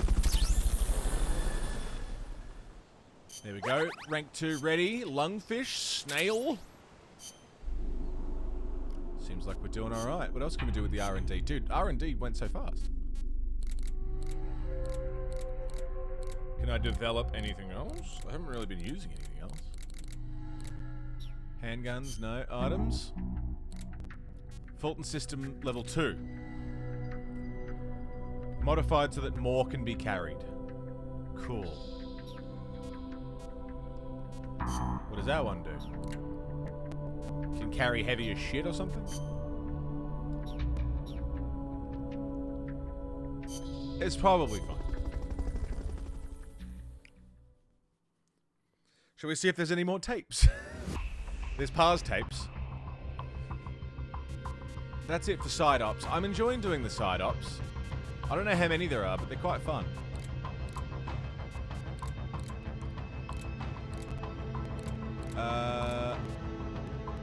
Armored vehicle battle. Yeah, this is going to be interesting. That's an armored vehicle unit, Snake. Either destroy the vehicle or neutralize the soldiers. Or neutralize the soldiers.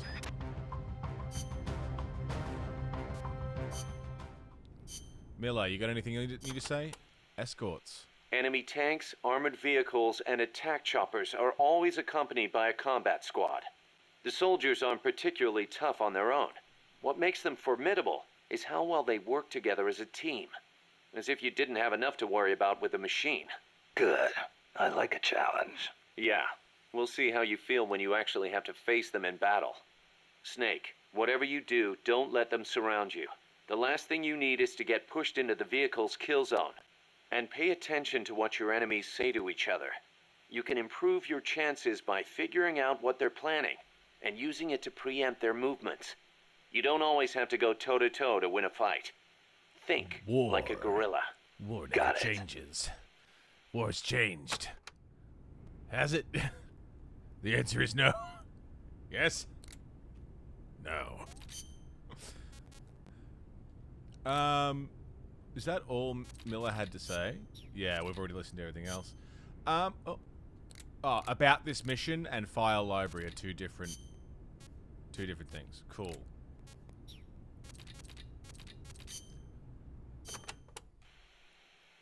There's a lot of banana cultivation along Costa Rica's Caribbean Banana coast. cultivation.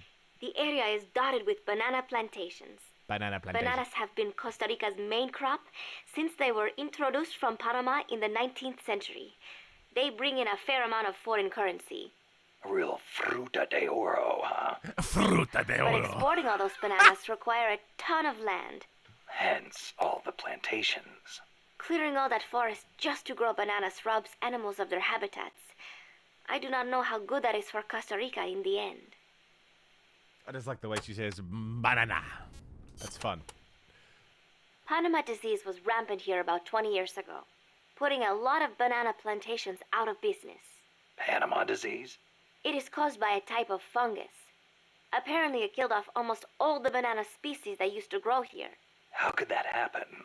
Cultivated bananas do not produce seeds. God damn it, You have to remove and transplant part of the stem yourself. God damn it, Finn. You plant them in the fields. So you've got acres of identical plants? See, when one plant is infected, the disease spreads quickly. Species lacking genetic diversity become weak. They grow different bananas today, one said to be resistant to Panama disease. Interesting. Okay, we've also got some things to listen to here about... Oh, boy. The Development Corporation... Hang on. We're getting ahead of ourselves. Stop! Costa... So why bananas taste different now? Is that the whole thing with, like, the candy bananas? The reason they taste the way they do is because that's how bananas actually used to taste? And they taste different now because that... Is that what it is? Yeah. How weird that we can still get the taste of what bananas originally tasted like through fake bananas that we eat as candy, full of sugar. An actual banana is like... it's so weird. It's such a weird concept. Let's do another tape break, shall we? Oh, you know what? We've actually been doing a lot of tape breaks. Let's take a proper break, because I want to go and, like, actually enjoy every tape break we've had so far. I've had my phone so I can hear what's going on, and the controller so I can listen to the next tape, and, like, having to smoke as well. Let's take a proper break.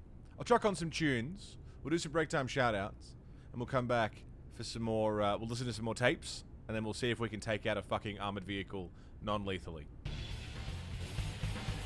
Should be interesting. See you soon.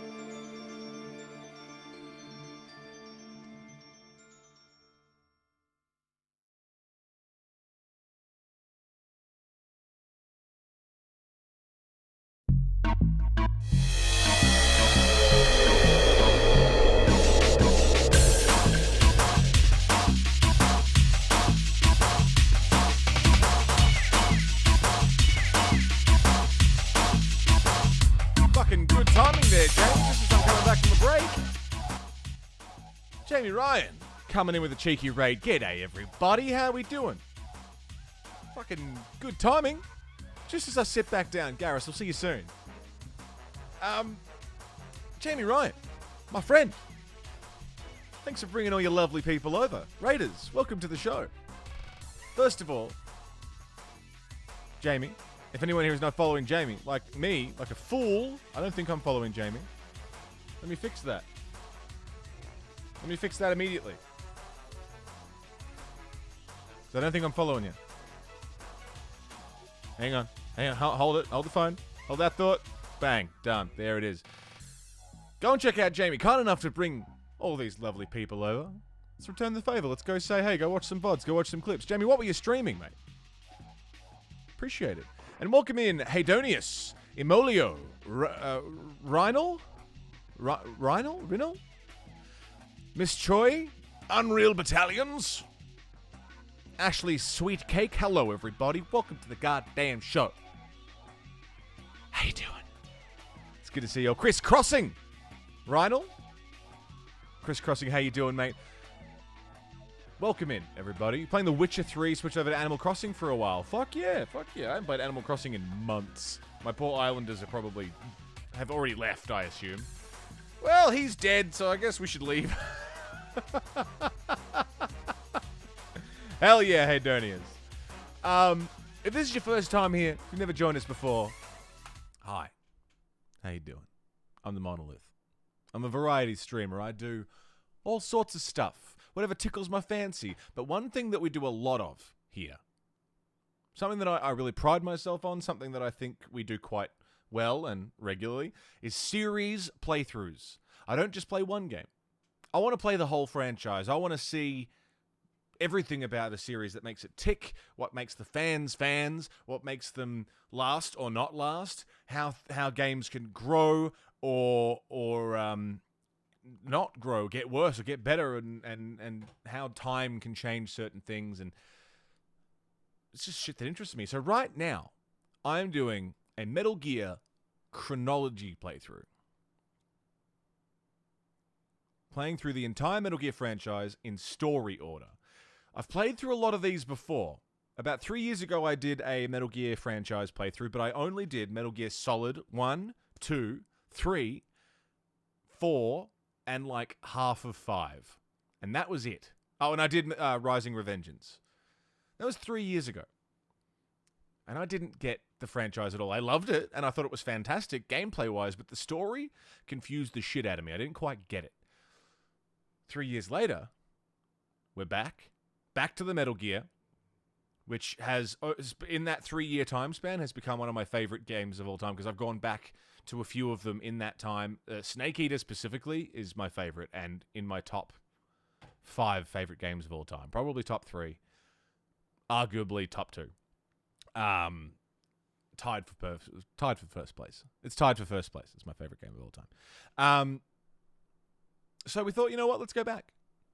Let's do all the Metal Gear games, and let's do them in story order, so we can piece together the story ourselves and get a feel for it and actually piece it together. Because a lot of these games, you know, the story changes. Things have been moved. Things have been retconned. Things have been forgotten about or picked up at a later point. I want to see how it all comes together and if we can make a cohesive plot of the entire Metal Gear saga. So we started with Metal Gear Solid 3. Then we did Portable Ops, and now we're doing Peace Walker. Third game in the story. Excuse me. This is what we're... Feast your eyes if any of this interests you. This year we've also done a Legend of Zelda series playthrough. That took 6 months. Legend of Zelda took 6 months to get through. But we did all of them. Every single one. It was awesome. It was long, but we did it, and it was great. We also did a Devil May Cry series playthrough. Played all the DMC games. That was also fucking awesome. For the third series of the year, Metal Gear. Fuck yeah. So I hope you enjoy. Kick back, get comfy. We're here for a fucking hell of a ride of Metal Gear. We're listening to Paz talk about Costa Rica. The lowlands along the Caribbean coast are mostly covered by hot, humid tropical rainforests. What most people envision when they think of jungle. The closely packed trees spread their branches out at great heights to soak up the sun. Their shade makes it dark near the ground, so be careful. Of course, with so little light, few plants can grow on the ground, so it might actually be easier to walk. So even if you could photosynthesize, it wouldn't do you any good. Photosynthesize? People cannot do that. Most people, anyway. How very interesting. Big Boss remembers. And also, that's a good little tidbit of information that the ground is darker, so laying down on the ground in the shadows, in the shade, provide a bit of cover. Biological diversity. Tell me more, Paz. Costa Rica is said to have about 87,000 species of living things. That is about 5% of all the known species in the world. A tiny place like this? Huh. I'll be damned. I want to protect that biological diversity. When diversity is lost, the environment weakens. Just look at the plantations. I think I know what you mean. It's like trying to assemble a unit from similar guys. It usually doesn't work out.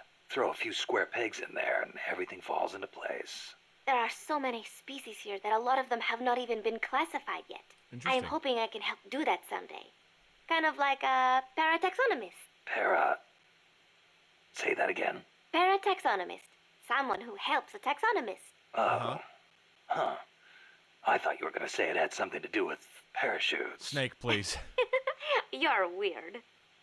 Snake, please. What's a parataxonomist? It's one thing, if you're not familiar with the Metal Gear games, there's a lot of trivia. And it's very, parataxonomy. Parataxonomy is a system of labor division for use in biodiversity research, in which the rough sorting tasks of specimen collection, field identification, documentation, and preservation are conducted by primarily local, less specialized individuals, thereby alleviating the workload for the alpha or master.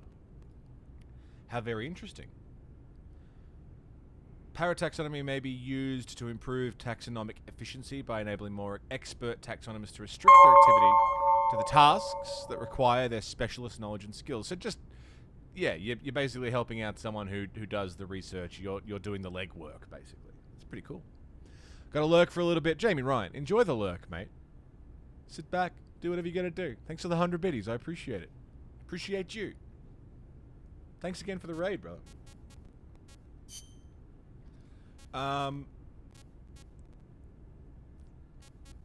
Playa de Alba, Bosque de Alba, Puerto de Alba, Jungle Ravine. Oh, fuck, there's so much information. Outworld. Tell me why there's so much information, Outworld. Do you know? Outworld, do you know? Please. We're learning about Costa Rica. Fuck. Thanks for 4 months, man. Welcome back. How are you? Guys, Outworld. Another Aussie boy up at 10 to 8 in the fucking morning. With a VB long neck. At 10 to 8 in the fucking morning. How are you, Outworld? Playa del Alba means Beach of Dawn. The morning sun is so beautiful over the Caribbean. Beach of Dawn, huh? Perfect place to start a mission. The clear blue water, the white sand, the swaying palm trees. You cannot get more South American than here. It is paradise on earth. Yeah, guess I should have packed my Hawaiian shirt. The coral reefs and mangrove forests protect the small fish in the area. Sea turtles come to lay their eggs on these beaches. We are not the only ones who enjoy this place. Well, sea turtles. It is heaven for more than just humans. Sea turtles like it there. How about Bosque? Bosque? Bosque del Alba means Bosque. Forest of Dawn. Naturally, it is situated on the east coast. It is your standard tropical rainforest. Everything you would imagine in a jungle.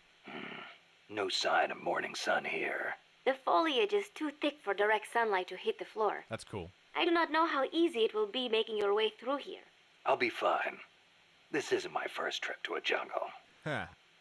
It's cool that there's places in the world where the forestry is so thick that the sun doesn't hit the ground. That's cool.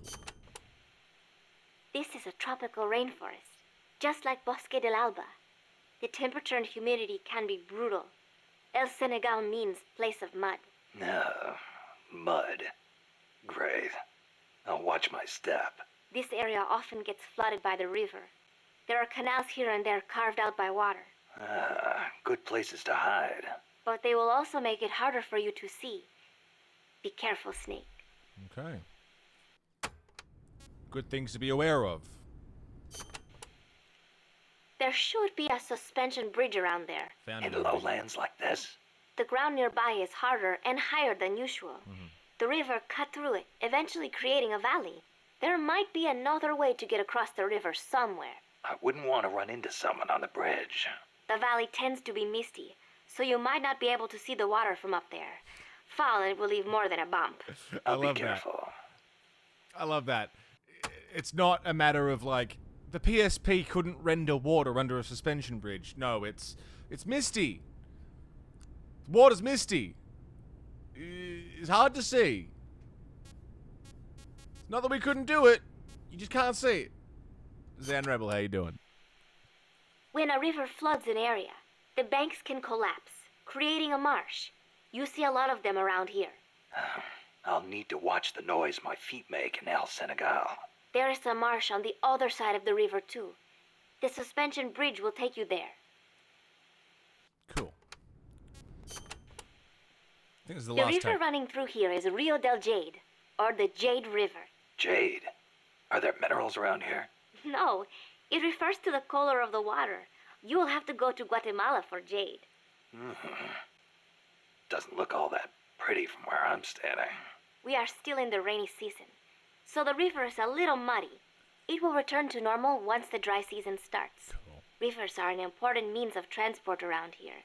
They are relatively calm, and there are plenty of canals along the coast too. A boat would be more than enough to transport some good-sized cargo. Like a nuclear weapon. Like a nuclear weapon? We don't know enough yet. I'll keep looking. Thank you, Snake.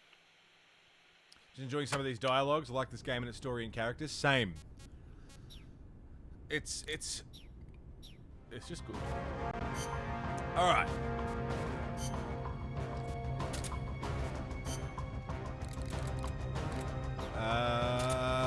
Don't need that stuff. I do need the Fulton system. Mission prep. Fatigues. Jungle fatigues should do. So we're about to take on a fucking armored vehicle. And we're trying to do... one thing that I didn't mention when I was talking about this series playthrough we're doing, bang, is we're trying to do it non-lethally. I don't want to kill anybody. So we're about to fight a tank with a tranquilizer gun.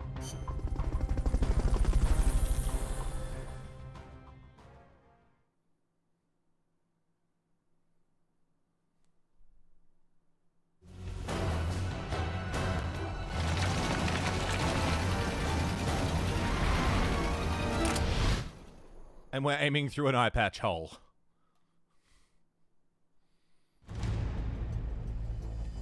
Alright, they haven't seen me yet. It's gonna be tough to take out an armored vehicle with the weapons you've got. You'll want to think about taking out the guys in the unit first. The accompanying soldiers are armed to the teeth. Watch yourself. Going to alert status. What is it? The enemy's attacking. Going to alert status.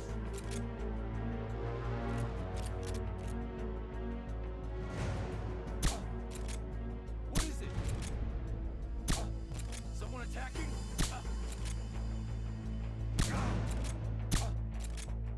Somebody's here.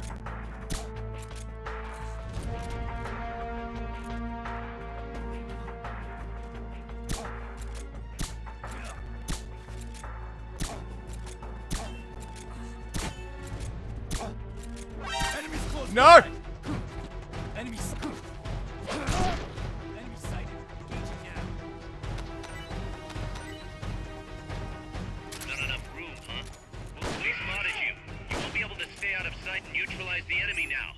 You're sitting duck with that equipment. Get back here and load up with something else. Love Peace Walker been too long. This is my first time. First time playing it, but I'm fucking... Dude, what am I supposed to do about that?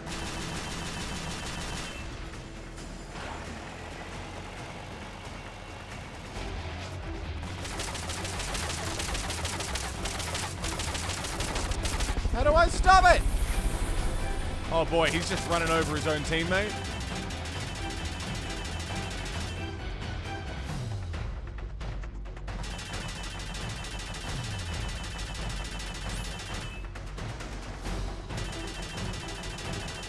I don't want to blow it up.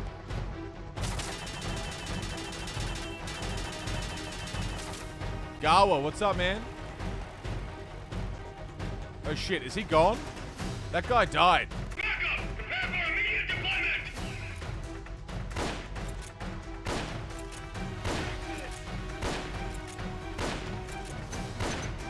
Spread out!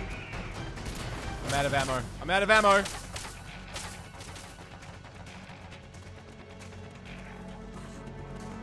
Oh, down goes one. Down goes two. Move it! Up you go. What's that?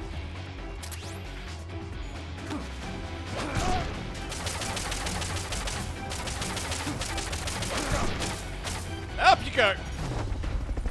Move it!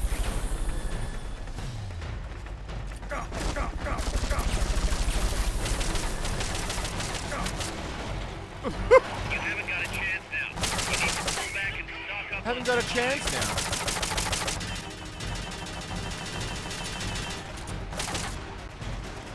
How do I use...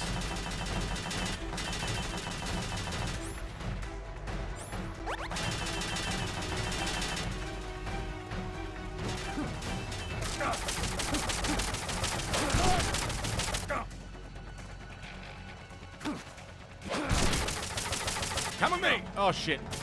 Oh shit. Oh shit. Oh shit. Where's my Fultons? Am I out of Fultons?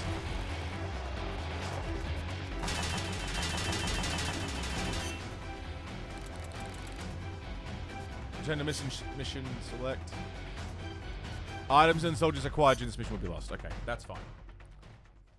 We'll try again. Going in feet first? Yeah, of course. Gallico, how you doing? Good, how you do this fight non-lethal? There's got to be a way.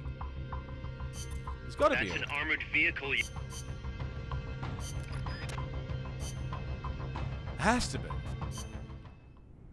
Don't tell me it's forgotten literally all that, no.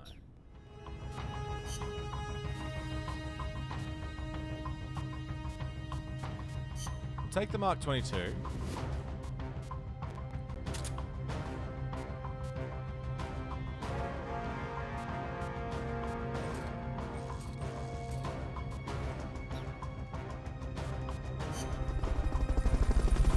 There's gotta be a way.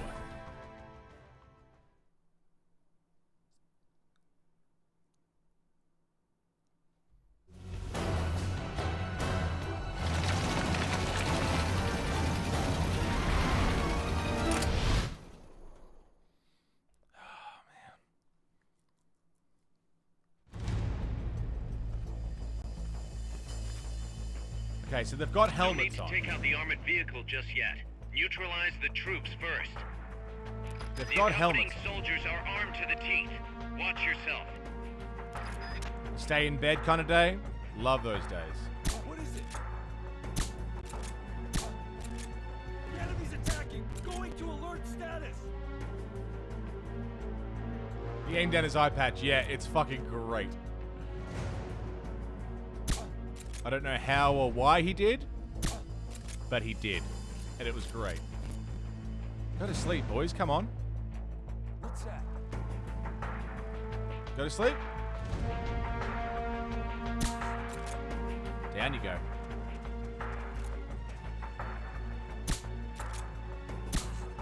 Down you go.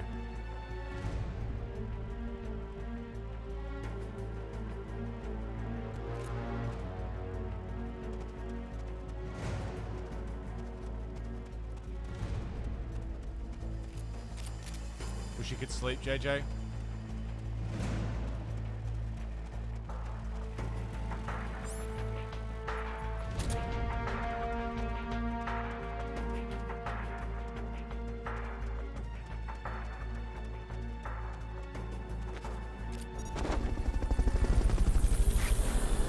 Shoot you with a trank.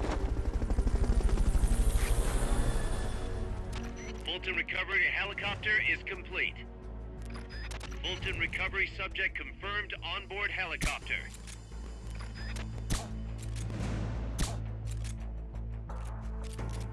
Go to sleep.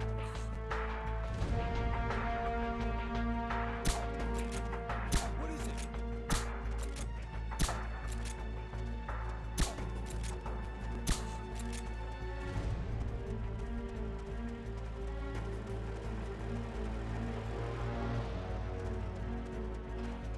Backup! Prepare for immediate deployment!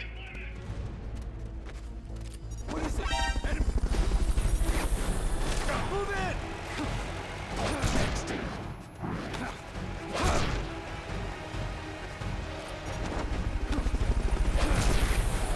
That was good.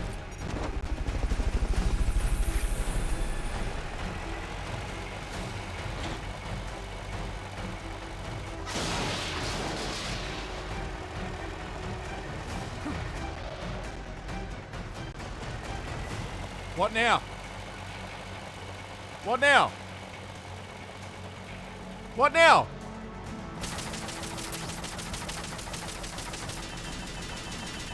Been following for 3 hours, Plod.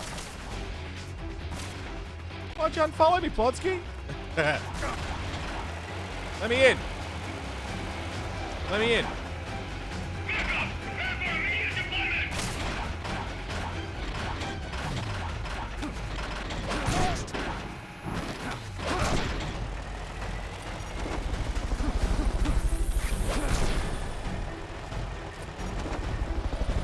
Let me in.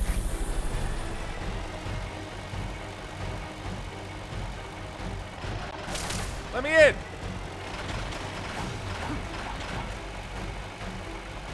Let me in. I'm gonna use Kung Fu on a tank.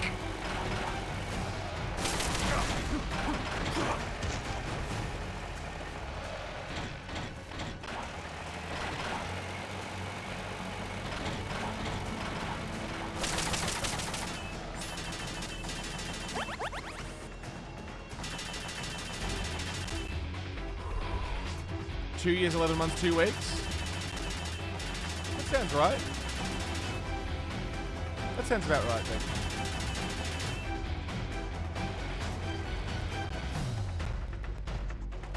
I'll try to figure out the non-lethal way. Well, he's not bringing out any more reinforcements.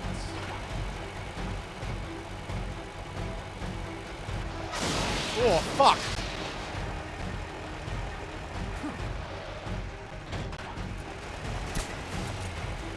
Sub for 3 years, but followed for less. It happens.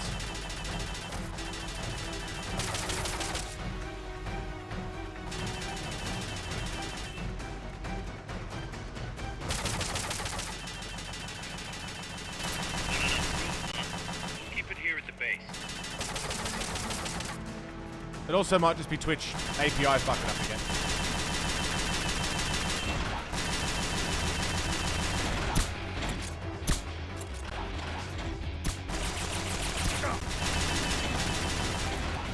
Probably the same day I came here. The date seems right. I don't know. I don't know.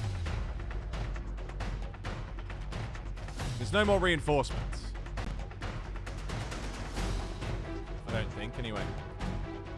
So where...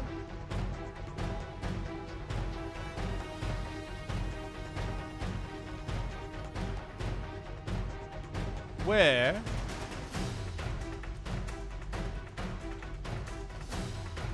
Twitch API fucking up? That had never happened. Yeah, when has Twitch ever fucked up? Has it lost me? It's lost me.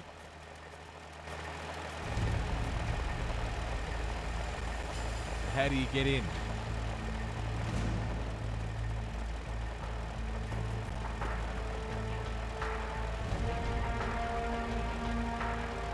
Tires?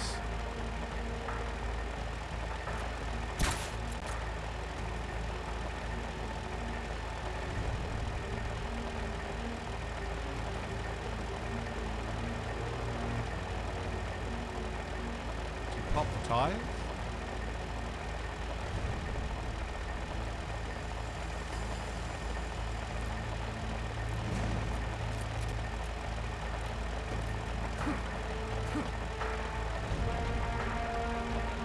It's a tank. I don't think tank tires pop, really. Hey, Rica.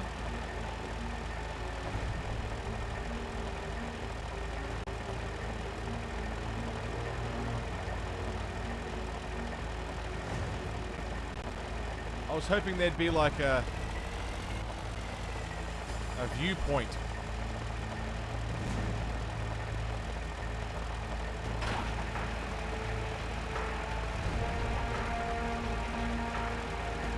Like a hole I could shoot into or something.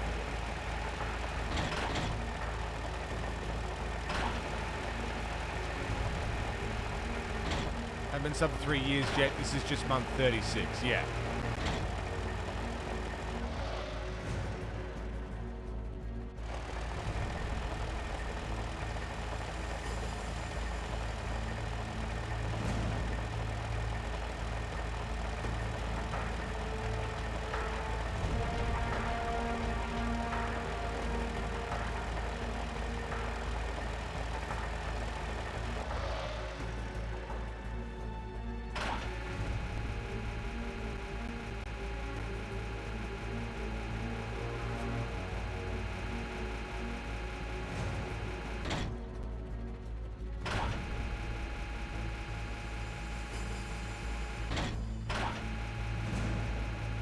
This is great, by the way.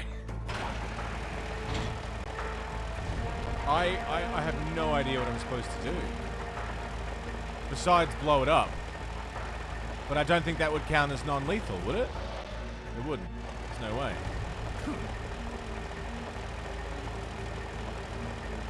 If I was to just blow it up, it wouldn't count.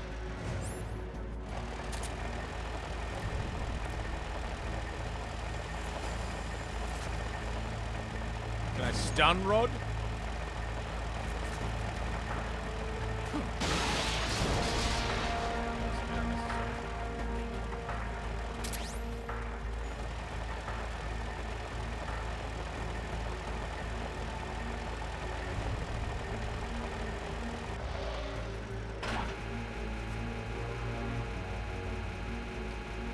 Have a good look at you.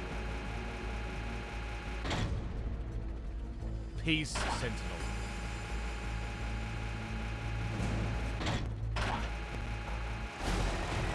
He saw me.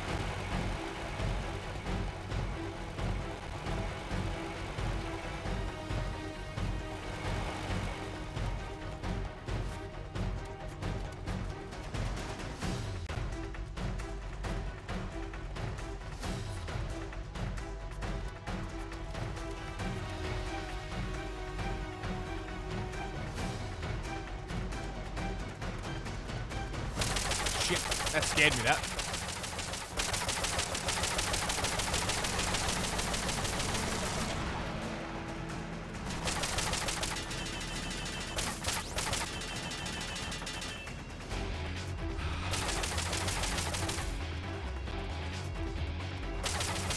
Genuinely no clue how we're supposed to do this.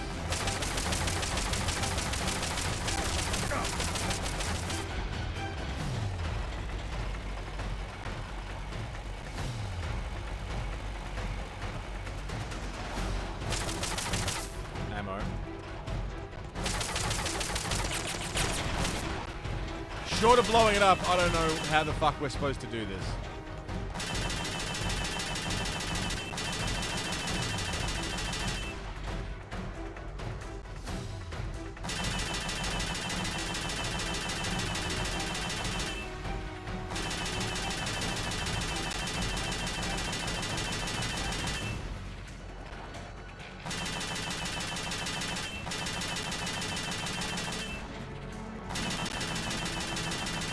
If you want a hint.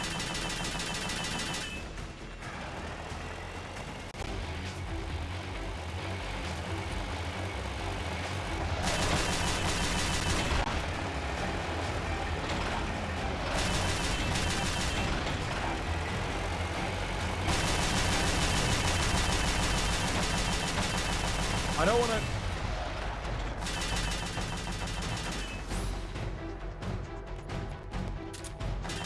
I don't want to blow it up.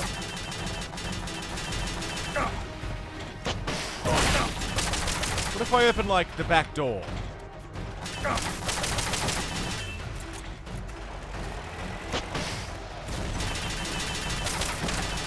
Can I just shoot that back door open?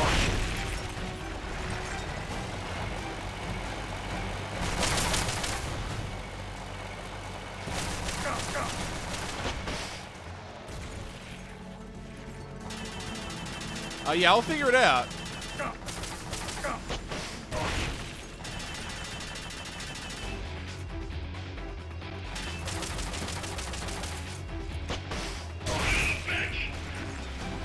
That's gotta be the leader. Can you take him down?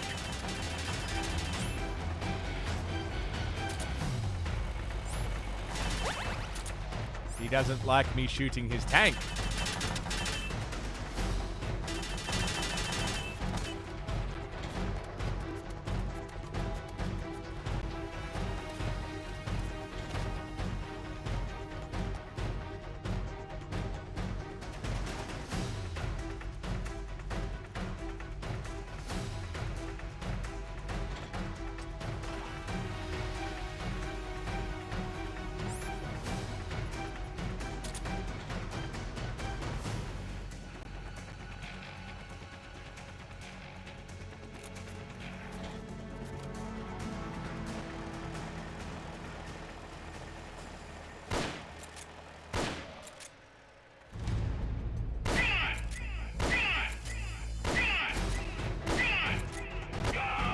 That takes care of their leader. Recover him and it's mission complete.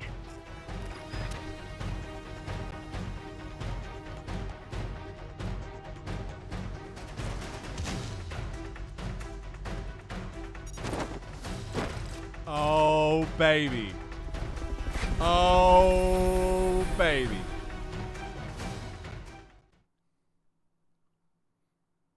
We just non-lethal to tank.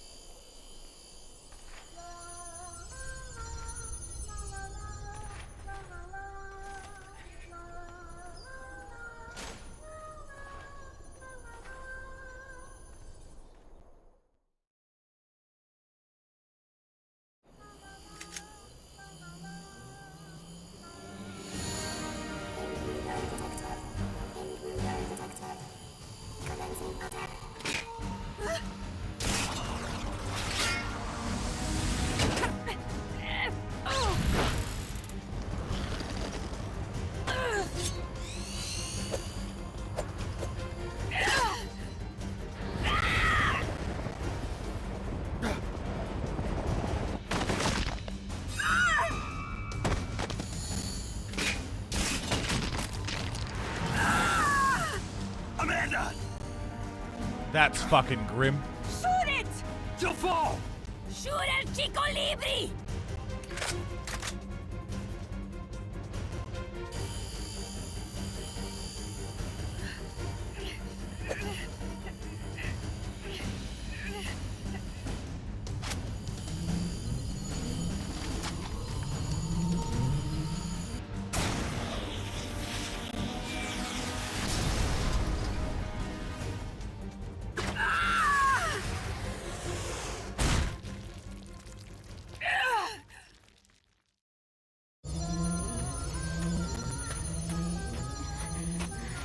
Amanda. Chico. What? What is it? Can you roll me one? Tobacco. Oh, yeah. Chico.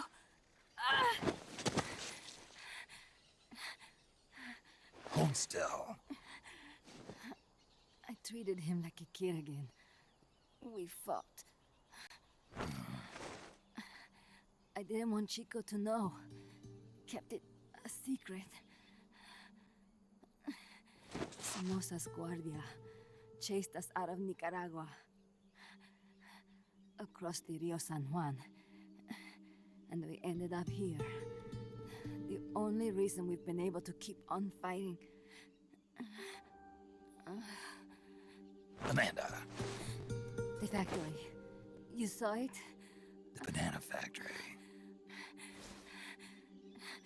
A front. It's a drug refining plant. The KGB set it up for us to run.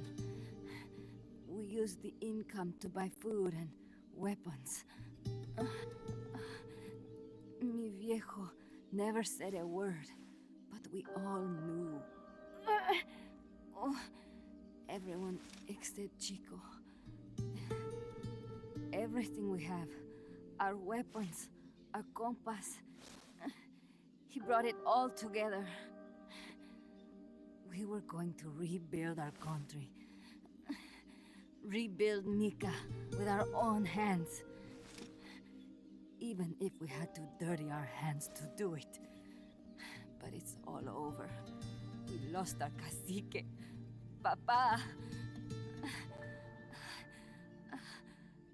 I could never replace him.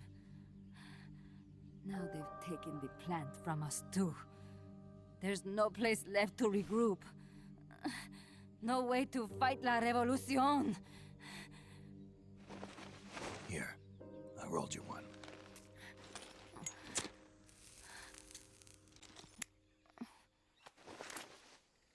What about you?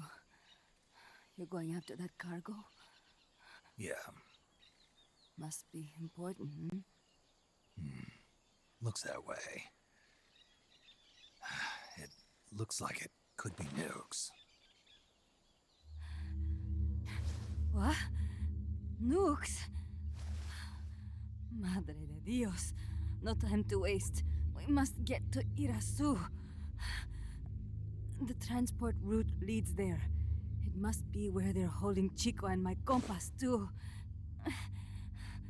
Whenever Chico and I argue, he goes off to be by himself. That's why he knows more than anybody about their bases. Chico. You're pretty worried about your baby brother. This is why I'm not fit to be a leader.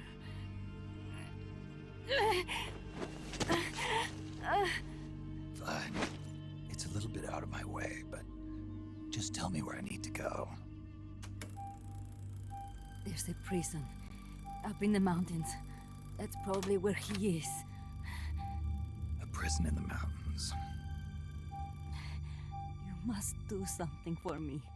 If you can't save Chico, I want you to ease his pain, end his humiliation. If he gives in, if he's about to sell out his compass, please, at least let him keep his honor. That's a promise I can't make. Why? Amanda, we gave up our homes, but we're still alive. We're still fighting. And there's always another reason to keep on living.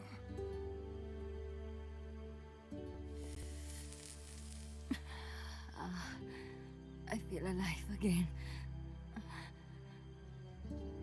Amanda, join my unit until you've healed up. Your unit? Yeah. Who are you? Why are you here? I'm Snake. Serviente. Snake.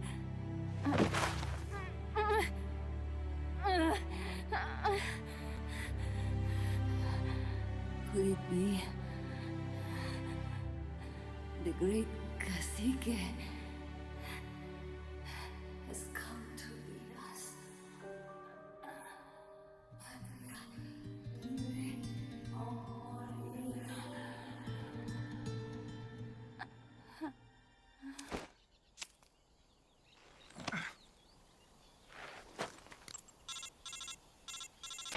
Kaz, can you hear me? MSF here.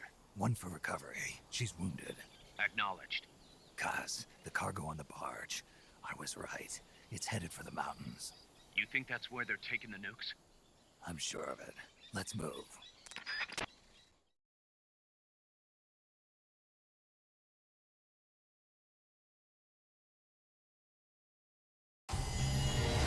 Man.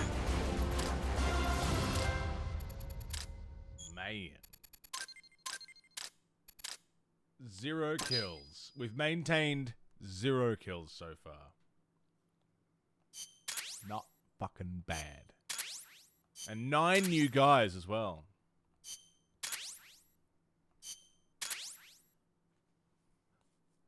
Banana fruta de oro. Snake, Amanda's reached the plant. Snake, Amanda, how do you feel? some first helicopter ride. I'll be perfectly happy if it's my last. As you can see, she's doing fine. I set Amanda up with her own frequency, so call her anytime you need to. If you have any questions about American bases or mercenary units, or about El Frente, just ask. And please, do not forget my compass and Chico. Don't worry. It's good to be working with you, boss. Snake, we can monitor her condition in sickbay. Sickbay. Remember to assign roles to any POWs you bring back to Mother Base. How this outfit gets built depends on who we assign to what jobs. That'll determine how Mother Base grows. It's one of your most important roles, boss. Can do that? Yeah, I know. Yeah, I know. Shut up. I get it. Whatever. Boss, The one more sick bay thing. and sick bay. God damn It's it, about Finn. sickbay. Naturally, we can use it for the sick or injured like we did with Amanda. But we can't expect people to get better without the proper treatment. Uh-huh. So I figure we'll need a medical team for that. The number of team members and their abilities will determine how quickly the sick and injured heal. They can also monitor everybody's health. Right. Prevention is the best medicine. You got it. Remember to wash your hands often and gargle twice a day, boss. If only I had the time. Wash your hands, everybody. Wash your goddamn hands, everybody.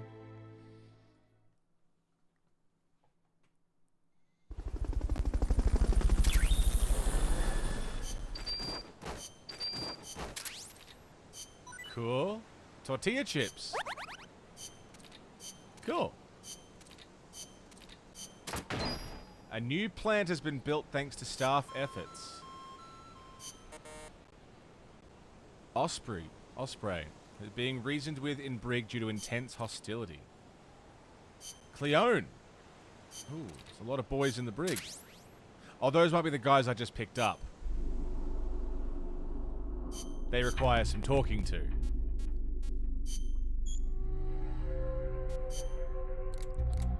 Yeah, these would be the guys I just grabbed from that tank unit.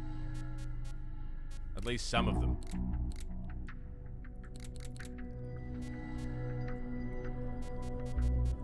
Alright, let's auto-assign. And then let's go through. You're clearly better suited to the med team. You're best suited... Put you in the mess hall team, actually. You're clearly better suited to the med team. It's about even, but I'll put you in the med team. Med team. You can stay here.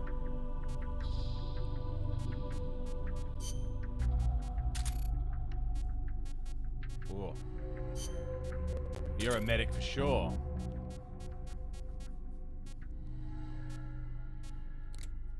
R&D. Is there anybody here who shouldn't be here? No, you're all pretty competent.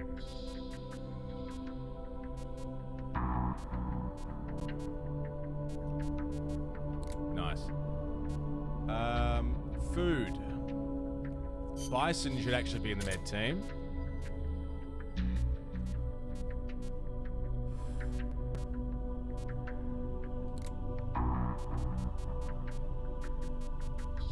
It's not bad.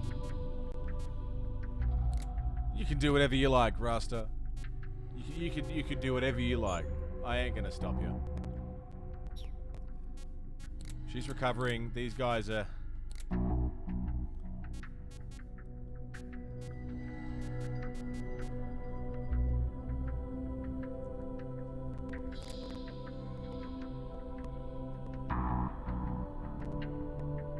South American medic? I don't get it. I don't get it. I don't get it. Should I get it? Am I missing the joke? Mix! Oh.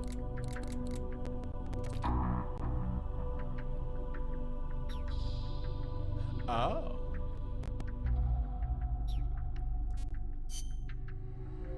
Euro. Oh. Euromedic. Thank you.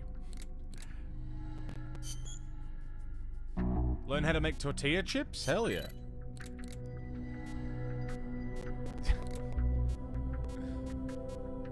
Lime soda?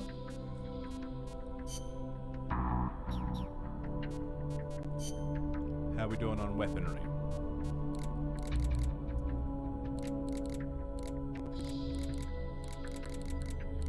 Haven't made enough strides in this yet. What do we get? R&D team level 42? Intel team. I don't even have an Intel team.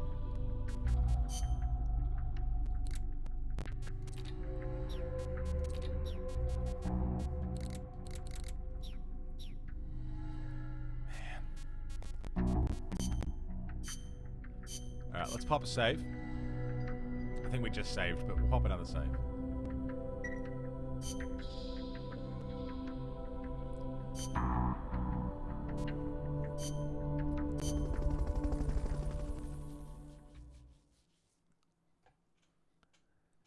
I could get some tortilla chips as well. I wouldn't mind some tortilla chips. Rescue Chico. Do we also have side ops to do? We do, a marksmanship challenge.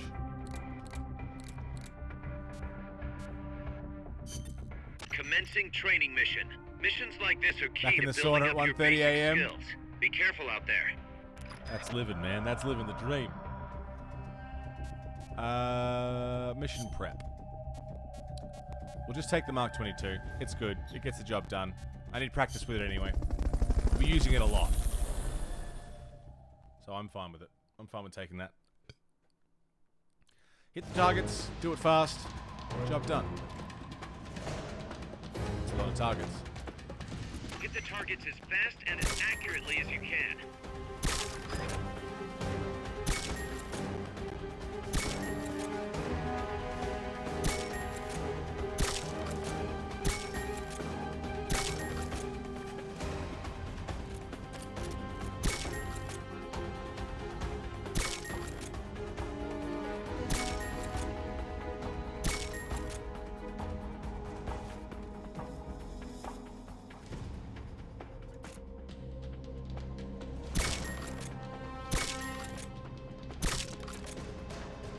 How many am I missing?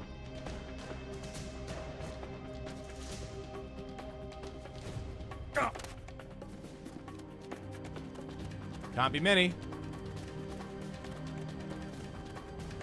Who's missing?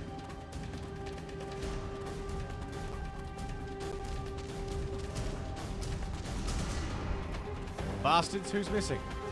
There you are, you fuck. Okay, you're done with that area.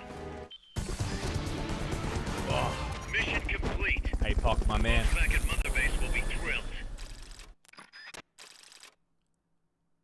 Hell yeah.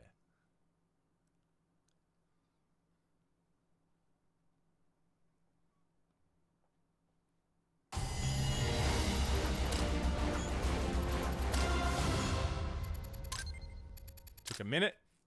$3,400. See? Fuck off. I am. Plod, this is so good. I'm so happy. Had issues with the late game. My wife for her birthday. Having around. No, that's all good, APOC. Send a happy birthday from us, yeah?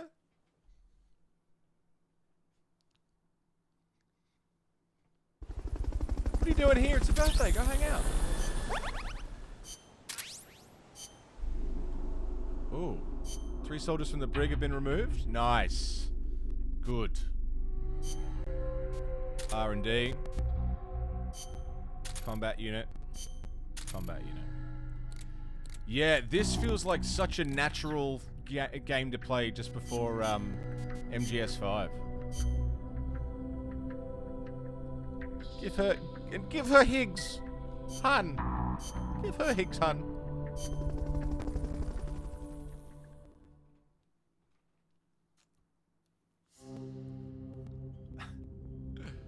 All right. I don't know how many side ops there are, but we've done what, 1, 2, 3, 4, 5 of them. Rescue Chico. Snake, the nukes appear to have left the coastal marshes and reached the mountains around Irazu.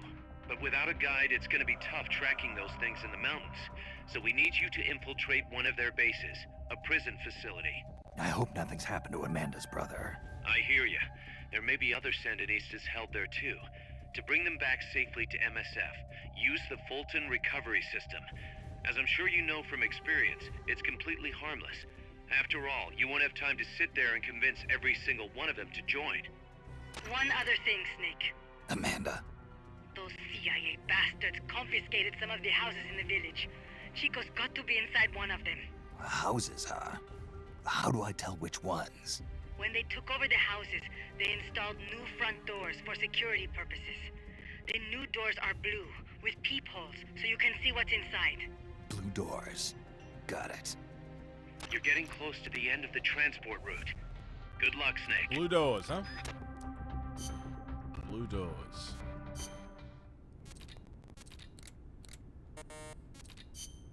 Oh boy. Listen to this. Rescuing Chico. Amanda, how do I get to the prison camp? First, head up the narrow mountain path. The path will gradually open up and you'll come to a fork in the road. Watch yourself up there. You'll be lower than the surrounding terrain, so if you head down the middle, you'll make for an easy target. Yeah, thanks for the heads up. Take the leftward path to reach the prison camp. All right. Well, we've been going for 6.5 hours. How about I go and take the last break of the day? It's been about an hour. I'm going to take the last break of the day. I'll chuck on some tunes. We'll do some break time shout-outs. And mostly, I've got to piss and I want a ciggy. So, quick piss break. Some tunes. I'll be right back. See you soon, everybody. Don't go anywhere.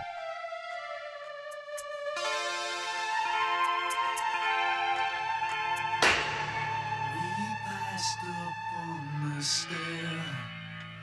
We spoke of was and when, although I wasn't there. He said I was his friend, which came as some surprise. I spoke into his eyes. I thought you died alone a long, long time ago. Oh no, not me. I never lost control. Your face to face with the man who sold the world.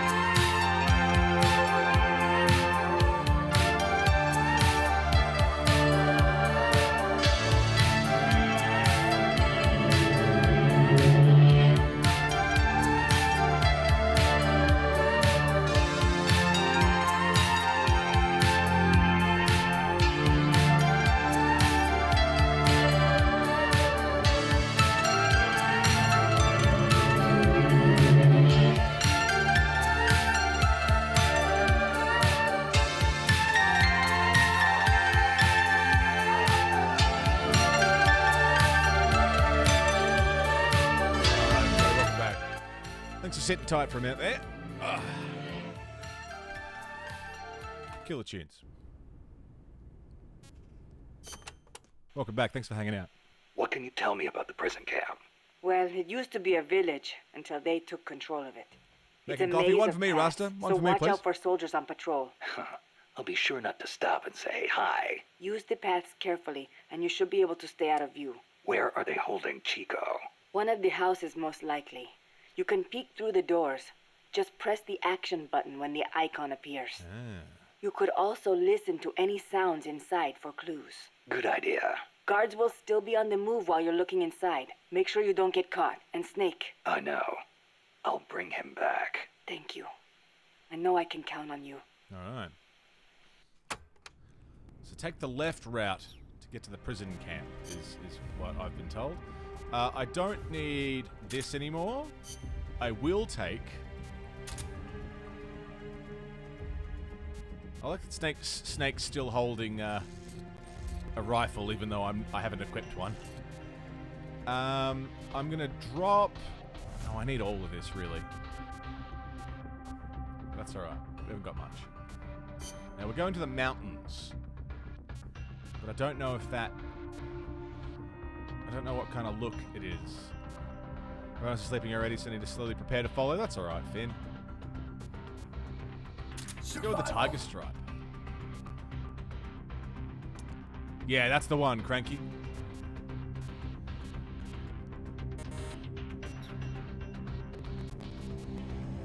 So we're following on immediately from, basically from the story of Snake Eater and Portable Ops. Dang. I could have sworn I had this image full screen. OBS keeps moving my shit around and I'm not happy about it. I think I'm going to have to update OBS today. Look what it keeps doing. It keeps fucking doing this shit. Has it changed?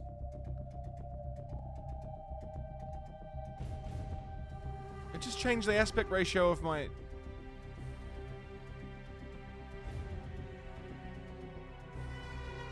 What the fuck?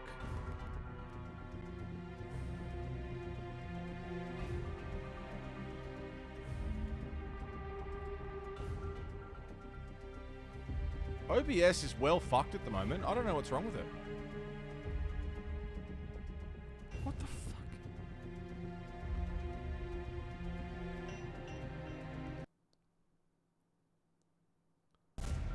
Takio, how you doing?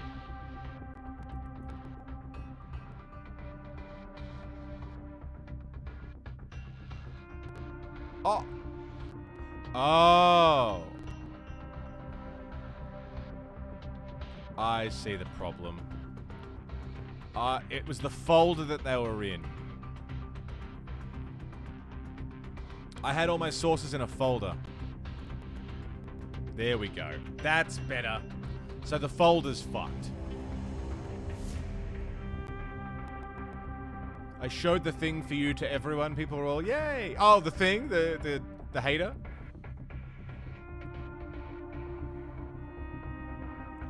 So cool. By the way, y'all should be checking out Finn Trovert. Finn's a fucking fantastic streamer. A very good friend of mine. Awesome, awesome stream. Please go and check him out. Oh, it's good to see you, Takio.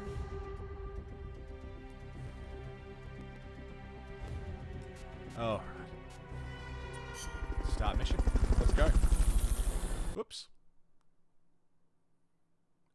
Oops. Where the fuck?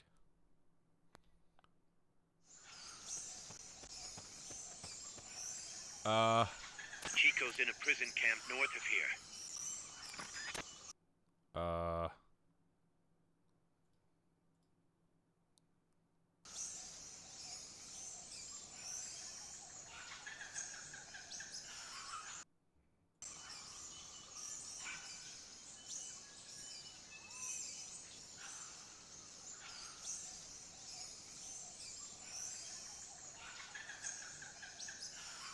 Stop! It keeps going into a folder.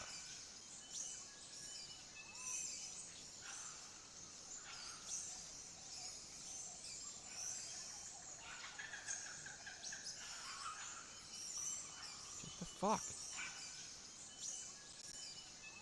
There we go. Monolith? The Monolith. Oh, man. Oh, man. Oh, Lith. Alright, how many Fultons have we got? 10. I'll keep them handy.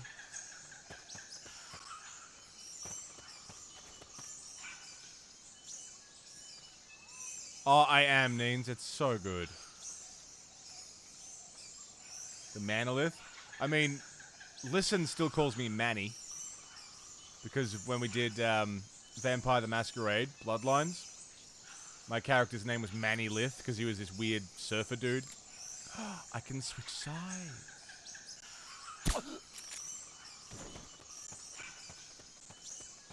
Not enough room, huh? We'll keep it here at the base.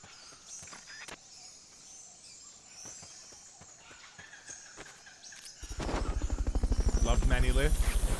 Yeah, bro. It's Manny Lith, man. Oh, dude, I'm a vampire and stuff. Fulton Recovery subject dude. confirmed onboard helicopter. Oh, man. Oh, dude.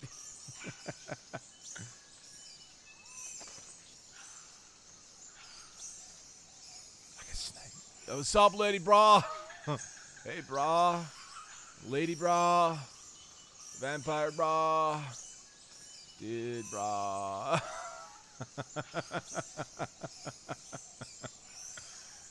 Manny was fun.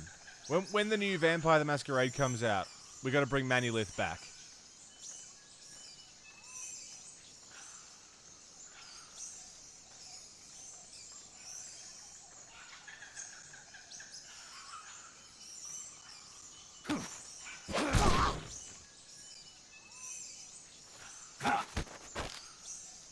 Start talking.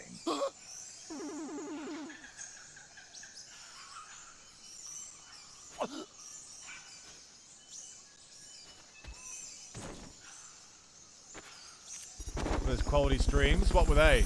Oh, the Vampire the Masquerade streams. Completely exposed. If I were the enemy, That was pretty good times. That.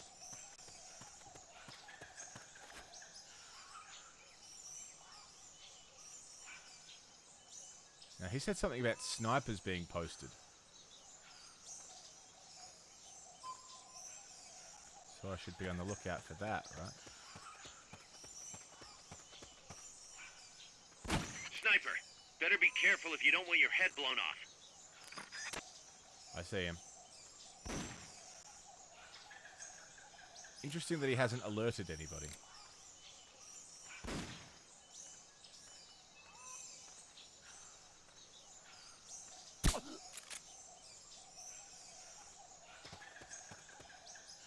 If you had something to stand on, you could probably reach that.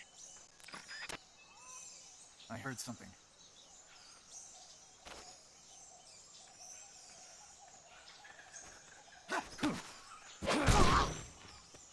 That was fucking quality.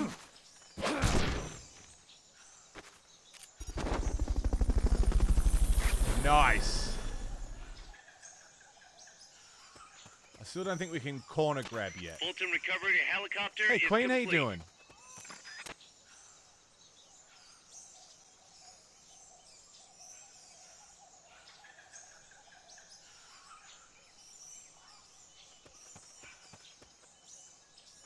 It's so good, Jamie. Have you played this one?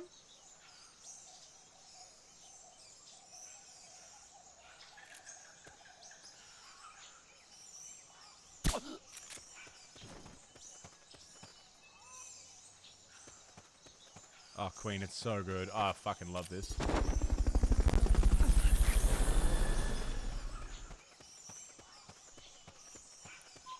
There are many things I love. Good. Surround yourself with the things you love, Finn. Makes the happy times.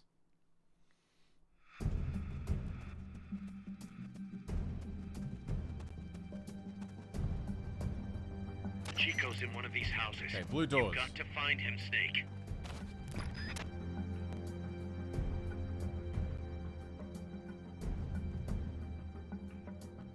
yours.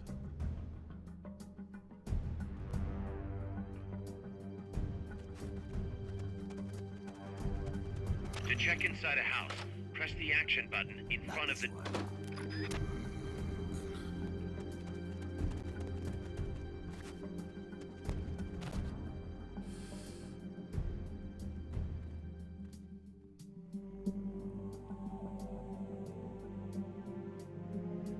Turn around. Turn around.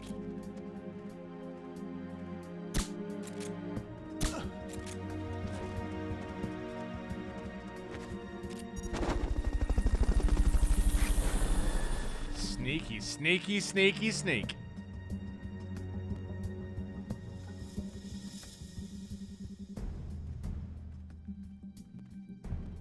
I am a very sneaky boy.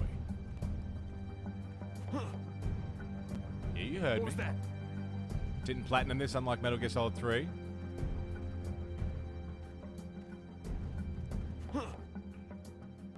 What the? It still looks good, considering this was a PSP game. It looks pretty good, pretty goddamn good. Come over here. We're under attack! No, we're not.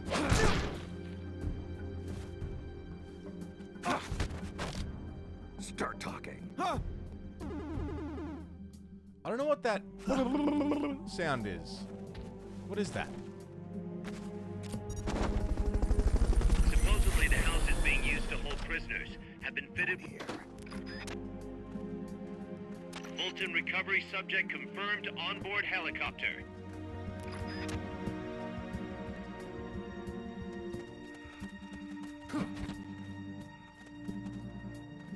Do you want to know it's not a spoiler? Yeah. Yeah, I would like to know.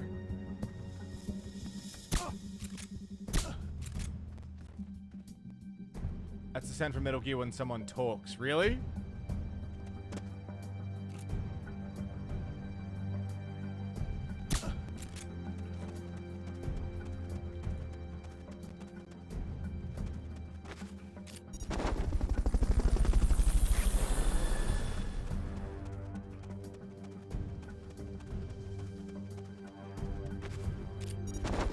At least when the conversation starts. So that's just the sound of them talking.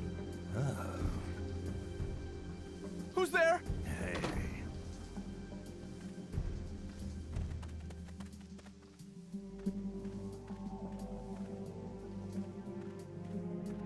These days, a throwback and a space-saving measure instead of having more lines. Right.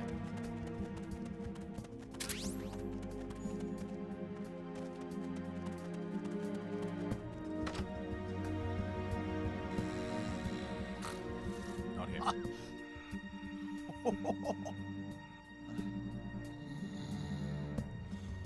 Not this one. I want to know what Snake's seeing.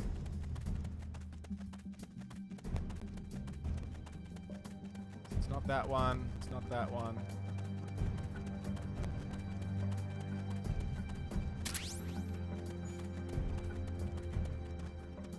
So where is it?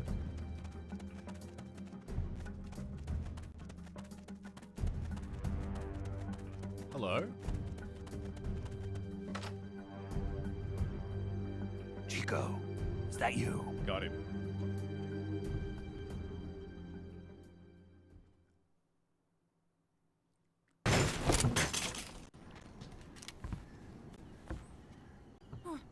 Who's there? Chico, it's me.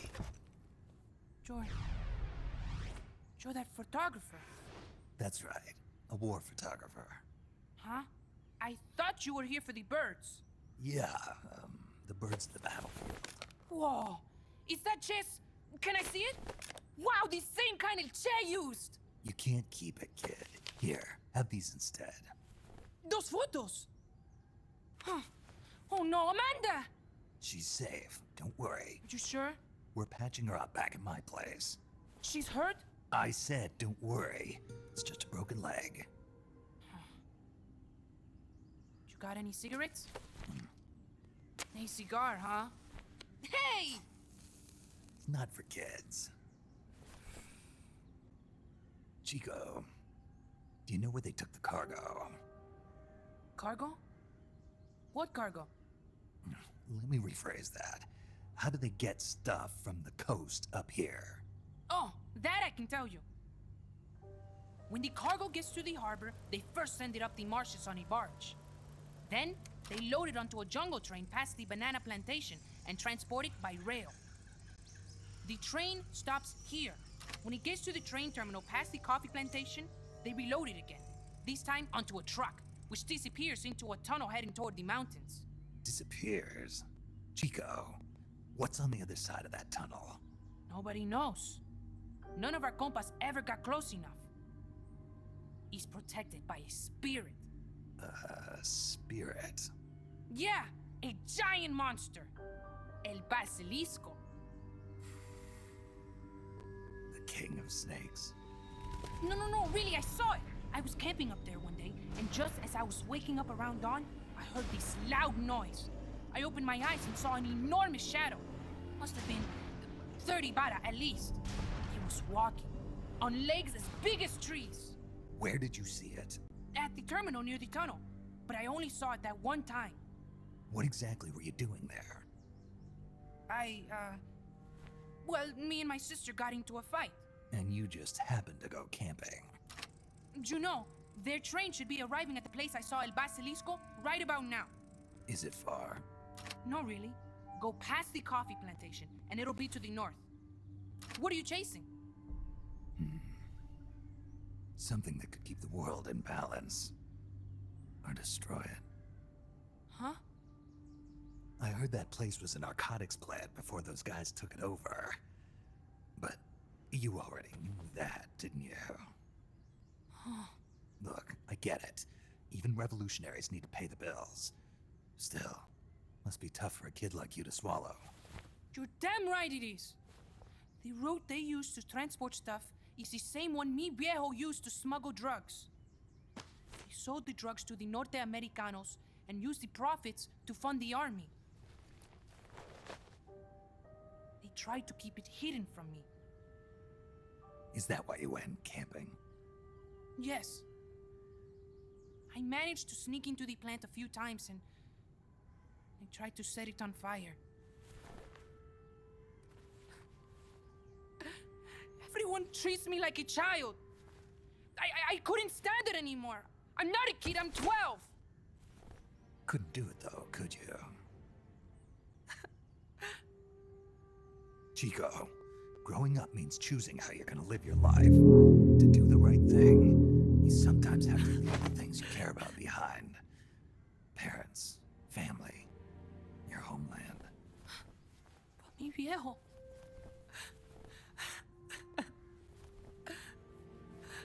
Papa. Chico, look at the photos. Mi viejo. He's gone. But there's one thing you don't ever leave behind. Your memories. Keep them safe. You want to get out of here, Chico? I do, but... Come back with me. Your sister's waiting for you. I can't go back. I can't face everybody. You told them where your compas are. I see.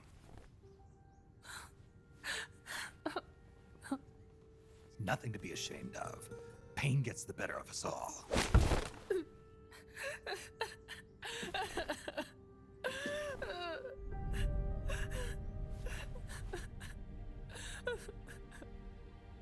I wish I was dead.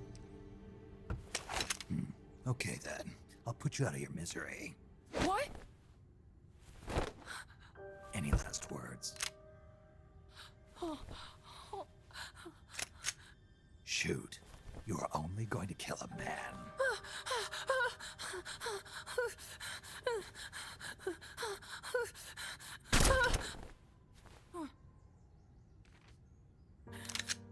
I just wasted a bullet. Don't waste your life. Listen to me, Chico. You died here today. You understand? You're hombre nuevo. A new man. Now, give that new life to me. Fight with me, little soldier. Show me how strong you really are. Dry your tears, then promise me one thing. No smoking until you get older. Remember, real heroes are never as polished as the legends that surround them. You got it, boss. Snake is fine. What's that?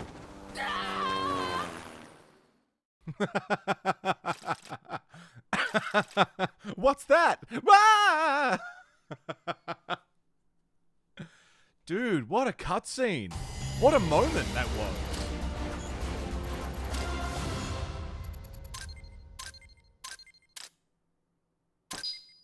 That was beautiful. And the faint music in the background as well. That was beautiful. Surprised you don't remember that. I don't remember that at all. It's been 3 years, and also the night that we watched Peace Walker cutscenes, we watched it like through Rabbit or something. I remember I was super fucking tired, and I was barely even like conscious for a lot of it. I was watching, but I picked up on some things. I was falling asleep at my desk. So there's a lot of this I don't remember. Snake, Chico made it over. Snake! Chico, you made it. Made it. Don't give me that. You say you're gonna give me a new life, and then you nearly kill me. I take it you didn't enjoy the trip. What's the big idea? Dragging me off in a balloon. I might as well have taken a Calibri. At least you got a nice view. Or are you afraid of heights? Whatever. I just wish you would explain it to me first. Would you have agreed to go if I did? Thank you for saving us, Snake. Amanda, a word of advice. What? Stop treating him like a child. Yes. Yes, I know. Yeah. You're right. I shouldn't. Amanda, you're coming back after your leg heals, right? Of course. We still have work to do. Deity, thanks for 10 months of Prime, man. I appreciate it. I'm sure you've Welcome got back. Chico's future in mind when you say that. What do you mean? We're sworn to our father's cause, to helping the revolution succeed. Revolution or no revolution, you pick up a gun and sooner or later you're going to hell. Are you prepared for that? I am. If the alternative is giving up the country I love, I'll take hell. Really? Well then, you're gonna have to stop treating Chico like a brother. Start treating him like a Start soldier. treating him like a soldier. Yeah. You're right. Welcome to Hardcore hell. XBL. What's going on, mate? Snake, can I ask you a favor? Shoot. You find any prisoners from El Frente, you bring them back alive. Cause... You're trying to make amends for talking. Not just that. Because they're compas. All right. But first, I've got to catch up to that cargo. I'll do whatever I can Music to help. again. Call me if there's anything you need to know about the area. And what? Let me know if you encounter any wildlife you've never seen before. Never seen before. What, like that basilisco you were talking about?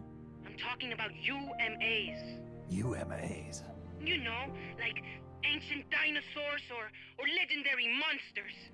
One day, I'm going to be a hunter. Is that right? Okay, sure. If you want to know more, I'm happy to tell you. Right. I'll be in touch, Chico. Okay, Snake. The enemy's cargo is headed for the next outpost, a rail terminal. Chico says no one's ever set foot past there. Their main base is probably on the other side of that tunnel. Unless we catch those spears before reaching it, they'll be in enemy hands. You've got to stop them. Hurry, Snake. Very interesting. Boss, I had an idea. Listen to this. Let me guess. You want to start running ads in the local gossip rags. Please, what do you take me for? I thought that with all the new guys we've got, we should get an intel team going. We'd send agents around the country to scout out different locations. That way we're better prepared, no matter where we end up. That's actually not a bad idea. They could probably develop recon equipment for us too. We could also have them transport goods and direct the mother base support strikes. You can send an item to a co-op teammate from the delivery menu. Dang.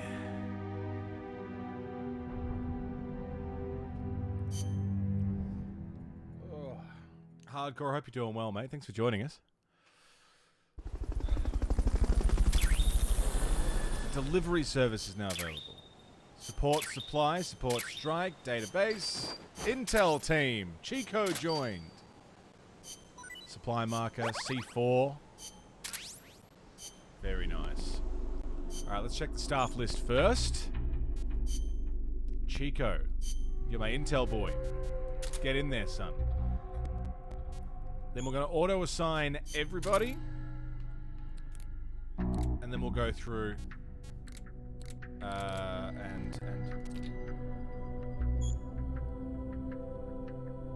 Oh, effect on missions. I forgot that they actually did stuff.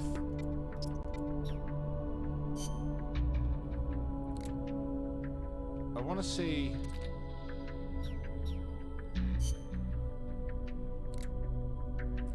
I want to see more details on them. Ah, that's how.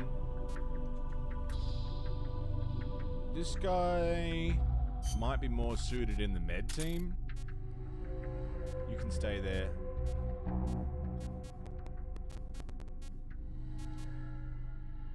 This seems pretty... Osprey's killing it. Cool.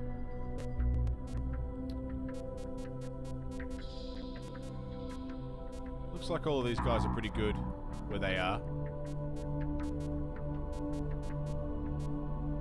Yeah, they can all stay there. Mess hall team. I'm keeping Miller in there because he's keeping everyone fed pretty well.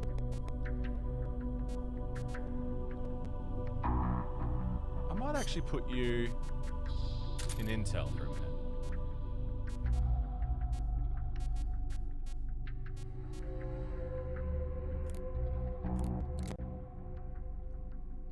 Cutscenes is a better option than more cutscenes. I mean, you're not wrong.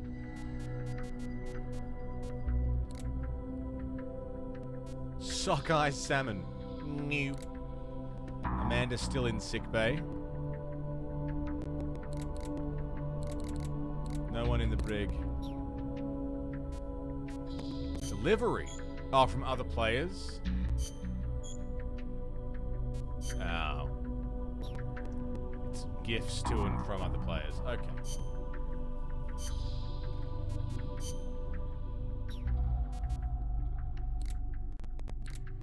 Finn, stop it.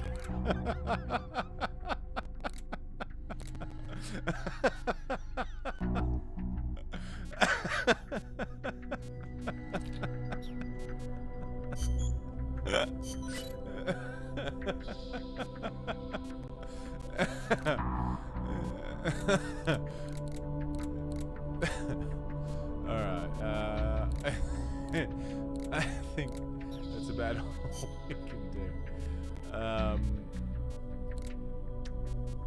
Can we get more Fultons yet? 18. No, 20. We need 24 people in the R&D department for that. Well, we won't be far off of that anyway. Other. More documents.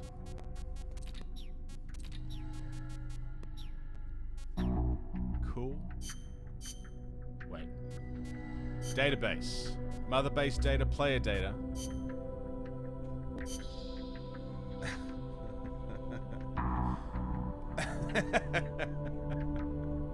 It's just so fucking... Can't help. 37 heroism, 10 missions cleared. Missions cleared with no alerts, missions killed with no kills. We haven't killed anybody.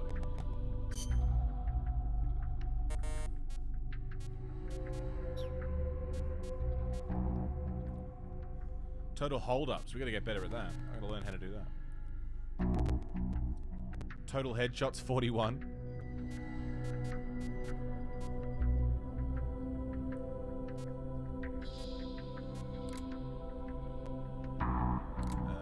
Insignias.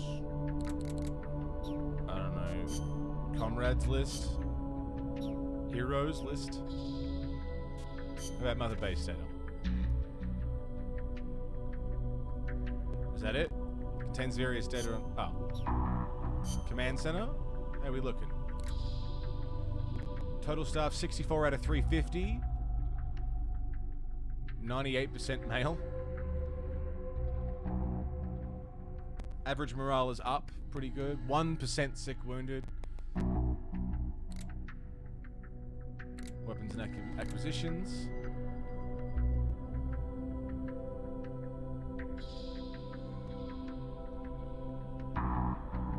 Aggravated damage you subjected them to. I haven't even called anything yet. Well, I guess, I mean, some of those missions didn't even have enemies in them. If it's counting side ops as well, that might be a thing. Because there's also the side missions. What do you get if you clone me 9 times and take the original and clones away in a truck? I don't know if it... What? A full-time extraction?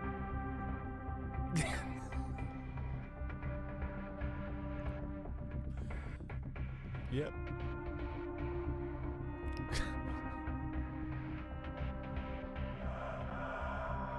Shut up.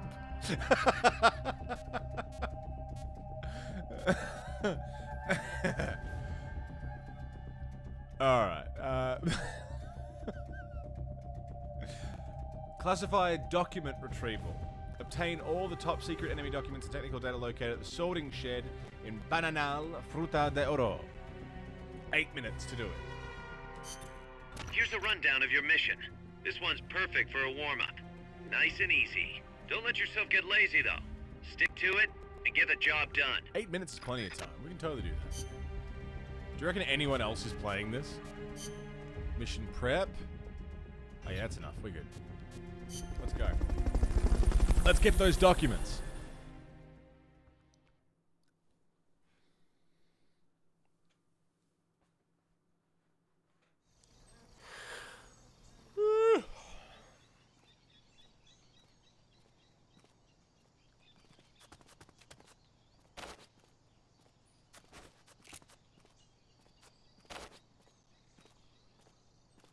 Come over here. What's that noise?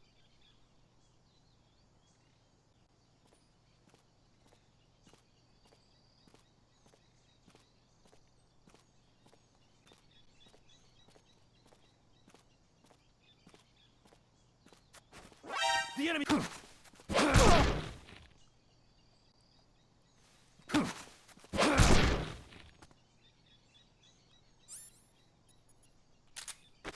You can charge your bed to watch. Mondo's off at any moment.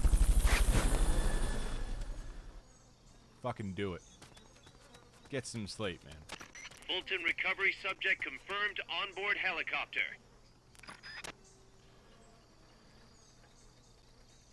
Yeah, this is fantastic. This feels like 5. This is like 5 mini.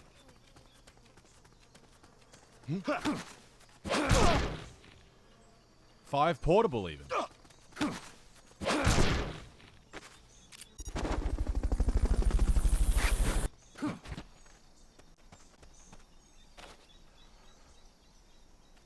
Fulton Recovery helicopter is complete. 5 with a tighter story, yeah.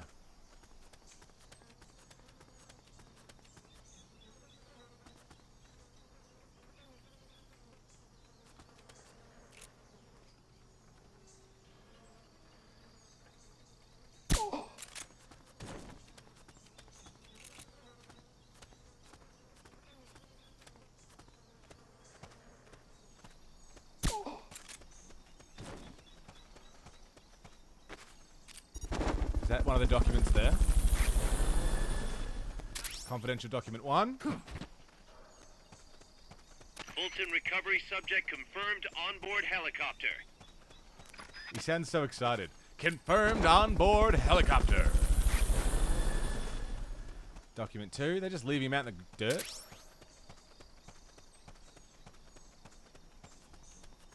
Squares? Oh, it's camouflage. Alright, I got 5.5 minutes to find 2 more documents. Oh no, 3 more documents. Garrus, welcome back. How you doing?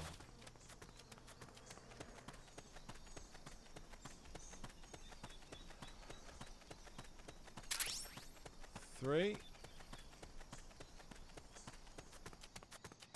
4.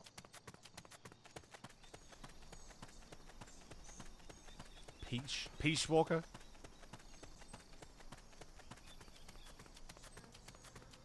Sneaky. Got it. Let's get out of here. Okay, you're done with that area. Head Peach for the Walker. goal. Where's the goal at? There it is. Chance on your bike ride? Nice. Keep it up.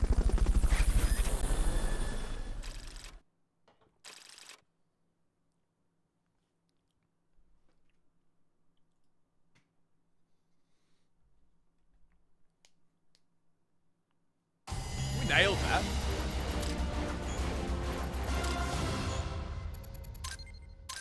Three minutes, no kills, no alerts. Fucking beautiful. Butterfly. Title given to soldiers who use mainly short-range weapons and favor taking down enemies with non-lethal force. That's me. Short range, non-lethal. Yeah, that's me. That's absolutely right. A report has arrived from the R&D team. Beautiful. We're having that problem again where I want to keep playing this offline. I don't want to end because I just want to keep playing. Played this before 5. Helped so much not be overwhelmed by 5 when I got to it. Yeah. Yeah, it would have helped a lot. Kangaroo to the med team. Otter to the combat unit. Hawk to the mess hall. Analyzer rank 2. Very nice. The Analyzer.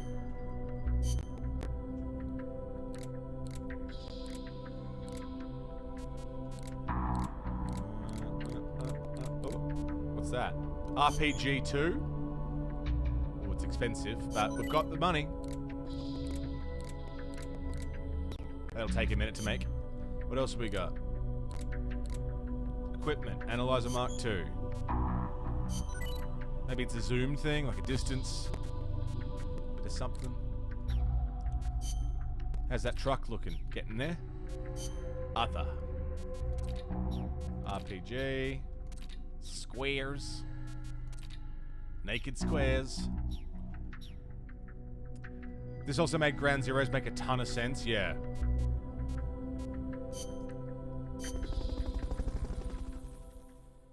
Oh, this is so good. I wish I had a PSP so I could play this, you know,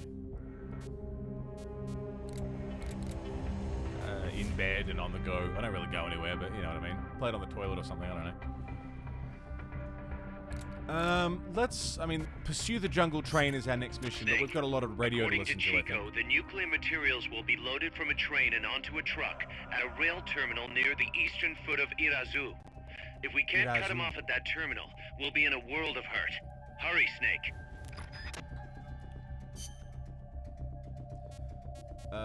Briefing files.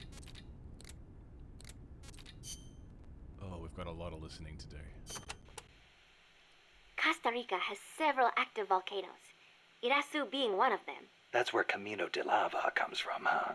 The tropical dry forests around here are quite different from our rainforests. They lose their leaves in the dry season. Tropical forests are not all thick jungles. A few of them even have cacti. Some of Costa Rica's greatest assets are its diverse forests and natural landscapes.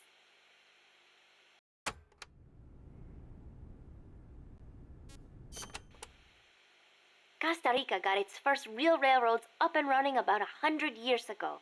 Their primary purpose was to move coffee harvested in the Central Basin to the Caribbean coast. They built railroads here 100 years ago? That's impressive. It was even more difficult than you would imagine. Later, they started using the railroads for shipping bananas too. There still might be some branch lines around here.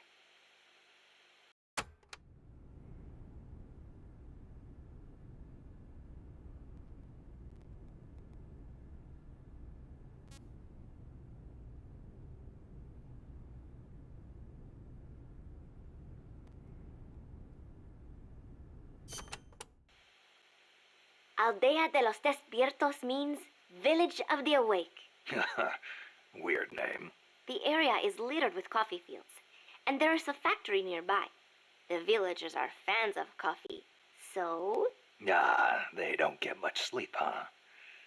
They've got a sense of humor, all right. I cannot believe they would take over a place like this and use it as a prison. It is unforgivable for both the CIA and the thugs they employ. All the villagers wanted was to live in peace.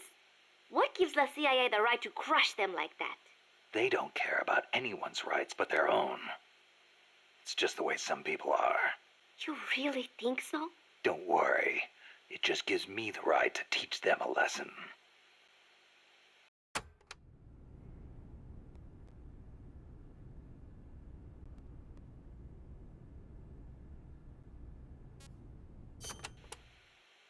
La CIA has taken control of this coffee factory too, all to produce its drugs. It was famous once for its fine beans. Cafe tal aroma encantado. Enchanting aroma, huh? See, once we have thrown the mercenaries out of Costa Rica, I know it will make wonderful coffee again. And then you must come and try some, Snake. Sounds great. I wouldn't mind a cup of joe after all this is over. Oh, wait. What is wrong? No, I just remembered this guy I knew who wasn't big on coffee. English. Get rid of that muddy water and get a cup of black tea down your gob, he'd say. That is too bad for him. It is delicious.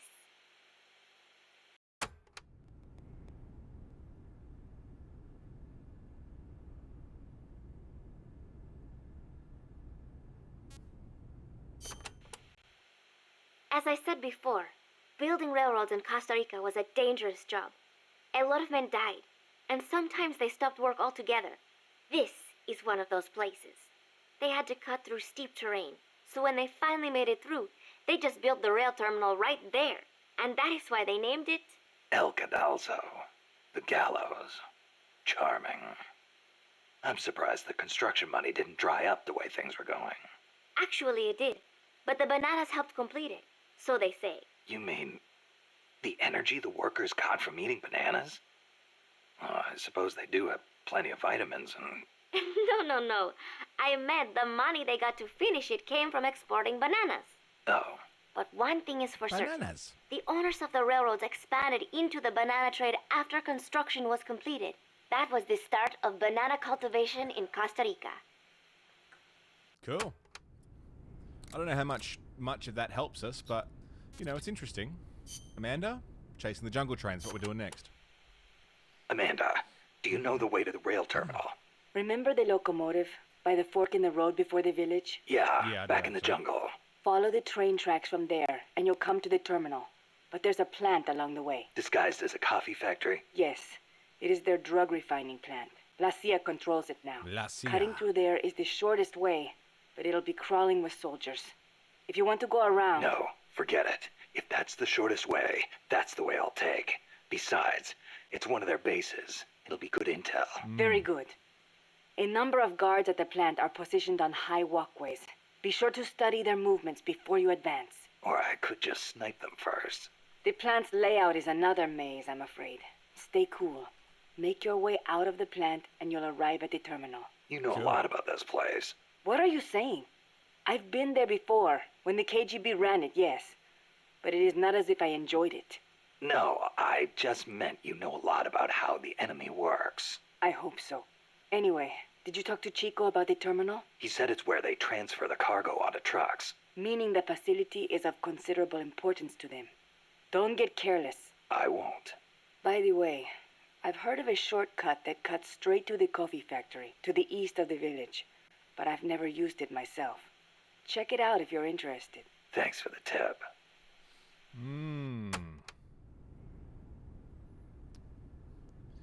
Good to know. Also, good to know that we'll be dealing with some shit. The supply staging point is at the eastern foot of Irasu. There's a rail terminal there. They'll probably transfer the nuke from the train onto a truck. Gotcha.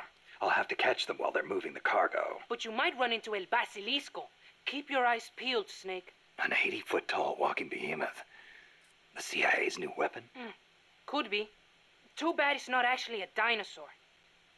I think they're testing it up at the base on top of the mountain. I met a guy in Russia who described it as a metal gear linking infantry and artillery. Metal Gear. I've got a bad feeling about this. Like maybe it's connected to everything that's happening here somehow. The nukes? You don't think... What else could it be? If it is up there, I'll just have to improvise. Either way, I won't know until I get there. Watch your back, Snake. Interesting. Miller's got some new information for us. Information about Che Guevara. So I hear Amanda mistook you for Che Guevara, Snake. That's not too bad, huh? Yeah, right. I'm not even worthy of polishing his boots. Don't be so modest. From where I'm standing, your men see you as a great man. As great as the century's most complete human being. That's Sartre, right? Well, there's hardly been a more iconic figure of his times than Che. Oh, he was more than that. He was a true revolutionary and a great warrior. I'm with you there. Can you believe that when he first went to Cuba with Fidel, they had only 12 guys with them? But they rallied. They brought in new recruits, won the support of the peasants, expanded their organization. And in the end, they overthrew the Batista regime. People flocked to them because they were honest. They won because they were strong. Those are the qualities that make men great. You know, we're kind of in the same boat they were back then. Here we are, a handful of mercenaries taking on an army backed by the United States. Yeah, we've got a long way to go. But we've got to keep on going. It's not just about winning in battle. You need to think about recruiting people and growing this operation. Got it. Alright. History of guerrilla warfare. Boss, did you ever read Che Guevara's book, Guerrilla Warfare? I can't remember if I got to that one or not. You should have. That's why I lent it to you. A lot of the guerrilla tactics it covers apply to WWE sneaking storyline. missions too. Che was one of the first people to articulate the theory of guerrilla warfare. T.E. Lawrence of Arabia, was another one. And Mao Zedong and his On Protracted War.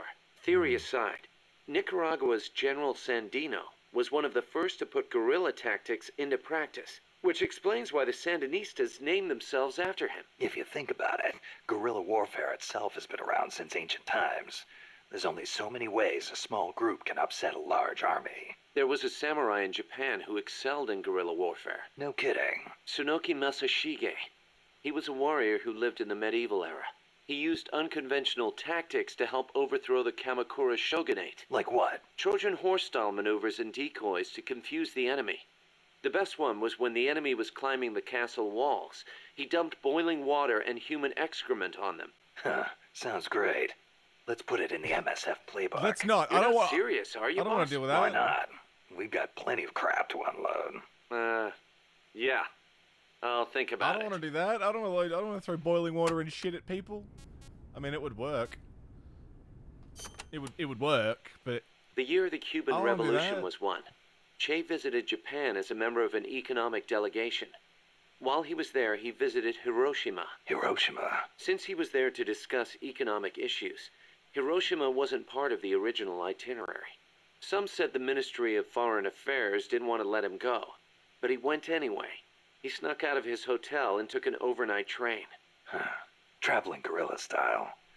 Sounds like Che, all right. He visited the Peace Memorial Museum and the Atomic Bomb Survivors Hospital.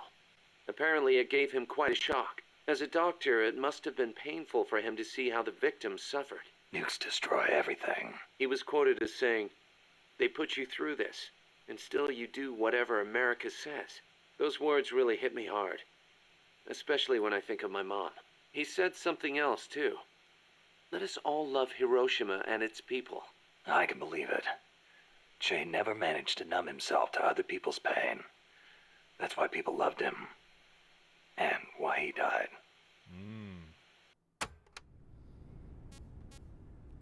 Scarf?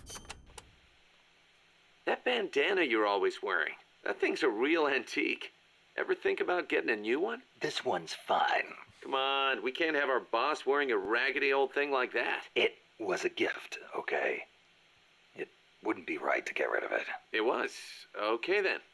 Speaking of which, Che supposedly had a black scarf he used to take everywhere with him. A scarf? One of his comrades gave it to him when he broke his arm in battle. Che used that silk scarf as a sling. And the comrade who gave it to him became his second wife. Alida, right? Even after his arm healed up. He never went anywhere without that scarf. What about you? You get that bandana from someone special? No, nothing like that. It's No, not at all. important to me. Not at That's all. It's not like it was the bosses or anything like that, or, you know. No. Oh, dude, there's so much information. Okay, enemy soldier types. Amanda Oh, and the her mix of crew history tell lessons me in they've fiction, managed yeah. to identify several different categories of mercenaries employed by the CIA. Give me a rundown. Sounds like Take it all with a info I grain could of salt, I use. guess, yeah. No 'cause it problem. I'll go blends through them fiction in with order. history.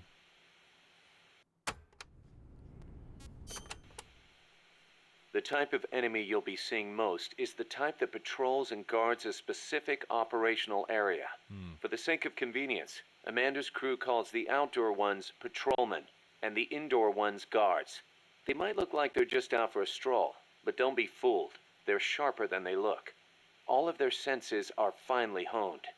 Normally, they'll patrol along fixed routes, but when the alert level is raised, they'll assume a more efficient alert posture and focus on defending specific points. That's bad for you. Obviously, they can hold their own in combat, and with body armor, it'll be even harder to take them down. If they're wearing a bulletproof helmet, you can forget about one-shot kills. Just a heads up. You'll need to be smart about using camo and pick your routes. The most important thing is to avoid detection. Easy enough. Commandos. When the enemy spots you and goes on alert, they may call in a backup strike team. These assault teams are heavily armed, well-trained, and highly dangerous. Amanda's crew calls them commandos. Unlike the patrolmen, these guys will actively, relentlessly track and hunt you down like hounds. Hounds to hunt a former foxhound. Bring it on. They won't give up easily even if they lose sight of you. They'll clear out any likely hiding places they come across. So don't get too comfy in one spot, or you might get caught again. Keep your eyes fixed on them and what they're doing. Also, be aware that commando gear includes body armor, so don't think you can deal with them by going in guns blazing. All I've got to do is find an exposed weak point, and... Exactly. Under the arms, in the face. Looked like their eyes were not covered, and like usually under like in your armpit kind of area.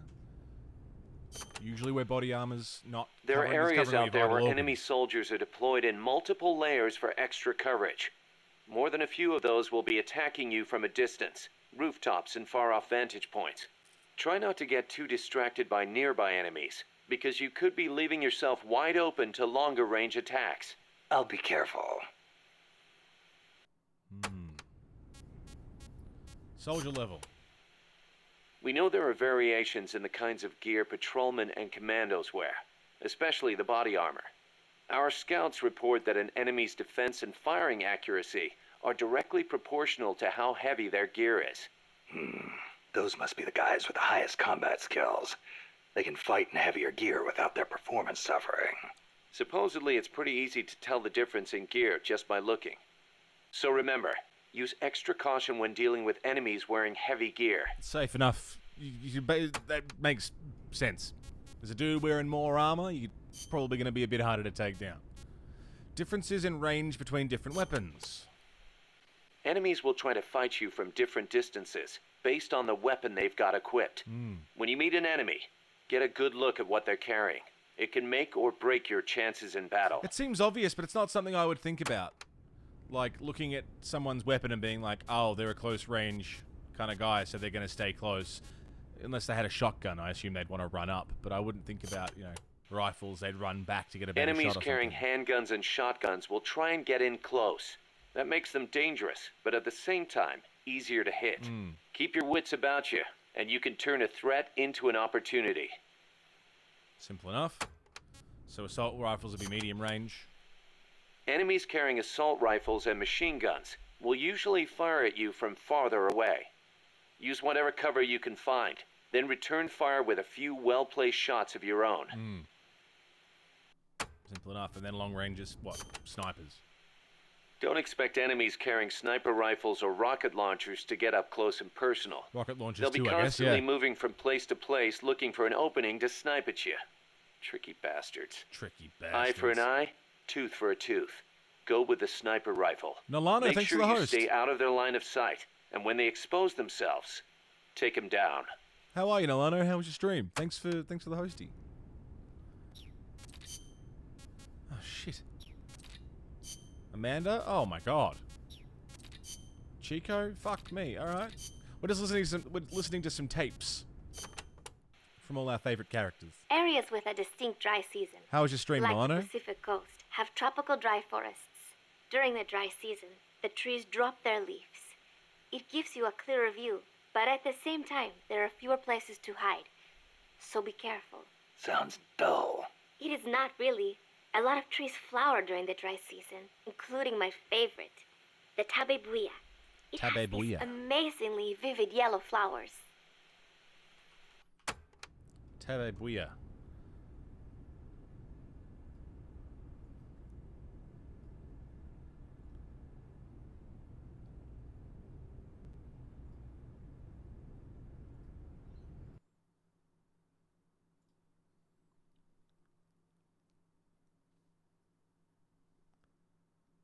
Except they're not. Oh, there's pink and yellow ones specifically. There you go. Went quite a bit over time, but thankfully so did you. Yeah, we're at what, 7.5 hours at this point? Still rocking on. Listening to some tapes and whatnot. Since Don't know how it was much longer we'll go founded, for, but my I'm country enjoying has just not once been able to choose its own path. getting all this information. First Spain, then America. Over 100 years of this. I know. In the 19th century, an American mercenary named William Walker seized power in Nicaragua. I'd heard he exploited rivalries between the political parties. Very Even improved, after we Nolano. It's expelled great. him, I'm the loving Americans this. sent in their Marines under the pretext of quelling political unrest. And the real reason? To intimidate the government and thwart the construction of the Nicaragua Canal. I'm absolutely adoring this so far. I thought the U.S. already has the rights to build a canal in Nicaragua. They never intended to build a canal there. They'd already started digging in Panama. A canal in Nicaragua would break up the Panama Canal's monopoly. Reason enough for America to stick its nose into our affairs. They snagged the rights so nobody else could build there. It was General Sandino who finally stood up to Los Yankees. Los Yankees. General Sandino waged a guerrilla war against the Marines, at last driving them out. He was a true hero, and to us Sandinistas, like a father. But when they pulled out, the Americans left us something to remember them by. The National Guard. Yes, La Guardia.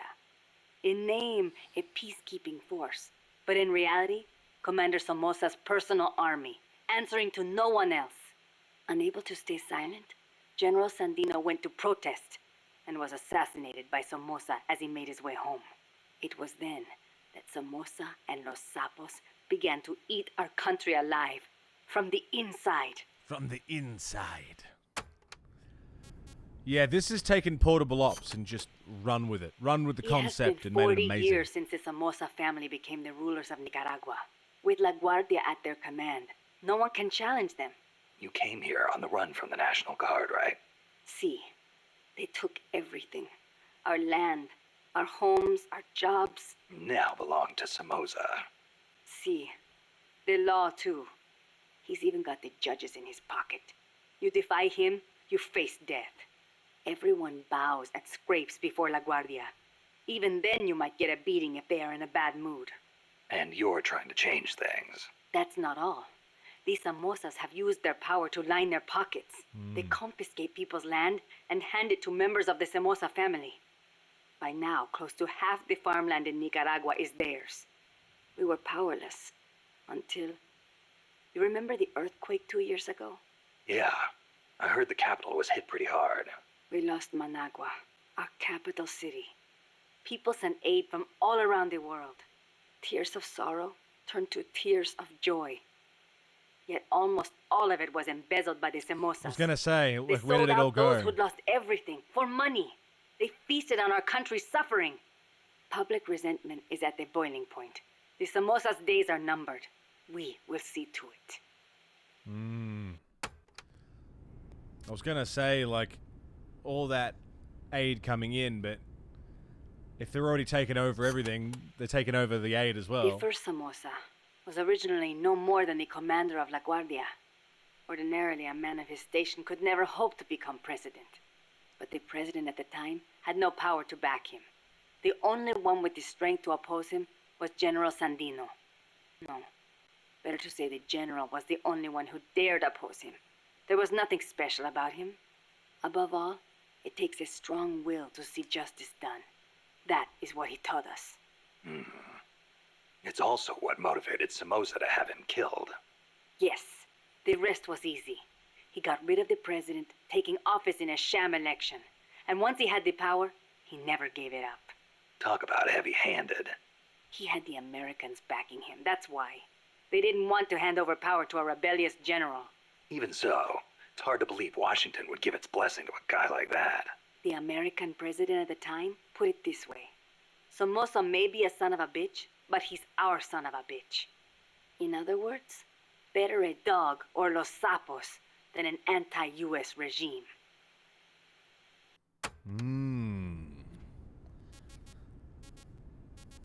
It's all piecing together, isn't it? The Managua earthquake. What year was this again? 74? The Managua earthquake struck 2 years ago, the day before Christmas Eve. Giant cracks opened up in the streets. Sleeping children were crushed in collapsing houses. Was the earthquake? No chance 72. to escape. No visit from Santa Claus. Thanks to Somoza, the old houses could not even get rebuilt. It was a nightmare. I heard the epicenter was right in the middle of the city. Even today, it's too dangerous to build on top of the fault line. The city center is still in ruins. And to make things worse, Somoza stole the recovery money. We must not fail. We owe it to those who lost their lives. We will defeat Somoza.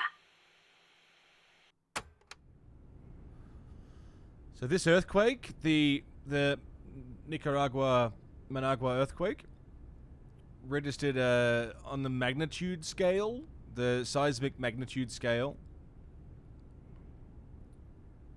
6.3. 6.3. 4,000 to 11,000 were killed. That's a big discrepancy. To not know where between 4,000 and 11,000 casualties. It's somewhere in that time it happened. Somewhere in that amount that sorry, I was looking at the time as well. Somewhere in that gap is the actual count. 200,000 were injured and over 300,000 were left homeless.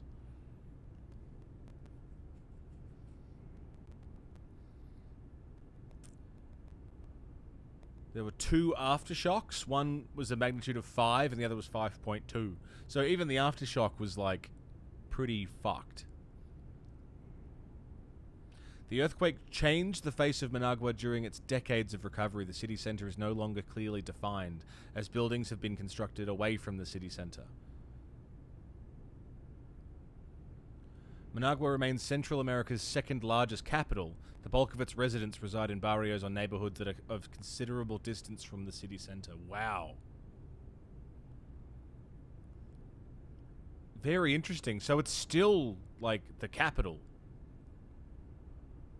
of Nicaragua, but most people don't even live there. They're quite away from it. That's crazy.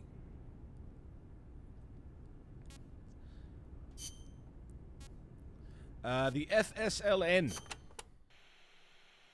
We are Sandinistas, the heirs of General Sandino's will. Sandino, the father of modern guerrilla warfare. To you, maybe. To us, he's more like a real father. That why you named yourselves after him? Of course. La Frente Sandinista de Liberación Nacional. The Sandinista National Liberation Front is named in his honor. We share the general's goal, to take back our country's freedom. In his day, from America. In ours, from the despot Somoza. Times have changed, but the song remains the same. Patria libre o morir. That is our slogan. El Che used to say the same thing, you know. Patria o muerte. The slogan of the Cuban Revolution. So, you're fighting for a socialist revolution too, then? No, it's not about ideology. We only want to live normal lives. We are sick of living in a country where you can be beaten for walking down the street, where you never know if your neighbor is snitching on you. Our goal is to give back the country to its people. Yeah. The Cuban Revolution started out like that too. We are few in number, but we will win. Victoria o muerte. For a revolutionary, there is no other fate. These guys had ties with Escobar? Really?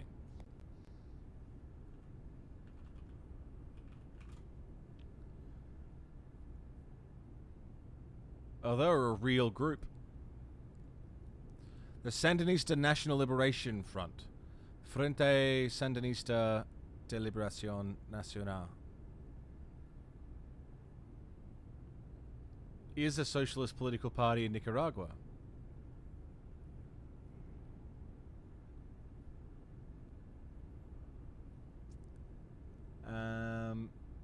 They're in Managua. Founded in 1961, these guys. I'm just looking at the wiki, so I don't know how much, you know, to trust, but...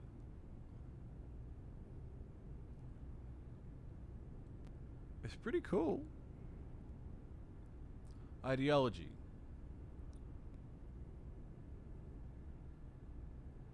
During the struggle against Somoza, the internal disagreements over strategy and tactics were reflected from infections, blah, blah, blah, blah, blah, blah. Well, hang on.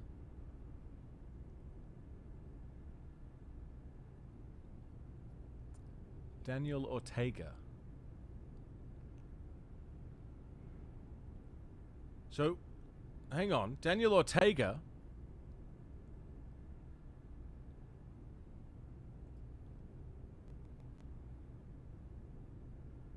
was one of the leaders of this group, and in 2006 he became president. Not of the FSLN. The FSLN also won 38 seats in congressional elections. Holy shit.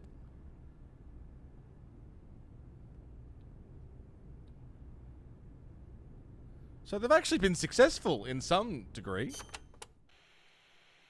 Augusto Cesar Sandino, general and hero of Nicaragua. 50 years ago, conflict broke out between the political parties of Nicaragua. The U.S. Marines intervened in the name of restoring order. The only one who refused to listen to their call for reconciliation was General Sandino. Huh. One man against the Marines. That takes guts. The general wasn't a professional soldier. Neither were his compadres. And they certainly could not match the Marines' equipment. But he used the land to his advantage, lurking in the fields and hills of Nicaragua, and using surprise attacks to harass the Marines. Guerrilla tactics. I know. I've read plenty of textbooks on guerrilla warfare. In the end, he drove them out. He was truly a role model for us. Yeah, but that was the 30s. Didn't the Depression have something to do with it? It takes cash to wage war. Perhaps. But there is no denying what the general accomplished. The people hailed him as the General de Hombres Libres, the General of Free Men. They loved him. And then he was assassinated by Anastasio Somoza Garcia, commander of La Guardia. The father of the current Somoza. Somoza had the Americans' backing. That is the way things were. Interesting. The general may be dead, and the times may have changed, but his will lives on inside each of us. So the Somoza We kept strong are the because sons America was and supporting daughters them. of General Sandino. More so. How's that for fucked? Dude, there are so many tapes. And that we've still got to listen to Chico's shit as well about all this stuff. We could leave this for tomorrow. So we're not sitting here listening to tapes all day.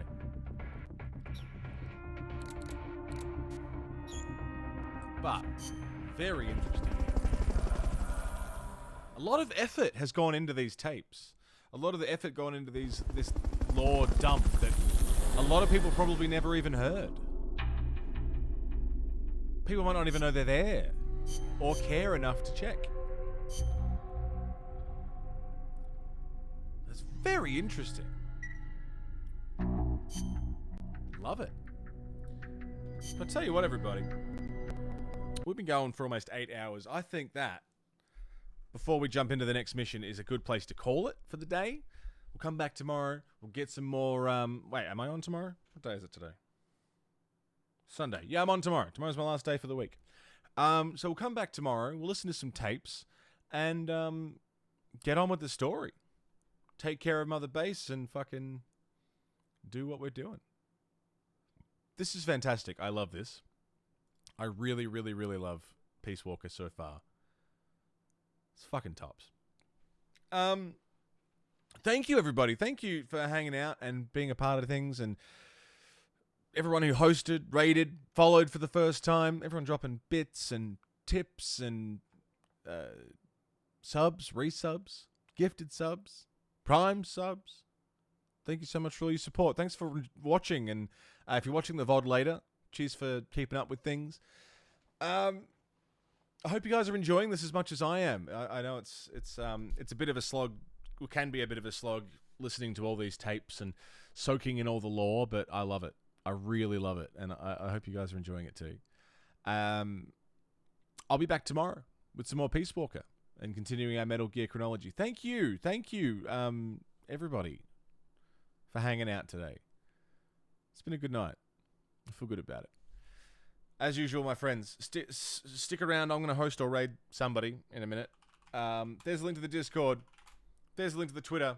Both great ways to keep up to date with the channel. Know when I'm going to be live. Know if I'm not going to be live. Whether we're doing community nights or watch parties in Discord or whatever. Discord, Twitter.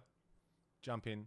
If you haven't followed, follow the channel so you can be here for the next show, which is tonight. It's going to be great.